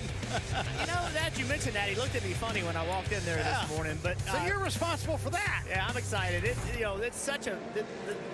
This is a party scene. It's an event. The guys up in the booth just talked about it a little while ago. It's what makes this event. There's people walking around everywhere. Steve talked about the food, the car corrals. It's just a fun time. And those fireworks, you see the Ferris wheel, that thing's lit up. Maybe we can go up in there later. Did Marty, you go to fireworks school? Because I would think these notes would be in fireworks school of what you're in charge of. Well, I just think that I push the button and run. 1,500 pounds of explosives? Well, why not? Is that that's not normal, right? Oh, I don't know. I don't know. I sounds like a lot to me. But I did think about this. There are some drivers that are going to be sleeping because they've got a stint coming up, and that's going to be a rude awakening. So maybe I shouldn't have told them that I was going to be pushing the button. I am sure you'll make a lot of friends. So coming up in a minute here on the Peacock Pit Box, we're going to have Scott Dixon joining us, who just got out of the 01 car. Your opinion, your assessment, Jeff, is that the car to beat, that 01 Cadillac from Chip Ganassi Racing? Well, I certainly feel like the Cadillacs have the pace. But again, you can't make mistakes, and the fastest car doesn't always win races. You've got to get through 24 hours. These cars are extremely reliable, but one small hiccup, one thing happens, and now you find yourself trying to make up ground. And we see it every year. These races, somebody looks like they're flying, somebody's dominating, they have some problems. It's just a grueling race. So if you're going to crown someone on speed, yes, crown them. But this race isn't always about who can go the fastest. So is that what Hinch's message was to us early on? I mean, he said it multiple times. This is 2 races. It's a 20-hour race and then a 4-hour race. It's not 2 12-hour races, getting that 20-hour mark. And that, your opinion, is kind of the same thing? Well, so it depends on the pace of your car, right? So if your driver, if your driver has to push 100% to run the pace that you need him to run, and somebody else can run 90% and run the pace you need to run to maintain track position, that's a massive advantage. So the speed of the Cadillac does indeed give them an advantage because their drivers don't have to push as hard. Okay, so this race, you have to run it based on the speed of your car. So every team has a different strategy. The winning team may can break it down the way you just described it, where it's a 4-hour sprint at the end. The teams that don't have the pace, they can't do that. They're going to be lapped. They're going to get themselves out of position. So there is no one way to win this race, but you have to take advantage of everything your car has to give you, and then hope you don't have mistakes and hope you don't have mechanicals. And folks, look at the top left of your screen. Still 19 and a half hours to go in this race. It was a chaotic start, Dave Burns, but Cadillac out front right now, and we should hear from Scott Dixon here on the Peacock Pit Box coming up shortly. Marty, we can't wait. Always great to hear from the 6-time IndyCar champion and his run here at Daytona. Again, going for 4 wins. Multiple wins happened for this guy on the left, Scott Pruitt, 5-time Rolex 24 winner at Daytona. Record tied with Hurley Haywood. And there you see him running for Chip Ganassi Racing. Yes, very successful here. In fact, they won 3 in a row at one point. Scott was helping them do that here in that particular 01 car. Famous, well-known here at Daytona. So let's get a word from Scott Pruitt, from Matt Yoakum. Dave, when you look at iconic races, whether it's the Daytona 500, you think of Richard Petty. But when it's a Rolex 24, Hurley Haywood, and then this gentleman, Scott Pruitt. Now, when you look at all the watches that he has, and by the way, I'd be remiss if I didn't say 17. You know, you look at the 10 class wins, the 5 overall, even got for a couple championships. So you're like Mr. Rolex. Well, hi to my family at home. That's first thing. And I've been very fortunate in winning this many watches, because every driver, when they come to this race, they want one thing, and that's the Rolex Daytona classic watch. And for me, 10 times in class, absolutely spectacular. Talked to the Rolex people. I said, what is the most difficult Rolex Daytona to get?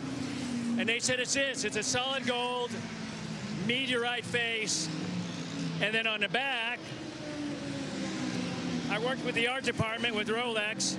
Oh, man, look at that. And they have all my 10 victories on the back. When you look at a driver's racing resume, being a driver, is that one of the first things you look for as your contemporaries, to see what iconic races they've won? And when they've won this race, do you guys get together and compare race-winning stories about all the drama you had to go through? You know, more than anything else, you become part of the club. Because if you win the overall and you win a watch, it's won by a group, a team of drivers, a team of mechanics, team owners, sponsors, etc. And this place it's just so magical for me. Coming back here year after year, I would like to be behind the wheel. It is a little difficult watching, but you know, the good Lord gave me so many great years in my career, and so many great wins and victories, and I'm just proud to come back and be a part of this. And everywhere that you look, and all the fans that are here, and you look at the growth of IMSA right now, it's absolutely on this just trajectory straight up, and I'm proud to be a part. I had a driver tell me one time that he wishes for an iconic win like this, that he would get a script that would say, it's going to be your 24. So you could soak in all the little moments along the way, because you're just so mindset on that checkered flag. Is there one race that you wish you could go back, kind of like Groundhog Day, and relive over one more time? Every one of those that I finished second. So finishing second 7 times, any of those, I mean, there was times we were just missing by that much. And this is that race that whatever the conditions, it could be nice like right now, it could be hot like we saw earlier, or it could be wet and cold. Whatever it is, you have to overcome. And you overcome as a team, the drivers, the group, the mechanics, everybody over the wall. It could get miserable. I mean, there's times we've seen this race almost 20 hours of rain, and it's miserable, but you still get the checkered flag, and hopefully you still get one of those. Well, he could still fit the suit if he wanted to get behind the wheel. And one last time, how many? I didn't say it. Hi to my family at home. How many Rolexes? 17. We're going to call him the jeweler from now on. Forget the GOAT here at IMSA Racing.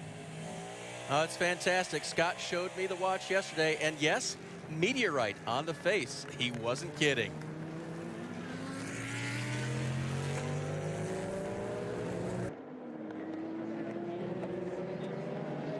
Dimming conditions at Daytona, but brightening up in terms of racing if you like overnight racing in the IMSA WeatherTech Sports Car Championship. Opening event of the year, 11 race weekends this season. Like before, 9 races contested by the top class GTP. And there you see the overall leaders and a Ferrari wanting to get by the 64 leading in GTD Pro. That's Harry Tinknell. Saw a problem for the 34 Ferrari earlier in the race, and Tinknell right now, they're in the Mustang, those lights flashing behind him. I'm like, what's up with that? Okay, so I understand the flashing lights, and I think the concept was I'm a faster class coming to approach, but now they flash them all the time. Yeah. I will say, I would lose my mind if I was a driver and someone in a similar class was flashing their lights at me. There is actually a rule as to how many times you can flash them between corners, but still, yeah, it drives me crazy. You're just tuning in. This is the racing debut for the new Mustang GT3, which will race worldwide. Starts out as a road-going Mustang in Flat Rock, Michigan. Gets immediately taken to Multimatic in Mooresville, North Carolina, where it is made into a race car. And if you'd like to hear about the horsepower, the 5-liter Coyote engine that they had from Ford, that's been enlarged to a 5.4-liter thundering V8, and that thing sounds good even when it's just idling. Listen to it coming off the corner. The Ferrari has gotten by. Albert Costa Balboa has slipped by. They were a lap down, so they've gotten, well, they're a lap down in the GTD class, so they haven't gotten their lap back. They've gotten past the overall leader in GTD Pro, but, you know, and for Tingnell, he's like, fine, go ahead. You're not bothering me right now. He's done this enough. He looked at the clock in his head, and he said, nope, go ahead. You're in a bigger hurry than I am. Well, and you can kind of sense what's going on in the car behind you in a deal like that when you're not racing for it. A little more frantic, seemingly, inside the cockpit of the 34. Tingnell's anything but frantic, you know, and so he's just like, fine, go ahead.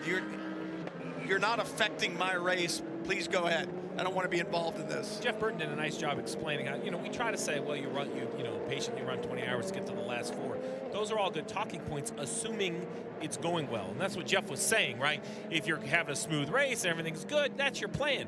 But if you get behind, and that's what makes this race so interesting to watch, and it's even more interesting to wake up to the next morning, is who has recovered from being behind, who has made a mistake and put themselves behind. Well, here's the thing, though. I mean, in this race, especially in these classes, and the way the rules are right now, they're so close. You're not going to race your way back from laps down. You're going to strategize your way back onto the lead lap. So you can't get frantic in the cockpit. You can't push too hard. I love this time of night, by the way. Look at the header underneath the door there on the left side of that Aston, just glowing in the dark. You'll see it in the GTP cars, the little blue flame coming out the exhaust with each upshift. The brake rotor's glowing. This is magic time to me. The number 27 backlit. You see the 1 in the quarter window. That 1 is because they are first in class in GTD. A combination of professional and AM drivers, a license restriction. That's the big difference between that and GTD Pro, which you can have any driver lineup you would like. There'll be a test on licenses. Oh, the 33. This is an ongoing situation, unfortunately, for Sean Creech Motorsport. Yeah, that Aston Martin, Roman DeAngelis is behind the wheel leading in GTD. He's already gotten a Rolex watch for winning here. He'd like to get another. The question here is, will that bring out another full course caution? We shall wait and see. There's Roman. See that glowing header off the right side. So obviously,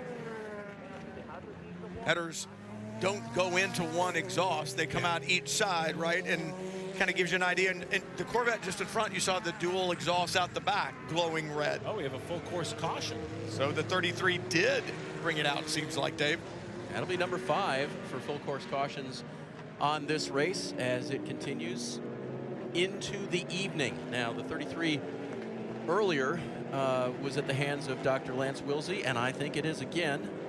So unfortunately, he's not having the best of runs among their drivers. When you think about this car, the team just bought it. We were saying earlier, this is the only Ligier LMP2 car racing in the world. I mean, essentially, it was a barn find. And it came from Europe. They got this car, they got it, and they were like, it looks like, I mean, it was sitting in a barn basically underneath a cover for the last several years. And it shows also, I think, the fickleness of race car drivers and racers in general, right? So somebody started winning in an Oreca, and everybody with Ligier said, well, no, Oreca's the thing to have, and they just put it to the side. This car, in the hands of Nolan Siegel, led a couple of sessions at the Roar last weekend. So the car is fast. It just hadn't raced a lot lately. The Oreca's basically had 4 years of ongoing continual development. And the development on the Ligier stopped a couple of years ago when they stopped racing them on a regular basis. Something from the barn left inside, perhaps. It's not been a good day so far for this 33. What a great time at Daytona. Darkening. Get some dinner. Enjoy.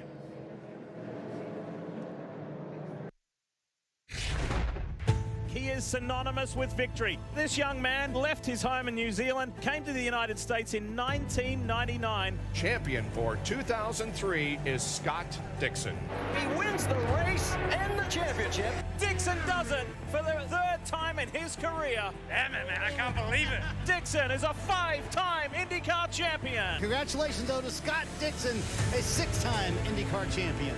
Never doubted it. Not with you guys. What a team. Thank you all so much for your skills, everybody.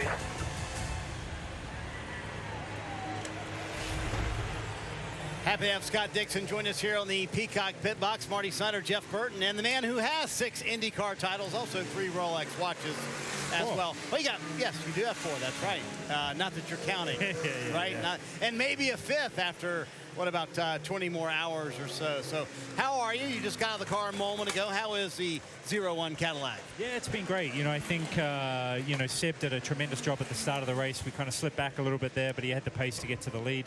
My stint was interesting. You know, there's lots of action going on out there. There was a few crashes, a few yellow cautions and things like that. But it was tough. You know, we did 2.5 stints on the same set of tires. So I was actually surprised that we had the pace to, kind of hold the lead and keep it up there. But Cadillac have done a tremendous job. I think their pace looks pretty good right now, but you don't know what the competition is going to be doing. Well, now it's gone tonight, and we were talking about it earlier. I feel like this race is lost a lot of times at night. But as a driver, I can't imagine the challenge of dealing at night with all the different speed cars. What is everybody's role out there on the racetrack with such differing speeds? Keep it on the racetrack. That's definitely the role, But I enjoy the night, those morning hours. I don't know. I think I'm back in around 10 or 11 o'clock tonight. So we'll see maybe, 4 or 5 in the morning as well, which will be interesting. But it's, many times I've gone to bed, we've had a tremendous car, I think even at some point leading by a lap, which you never really get to do, and then you wake up and you're like 20 laps down. It's the worst. At least with the Cadillac, you kind of hear in the distance when you're trying to get some sleep, you can hear that thing running, man. So as long as you hear 2 of them running, it's a good sound. It is a very distinct noise, isn't it? So if you like the night, as you just mentioned to Jeff, what's the toughest part of this race, in your opinion? I think all of it is. I think the start's tough. I think strategy's tough throughout. Getting through the night is a big deal, as we talked about. I think once you make it through there, the traffic hopefully thins out a little bit. But these are complicated cars, too. I think they've changed a lot, especially since last year with the hybrid. There's so many different bells and whistles on these things that adds to the list of things that can go wrong as well. So, you just always, fingers crossed, hoping that the car's going to stay together, you keep out of trouble, and, you can keep it on the track.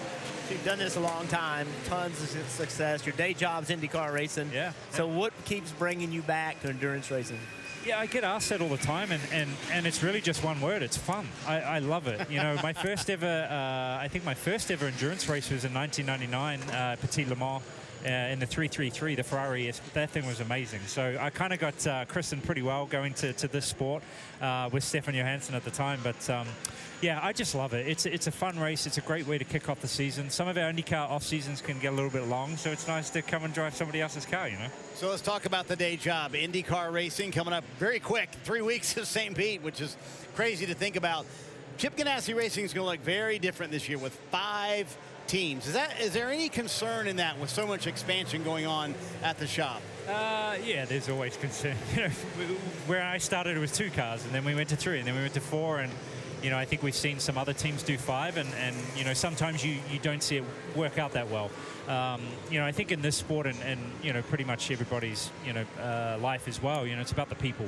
If you can't find the people and you can't find the good people that work well together, that's what makes it difficult. But I think if there's any team that can do it and do it well, it's going to be this team. We have a great core group of people. I think that's true on the IMSA side too.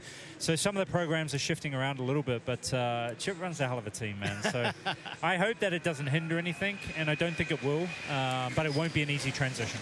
So what is your role? I mean, obviously, other than just driving, I mean, you have so much experience, so much success.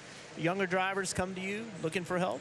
Yeah, you try to. Gone are the days where it was like just a pair, right? From when I was with Weldon or with Dario, you can kind of build a different kind of bonds, to be honest.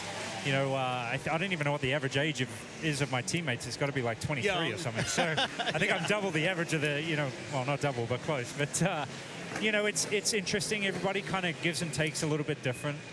You know, I think with Armstrong coming from New Zealand, we already have that kind of backstory and, you know, the common ground. So that's easy. Alex, you know, coming from, you know, a different country as well. But that bond has been really good as well, and obviously with his success. So, yeah, I think you win and lose as a team, and you try to push everybody. It just raises the bar inside the group. So, you know, we'll continue to do that, and hopefully we can have another championship year like we did last year for our team. So you mentioned back in the car about 10:30, so 4 hours. What will you do with those 4 hours? Do you take a nap now? Do you get a meal now? Like, how do you plan out your evening? Yeah, I just got out of the car, had to go do press conference, and then come and see you guys. Yeah. So yeah, I'm getting pretty hungry. I'll probably go get a massage, you know, chill out for a little bit, and by that time you'll be back in the car. So yeah, try and relax, try and keep in contact with the team just to see how things are going. But yeah, I'll sleep later in the night. There you go. Get a nap at some point, because I'm sure right now you're a little wired from being in the car. And you get jacked up, that's for tough sure. to settle down, isn't it? Yeah, So, that's right. Always fun to have Scott Dixon hanging out with us here on the Peacock Pit Box, 6-time IndyCar champion. And again, St. Pete, just 3 weeks away. You can catch it on NBC Sports. Back with more of the Rolex 24 coming up in just a moment. Thank you, guys. Appreciate it.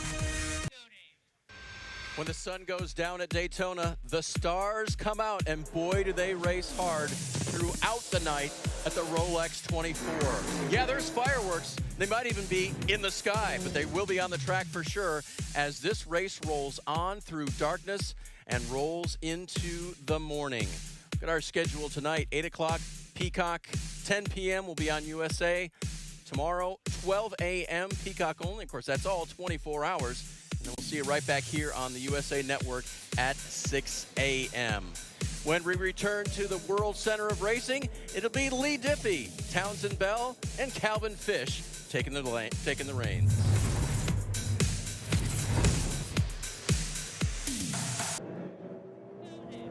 It's really terrific to see those iconic scenes here at the Rolex 24 under darkness here at the World Center of Racing, and the famous Ferris wheel and the nighttime activities. Lee Diffie, Calvin Fish, Townsend Bell back with you. Thanks to Dave Burns and Steve and Brian as we get deeper into this race. You know, you always look to the legends of the sport and experts from the past and people who have a deep passion for this sport and deep experience.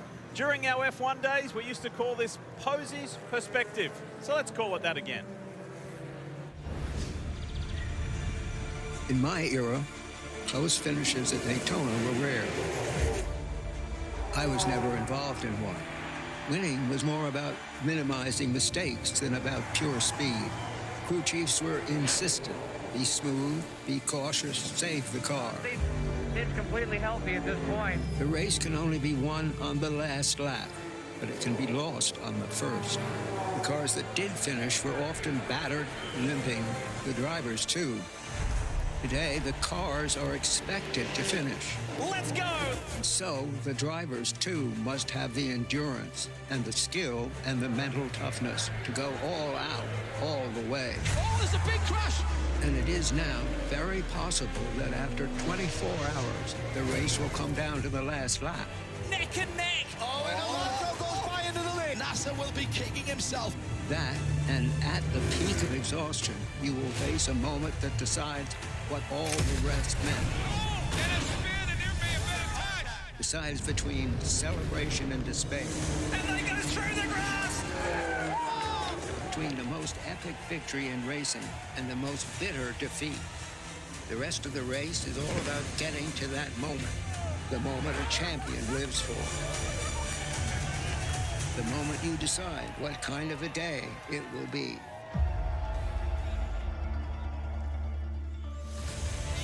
Such a great question, isn't it? What will happen in 24 hours? In many aspects, it's a long time. In others, it's such a short time. And somebody experiencing it for the first time is with our Dylan Welsh. Dylan? And Diff, that's Felipe Massa, who just completed his first stint in the Riley LMP2 car, drove it to the lead. So you said the biggest challenge for you for this was going to be kind of understanding the race and the pace of traffic. Do you have a better understanding of that now that you've been in the car? I was not expecting that, to come maybe, I don't know, 10s or something like that. And then being the lead at the end of the race, overtaking cars, you know, putting the pace and having a very good stint. Not bad for my first stint ever in the Daytona race. I think it was pretty nice. I was pretty happy the way, you know, the car was behaving, the team, the working with the team, with the traffic, with the spotter. So I think everything went really well. Race is really long, but I'm really happy for the first stint. What about this event and just the scale of it and the people here and just kind of the feel and the vibe of your first big endurance race? It's unbelievable. It's a fantastic event. If you see the people really excited to be here, if you see how beautiful it is, I mean, it looks like we are in the stadium, but I mean, we are here to race with the race cars. And also the people, you know, the way that they receive you, you know, for the first time.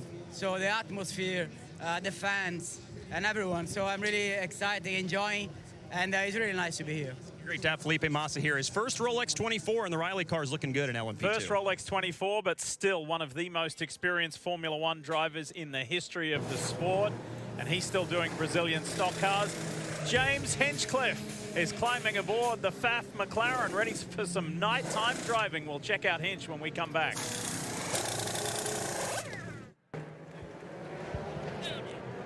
Almost the end of the 5th full course caution, and we are getting ready with the lights blaring through the Le Mans chicane there. We're ready to go back to racing here shortly at the Rolex 24. The whole nighttime landscape just sets such a different tone for this race, and the drivers, once day breaks and tomorrow and at the conclusion of the race, they always have so many stories of the night to tell. And this is the Triassi Ferrari. The 023, a Florida-based team on a Frio Triassi. The man behind this organization gets it headed in the right direction as we see green here at the Speedway. Let's go back to racing. And up front, it is the 31 Cadillac Racing Wheel and Engineering Action Express machine with the man who has won this the last couple of years. That's Tom Blomqvist. And the 40, this is the second WTR with Andretti Acura coming back out. Yeah, they had an issue a little bit earlier in this race, which they've got sort of, big lock up there into the International Horseshoe. I think that was by the 10 car with Brendan Hartley behind the wheel. Look at how frantic it is on this opening lap. Everybody back up to speed. Still really warm out there, so these tires should come alive pretty quickly in these conditions, Townsend. They should, but we saw issues even in the heat of the day, you know, 4 or 5 hours ago in the bright sunshine. These outlaps in GTP, we've talked about it all day long. They are treacherous until the pressure builds and the temperature builds, even on a warm day. And I think for a lot of these GTP drivers, they know, hey, you can't let Tom Blomqvist break the draft here, because it's easy for that guy to put his head down and get going. I talked to Tom yesterday. Caution's out already. Fluid, we're hearing from race control. Is it from this car? The Dex Imaging 40 Acura. And now race control has ordered a track inspection. Back under yellow, this stop-start affair, but hey, this is a characteristic of endurance racing. There was a good passage of running not that long ago, but let's get an update on this car with Kevin Lee. What's happening, Kev? So the 40 Wayne Taylor Andretti Acura went a lap down a little while ago because they had a power steering issue, but Colton Herta told me they got it sorted during the pit stop, so the car should be okay. Jordan Taylor just got in, but he was like 60 seconds behind the pack, so he was really trying to push him to catch up. Yeah, and they leave their back on the lead lap, left to wait for timing and scoring to cycle through, and with this caution that allows him to catch back up after that little minor excursion that he had a moment ago.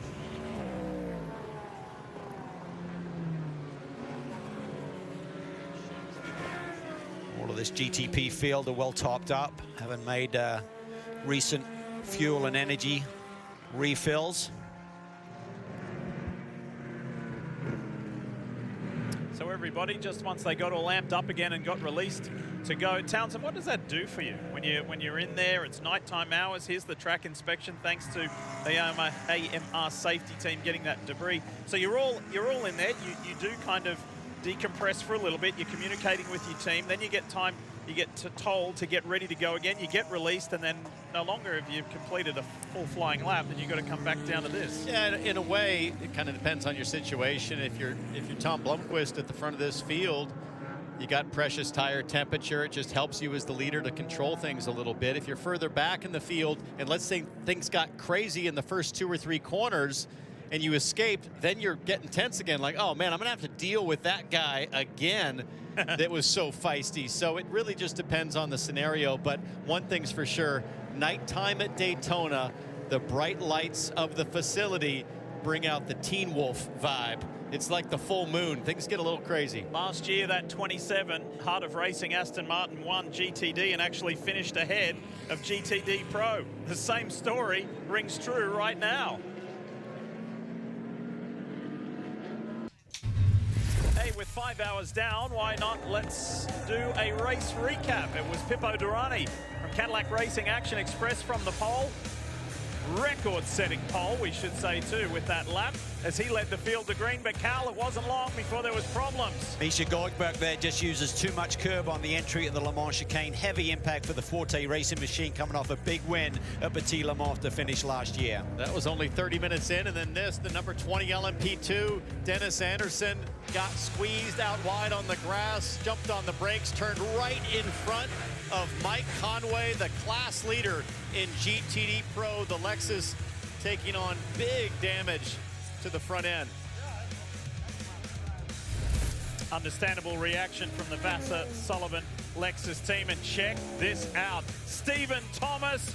Oh, you don't want to see that. Just rapidly approaching that wall, unabated speed.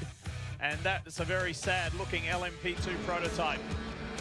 Yeah, that was one of the favorites for the class win in LMP2. This 33 machine, the only Ligier in the LMP2 category, excuse me. It's been in drama all day long. There's a spin going into turn 6. Absolutely. The 33, this thing's had more drama than a high school group text. Loses the back end going into turn 6. Almost got into the back of the number 10, and then on board James Hinchcliffe's car here, the 9 Pfaff McLaren, mechanical issues down the back straight. Yeah, front suspension upright, we believe, had some kind of problem, and he just dives to the inside, realizing something was amiss, heads back to the garage. They're back out fighting for points now. Let's scoot ahead to hour 5, and unfortunately for the Sean Creech Ligier, there's been a lot of issues today, and more continue to plague their 2024 Rolex 24. And this was the spin by the 40 WTR Andretti Acura. Kevin Lee was just telling us about that with Colton Herta's power steering issues, and that brings you pretty much up to date. And there you have Tom Blomqvist leads the way for Cadillac Racing and Action Express. 7 leaders, 15 lead changes. Now here's an interesting one. 6 cautions for 27 laps. At this same stage last year, there was only half that amount of cautions. So it's been quite a, it's been punctuated by a lot of kind of slowdowns and yellows, and it's been an eventful opening 5 hours, fellas.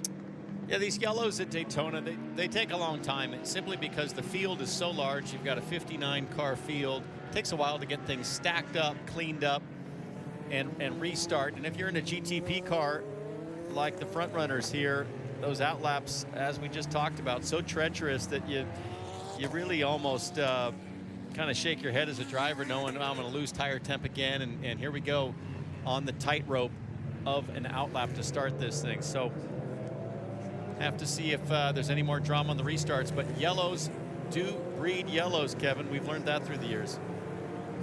And we know that Tom Blomqvist is very good here. He's trying to go back to back to back like his former teammate Elio Castroneves did. But what's unique, it's with a different manufacturer, from Acura now to Cadillac. And he said he was really surprised when he got into Cadillac how similar it felt, and it was very comfortable from the beginning. Now he's moving full-time to IndyCar this year, but still loves these events. Keep an eye on the restart. As good as the caddy has been, he told me yesterday, I'm still a little bit concerned about restarts with straight line speed. Dylan.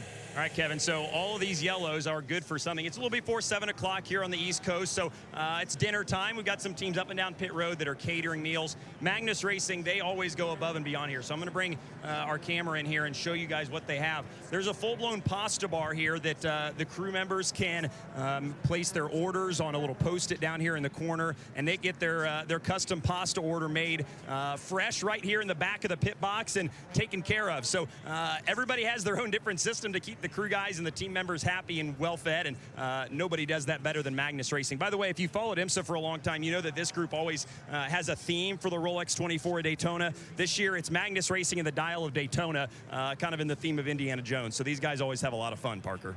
Great, Dylan. Now I'm hungry. Appreciate that.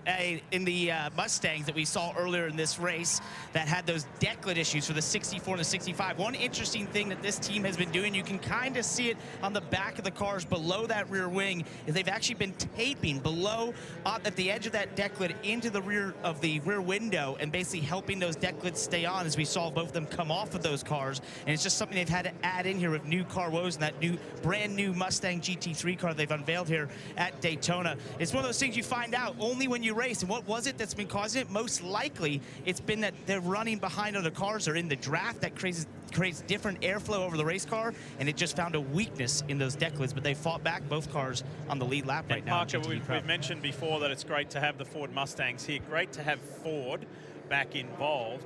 And speaking of manufacturers and OEMs, there is a massive collection of automotive leaders here today at this Rolex 24 from Ford. We've already seen Bill and Edsel Ford. You've got CEOs of companies like Porsche, Lamborghini, BMW, Vice President of Acura. I mean, it's incredible, and they've come from all over the world. Lexus, I mean, it's amazing. So, very cool. They're excited, so are we. Let's go racing soon. You rejoin us right at the right time, back to racing. The restart here at the Rolex 24 at Daytona. Everybody chasing Tom Blomqvist. Matt Campbell makes a nice move around the outside of Maxime Martin there in the BMWs. The Porsche now runs second behind the Cadillac. Blomqvist behind the wheel. Look for 3 straight here at the Rolex 24. See if we can get some rhythm going now in this stint. Is the LMP2 field. It is a hotly contested class so far over the opening 5 hours, and it's going to be for the entire 24 hours. Remember, the margin of victory in that class last year, 16 thousandths of a second. It was incredible with Proton competition coming out on top. What kind of a finish are we going to get tomorrow afternoon? What kind of move are we going to get here from Campbell as he looked really aggressive through the infield? Blomqvist got a better exit coming up onto the banking, it looks like, and get some valuable breathing room, but I thought Campbell was going to have a go there for a second. Yeah, he's looking pretty feisty. Looks like his car was underneath him. He had the confidence to start to move around here, trying to get into Tom's head a little bit. Matt Campbell seems, and is, when I spoke to him the other day, maybe more confident than I've ever seen him. A year under his belt in this car, he has stabilized life, so to speak, because for about 6 or 7 years he hasn't really had a home. He's been living out of a suitcase in Germany. He's set up home in the UK now, and he's got like kind of a central hub, and he knows where life is going, and he knows where this car is going because that pressure was on for the lead. Look at this.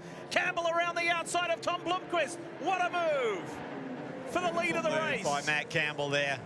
One thing that could be at play here, I'm not sure what the offset is on tires, whether Tom's on a second stint or something, but nonetheless, that Porsche has come alive in this stint.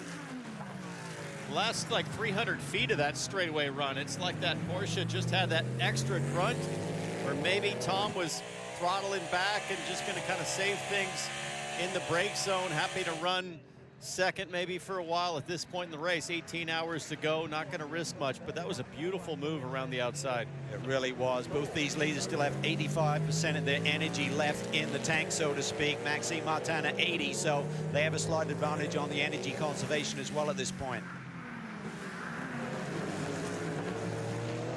Ben Hanley leads the way for United Autosports in LMP2 over Malte Jakobsen, and then Felipe Fraga for Riley Motorsports in the 74. The Ranch 74 machine sits third, and in GTD it's still Roman DeAngelis for Heart of Racing, and in GTD Pro Heinrich leads the way.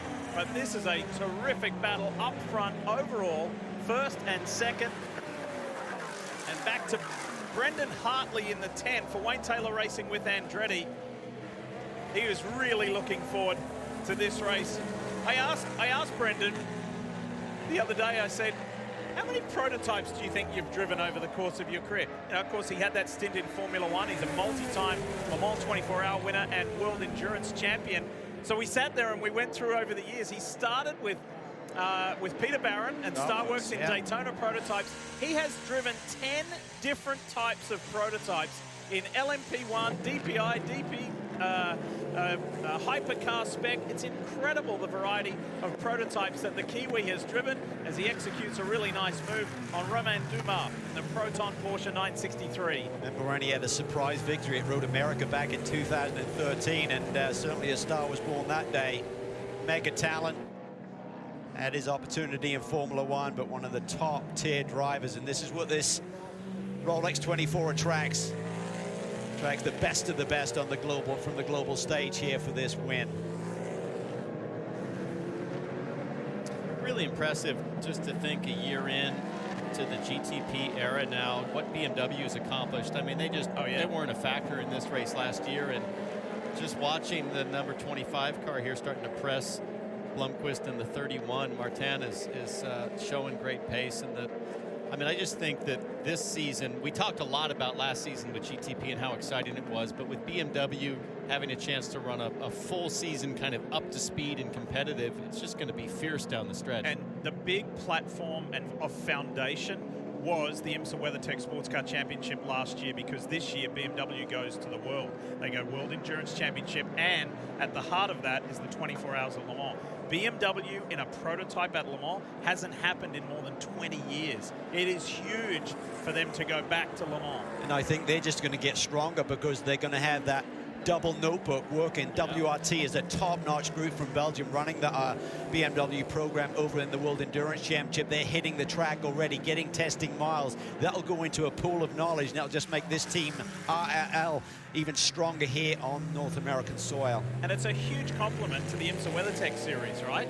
Where a global giant like BMW M Motorsport comes to IMSA to see if they're good enough before they go to Le Mans, or something like that, or WEC. So this has been huge. The global CEO of BMW, Frank Van Meel, is here. I was telling you about those all the automotive giants from around the world.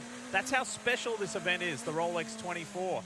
They are here to see if their brand and their equipment and their technology is good enough to win this iconic race. Guys, just lay out here for a second and listen to the traction control on this BMW. You'll hear it a little bit out of the bus stop, but it's a very refined engine cut. Seems like they have things really well dialed at the back end as the power rolls on. Let's see if we can hear it here.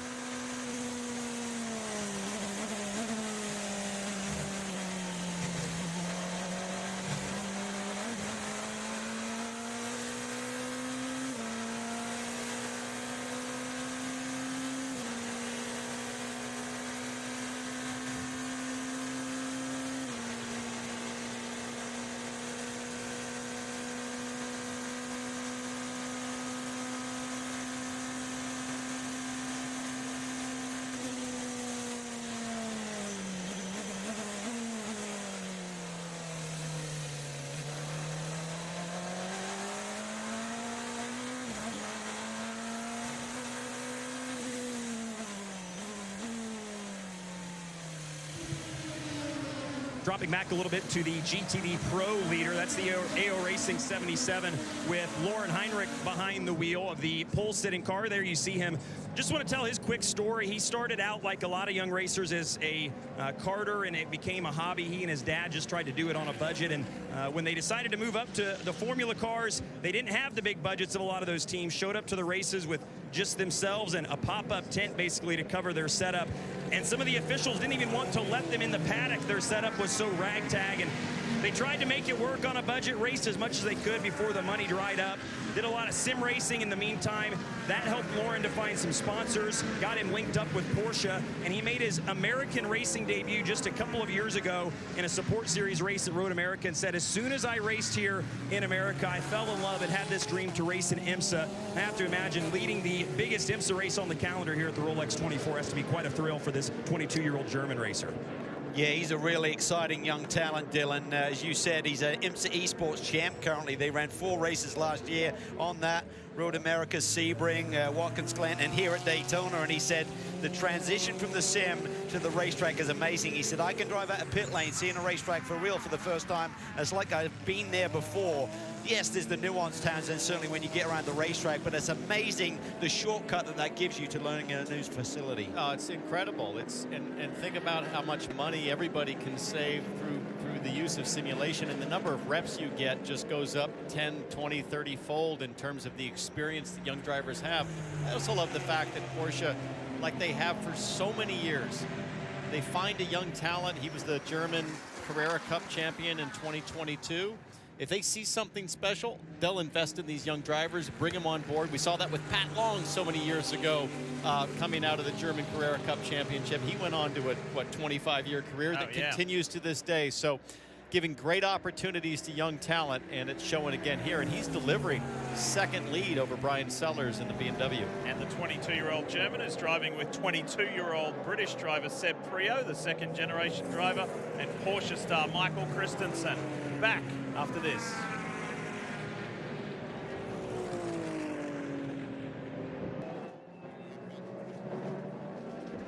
This is quite the fight in Le Mans Prototype 2 as well. Check this out. It's United Autosports and CrowdStrike. Look at this. We told you this class was going to be strong right from the beginning and to the end, and it's not disappointing.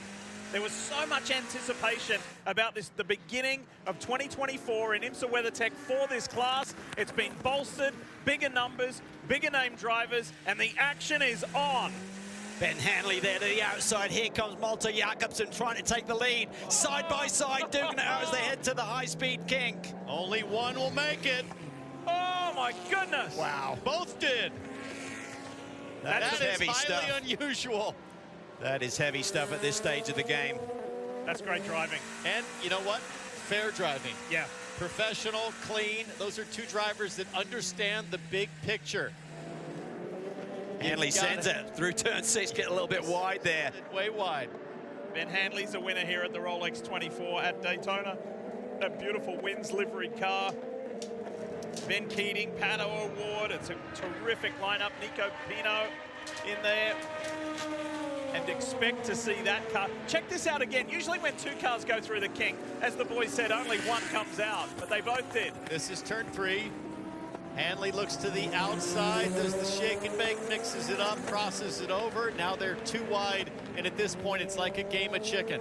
Look at Malta. He tries to squeeze him, but Hanley's having none of it. He hangs in there and squeezes him out as they get to the exit of that corner. I give full credit to Hanley there for not driving the 04 off at the exit of the kink after getting squeezed very aggressively. I'm not sure it's going to play out the same way if that happens at the end of the race. Coincidentally, Hanley was on board that CrowdStrike entry last year, finishing second runner-up, and a very close finish to the Proton entry. You've heard us talk a lot about the hybrid-powered GTP prototypes and in excess of 200 miles per hour. So what are these LMP2 cars?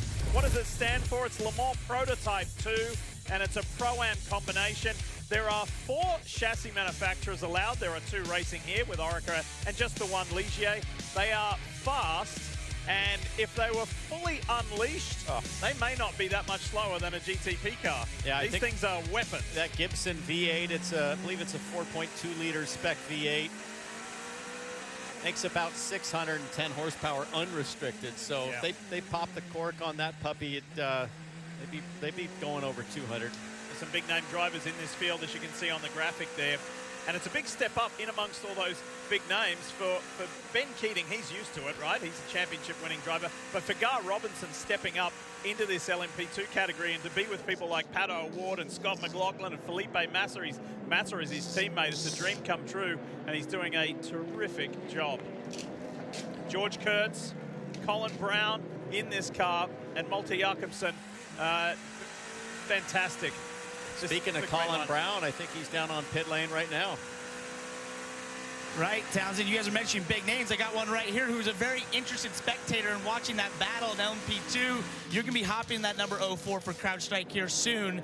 What'd you think happening there? I was exciting, man. I was like a race fan watching these guys go side by side. It was, yeah, super intense. Malt's doing a great job for us. I feel really good about our CrowdStrike car. We've got really good speed, and yeah, I mean, for a minute I was like a race fan just rooting him on, and then I realized like, hey, that's my guy. I got an extra root for him, so it's fun. One of the things about this class that's so interesting is it's so close, it's so tight. You and I were having this discussion yesterday. What does that mean as a driver when you get in there over a 24-hour race? You have to be almost pinpoint perfect every lap. You see it, right? I mean, these guys are neck and neck. We got 18 hours left to go, but with this being a spec class, the chassis, the engines, the tires, everything's the same. So it comes down to these teams' last little tweaks on the setup, us drivers in the car with these smallest little changes of our, steering inputs, throttle, brakes. Smallest little things make such a huge difference in this class. So every little detail counts, and it makes it stressful in a way because it's got to just be picture perfect every lap, every time you put the brake on, every time you get the gas pedal back down. But it sure makes for exciting racing like we saw. And you promise to keep putting on a great show like this? I don't want to put on that good of a show. I think exciting show. I'd like to make a nice, clean pass, be in the lead, and then have you guys be bored.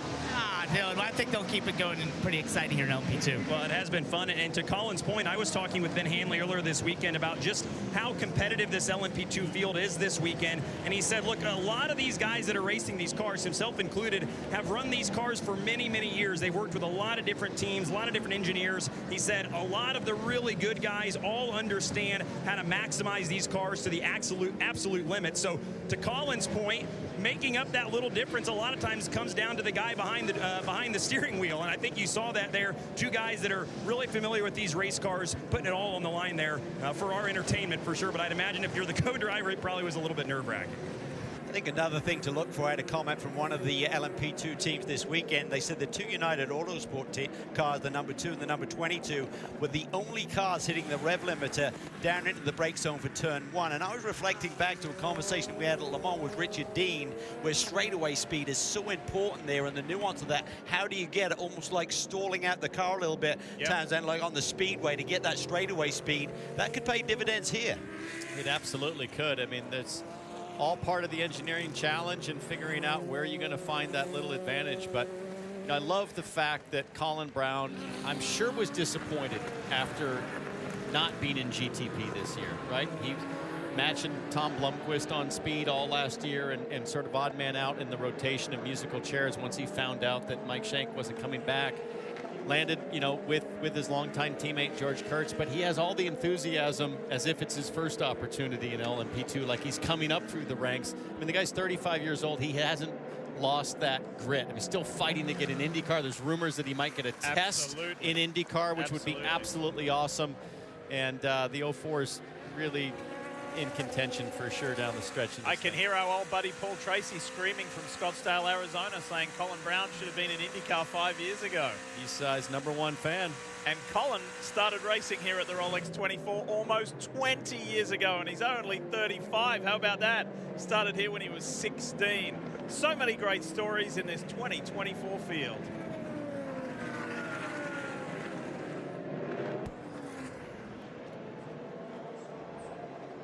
Five and a half hours into the Rolex 24, and you're looking at the Porsche 963 of Porsche Penske Racing. Doing a phenomenal job. Matt Campbell's got 4.5 seconds at the moment over Tom Blomqvist. Racing into the night here at the World Center of Racing. It's been a race punctuated by 6 full course cautions, but now we're starting to get into a rhythm. We often talk about the history and we celebrate the history of this fantastic event. You go all the way back to the 60s, to the mid-60s.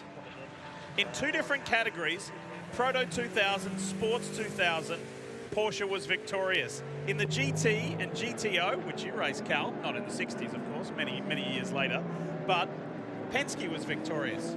Which 2 entities are still racing and still successful and still together? Porsche and Penske, all these years later. Unreal.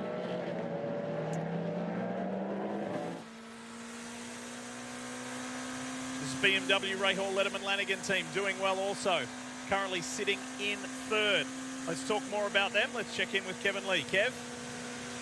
And what a difference a year makes. Remember, the BMW RLL team was the last to get these GTP cars before 2023. It was tough to start the season. Now much more competitive. And Rene Rast, who's won here in class before and has won a lot of big races, is going to be getting in next. How is the BMW running? so far without any issues. We are very happy with the car performance, the team performance at the moment. Running third, better than expected. So hopefully we can go in for another 18.5 hours. You're number 2 for you with BMW. How much more comfortable are you in the whole program? Not just here, but the worldwide program. You know, it's my second year with BMW. I've been many years with a different manufacturer. Now coming new to BMW, it's a great feeling. They do exceptional work. The car is running without any problem so far. The team is working very hard. The drivers are pushing. So yeah, it feels good to be here, and hopefully we can have a lot of success together. Thank you, Renee. Over to Parker Kligerman. And who just jumped out of the number 27 Heart of Racing Aston Martin from the lead in GTD, Roman DeAngelis. It's been a pretty smooth race. I know we just said that, and then you looked for some wood to knock on. I'm not trying to jinx you, I swear.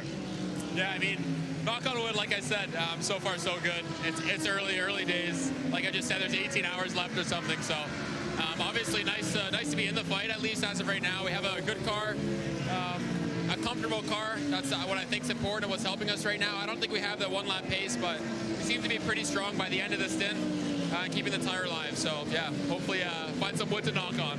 Talk to me about that race car. It's a brand new Aston Martin Vantage that you guys brought here this year. Anything that unique that it does that's doing better than the old one? Yeah, I mean, obviously Aston went ahead and tried to fix the problems that we had with the other car.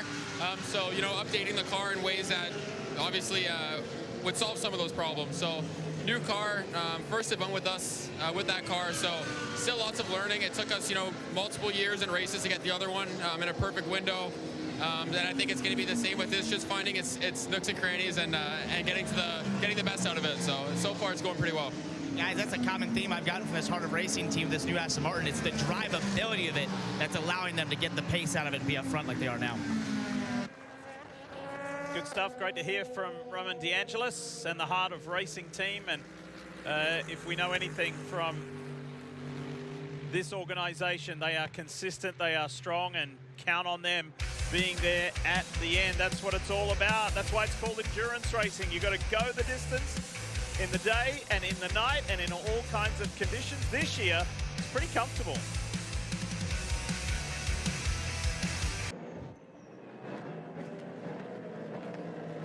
Racing into the night here in Daytona, and you're looking at the GTP class up front, and you see one of the lead Cadillacs there. The Cadillac Racing Chip Ganassi 01 machine, and here are some Cadillac track facts for you. Some of the history and some key details here at the World Center of Racing. The 01 of Alex Palou, the two-time and reigning IndyCar Series champion, is hassling big time Brendan Hartley in the 10 Wayne Taylor Racing Andretti Acura. Again, one thing when we see a car sort of like taking off, like we saw Matty Campbell, a lot of that is down to the tire allocation and usage. They do have to double stint tires. Sometimes they're doing side to side. That's what Matty Campbell suggested Porsche may employ. Other teams like Cadillac, talking to the 31 squad, they said we'd prefer to suffer on a double stint on all four. And they also are now in the window where they can use that soft compound, but that has not really performed very well in the heat that we're seeing here. It's still incredibly warm out there. At the test last weekend, where ambients were down in the mid-50s, they were only sort of good for a single stint in those conditions, let alone what we're seeing here tonight. Got to think everybody will get their double-stinted tires sorted by the time we get to daylight, right, Cal? I think with 6-7 hours to go, everybody's going to be on fresh stickers with each stop. Yeah, and essentially you had an allocation of tires for the Raw and the race weekend complete, and then that gets whittled down to 21 sets for qualifying and all of race week. And what teams were doing last week, forecasting that the weather was going to be warmer now, is to really stockpile those mediums. They didn't want to have a bundle of softs to have to go through during the night here come race weekend. Let's talk GT Daytona, and this is, we used to see the green wing end plates and the green background on the number 32 Mercedes AMG of the Courthoff Preston Motorsports entry. We showed you LMP2 earlier. Now let's talk GTD or GT Daytona. Similar to LMP2, it's also a Pro-Am setup.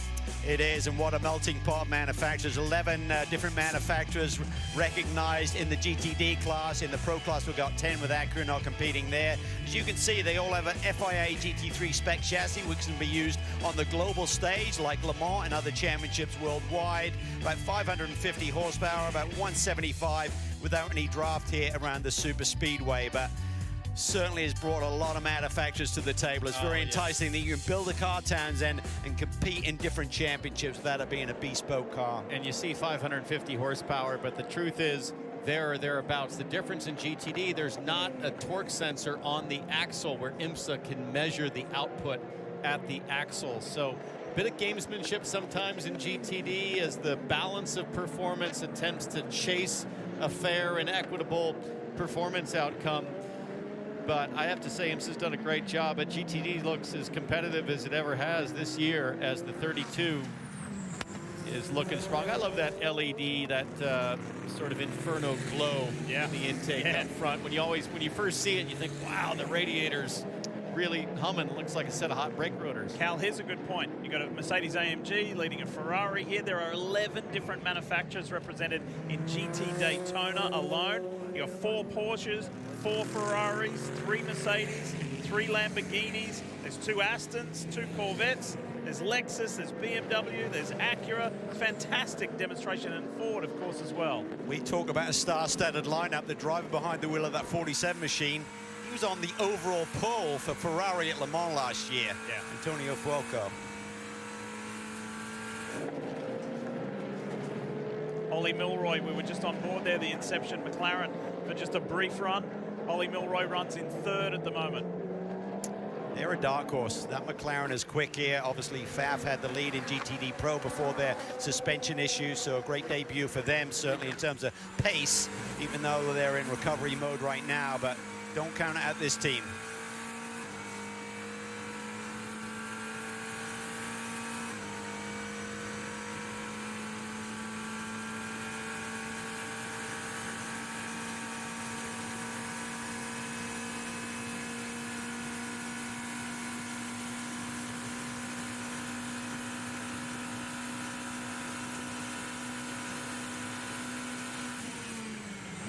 You guys have both won here, right? So let me ask you this for the fans watching at home. When you come out of NASCAR 4 and you're heading down towards the trial and the stadium appears, all the grandstands, it's so grand. It's colossal, in fact. What is that like? Do you have a moment to take that in, or are you just so laser focused? I'll tell you what, it took a few years racing here at Daytona to start thinking this way, but I'd find myself on some of these long night stints running by myself, and I'm trucking in a Ferrari or a Lexus down the front straightaway and working the high banks, and then you go to the brake pedal for turn 1, and a part of you thinks, what if I just held it wide open and did a lap and speed on the oval? And then I started thinking, wouldn't it be cool to have a GTD oval race here at Daytona? Maybe I just have too wild a curiosity and imagination, but I always thought it'd be fun to just send it all the way around. I mean, these cars are so capable in all forms, but high speed with the downforce working, it's a lot of fun because you have so much grip, you know, on the bank. At the end of my career, I was really only doing the 2 big Enduros, Daytona and Sebring. So when I came back to Daytona, I hadn't been in a car for 10 months, so it felt really fast when I first got back on the racetrack. But it settles in, you get focused a lot further down the road, and all slows down. But yeah, those first few laps are fun. So here is the JG Wentworth Gradient Racing Acura NSX. And we mentioned earlier about 3 of the 4 drivers here are women. This is Tatiana Calderon behind the wheel.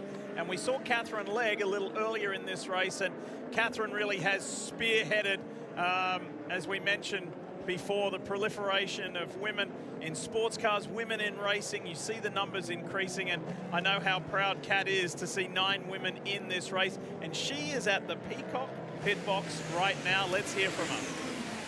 Always fun, Diff, to hang out with Catherine Legg. One of the great stories of the Indianapolis 500 last year, but we'll get into that in just a second. I agree with what Diffie said, which, by the way, before we get to that, you say Townsend oval race GTD? No way, right? You're out on that. Yeah, okay, I don't love that idea. You said that, Townsend. She was like, no way, we're not doing that.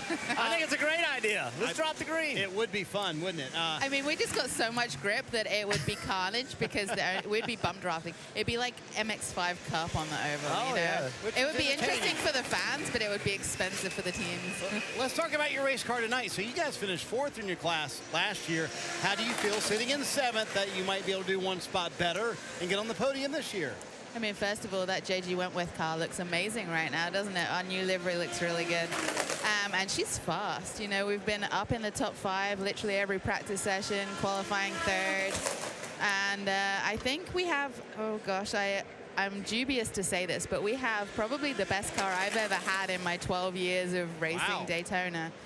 So as long as we keep it in one piece and we keep it clean, then I think we could be fighting with them at the end. Well, Marty mentioned the Indy 500, tons of drama qualifying for it last year. The whole world, I felt like, was tuned in watching it.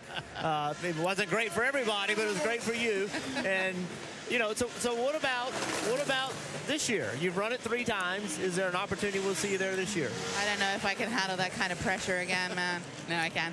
I am trying. I am actively trying to source. As you know, there's so many full-time cars, and there's only a couple of single-entry engines that are made available by both Honda and Chevrolet.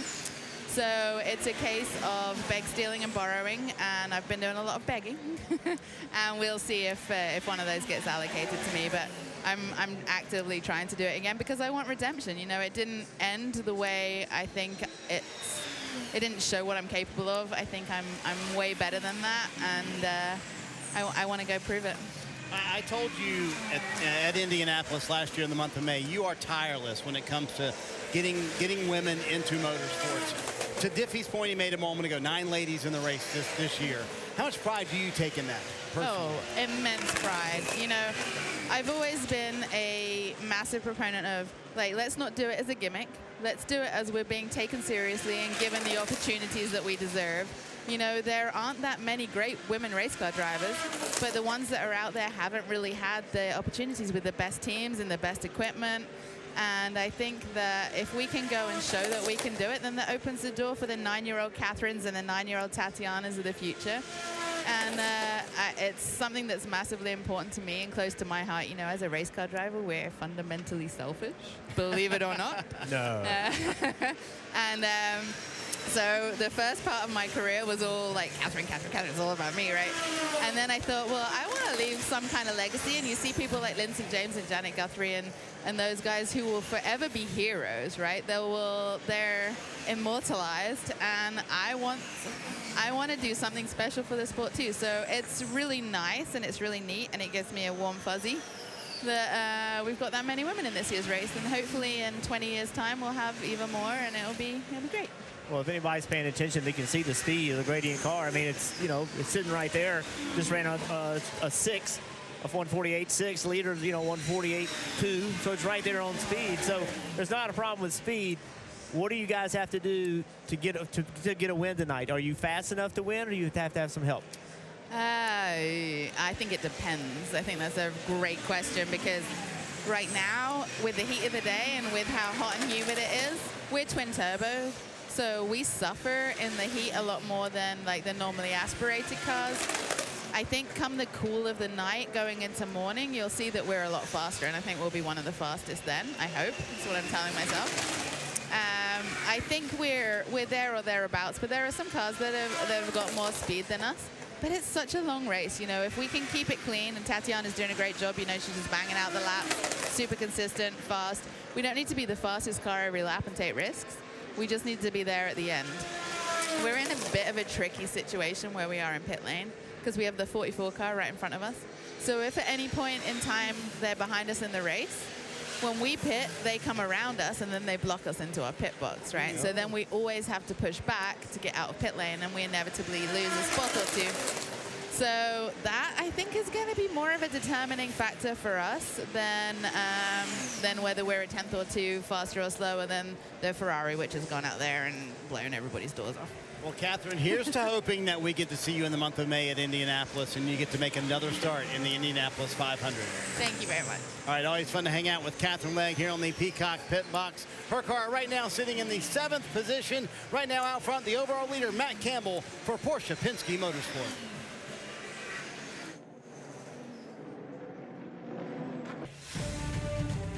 Wednesday, the Premier League is on Peacock. Darwin Núñez and Liverpool look to stay on the top of the Premier League table as Cole Palmer and Chelsea come to town. That's Wednesday at 3:15 p.m. Eastern. And again, it's on Peacock. And guess what's on pit road? the GTP cars. Here we have the Cadillac Racing Wheel and Engineering Action Express machine. Kevin Lee's there. And Tom Blomqvist is going to get out after his double stint. And Pipo Derani is back in, started the race, led a lot of laps early on. Remember, this is the only GTP program that has a 3-driver lineup, so they're already into round number 2 of their drivers.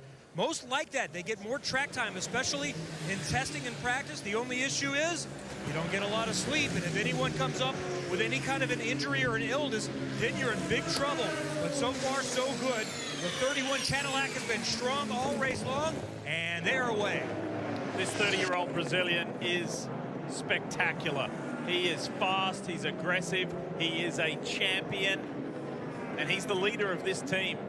And this is a highly experienced organization of individuals who are more than happy and more than comfortable to go with that 3-driver roster. What are your thoughts? Because you guys have driven in different numbered teams. Do you go with more? Do you go with less? It doesn't matter because both numbers have been victorious. Well, I've done both. And of course, at Le Mans, you can only run 3 drivers. So I'll say this, and I think Kevin made a great point. With 3 drivers during the roar, during testing, let's say the 1-hour Friday practice yesterday, your last chance to tune the car, you just have more of a chance to get seat time as a driver. Catherine Lake said it best. We're selfish people, racing drivers. We want the time to prepare ourselves, our bodies, and our race cars and get them tuned up for top performance. So that's the benefit. The flip side is you have an issue. I've been that guy that got out after a triple stint. My knees are on fire. I can barely stand up straight. I just can't wait to go to bed. You get back to the motorhome, they knock on the door and say, hey, there's a problem with so-and-so. We need you to come back to pit lane.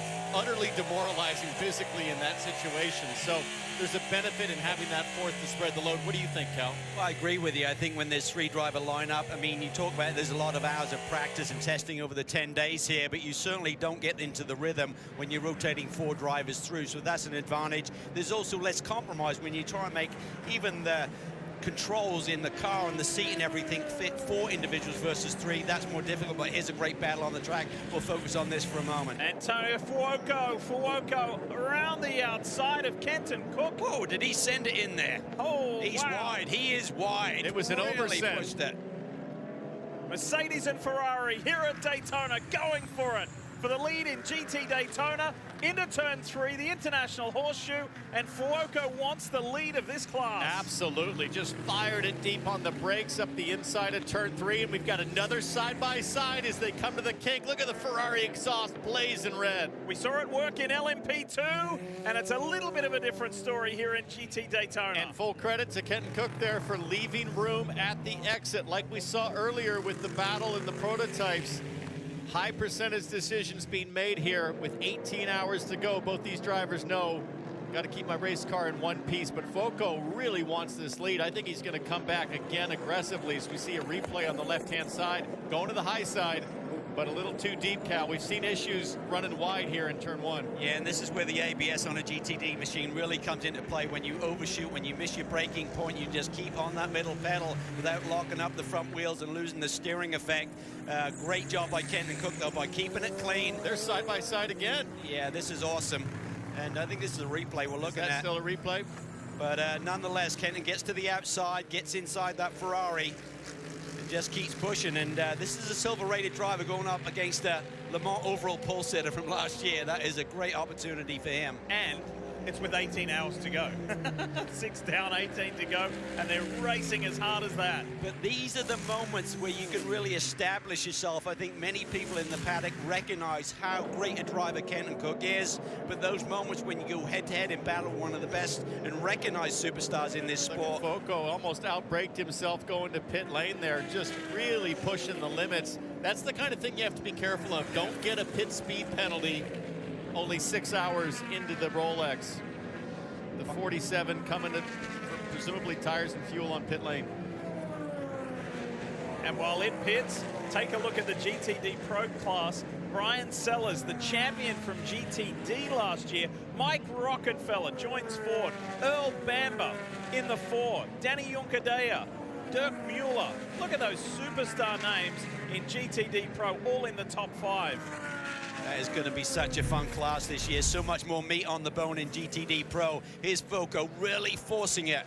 And this really comes back, I believe, to some of the disciplines that you have in very competitive championships where you're looking for every 10th of a second. I remember when I went over and watched DTM races, Townsend. In practice, the drivers were on it every single lap, whether it's in a practice session, in a quali, whatever, trying to fine-tune where is the latest you can get to that middle pedal and get this car slowed down. But I look at that clock in the upper left-hand corner, Calvin, and I'm like, yeah, maybe with an hour to go, right. But you don't need to push it that hard. The 47 has had a lot of issues here in previous years, pushing a little too hard early. They have the pace today.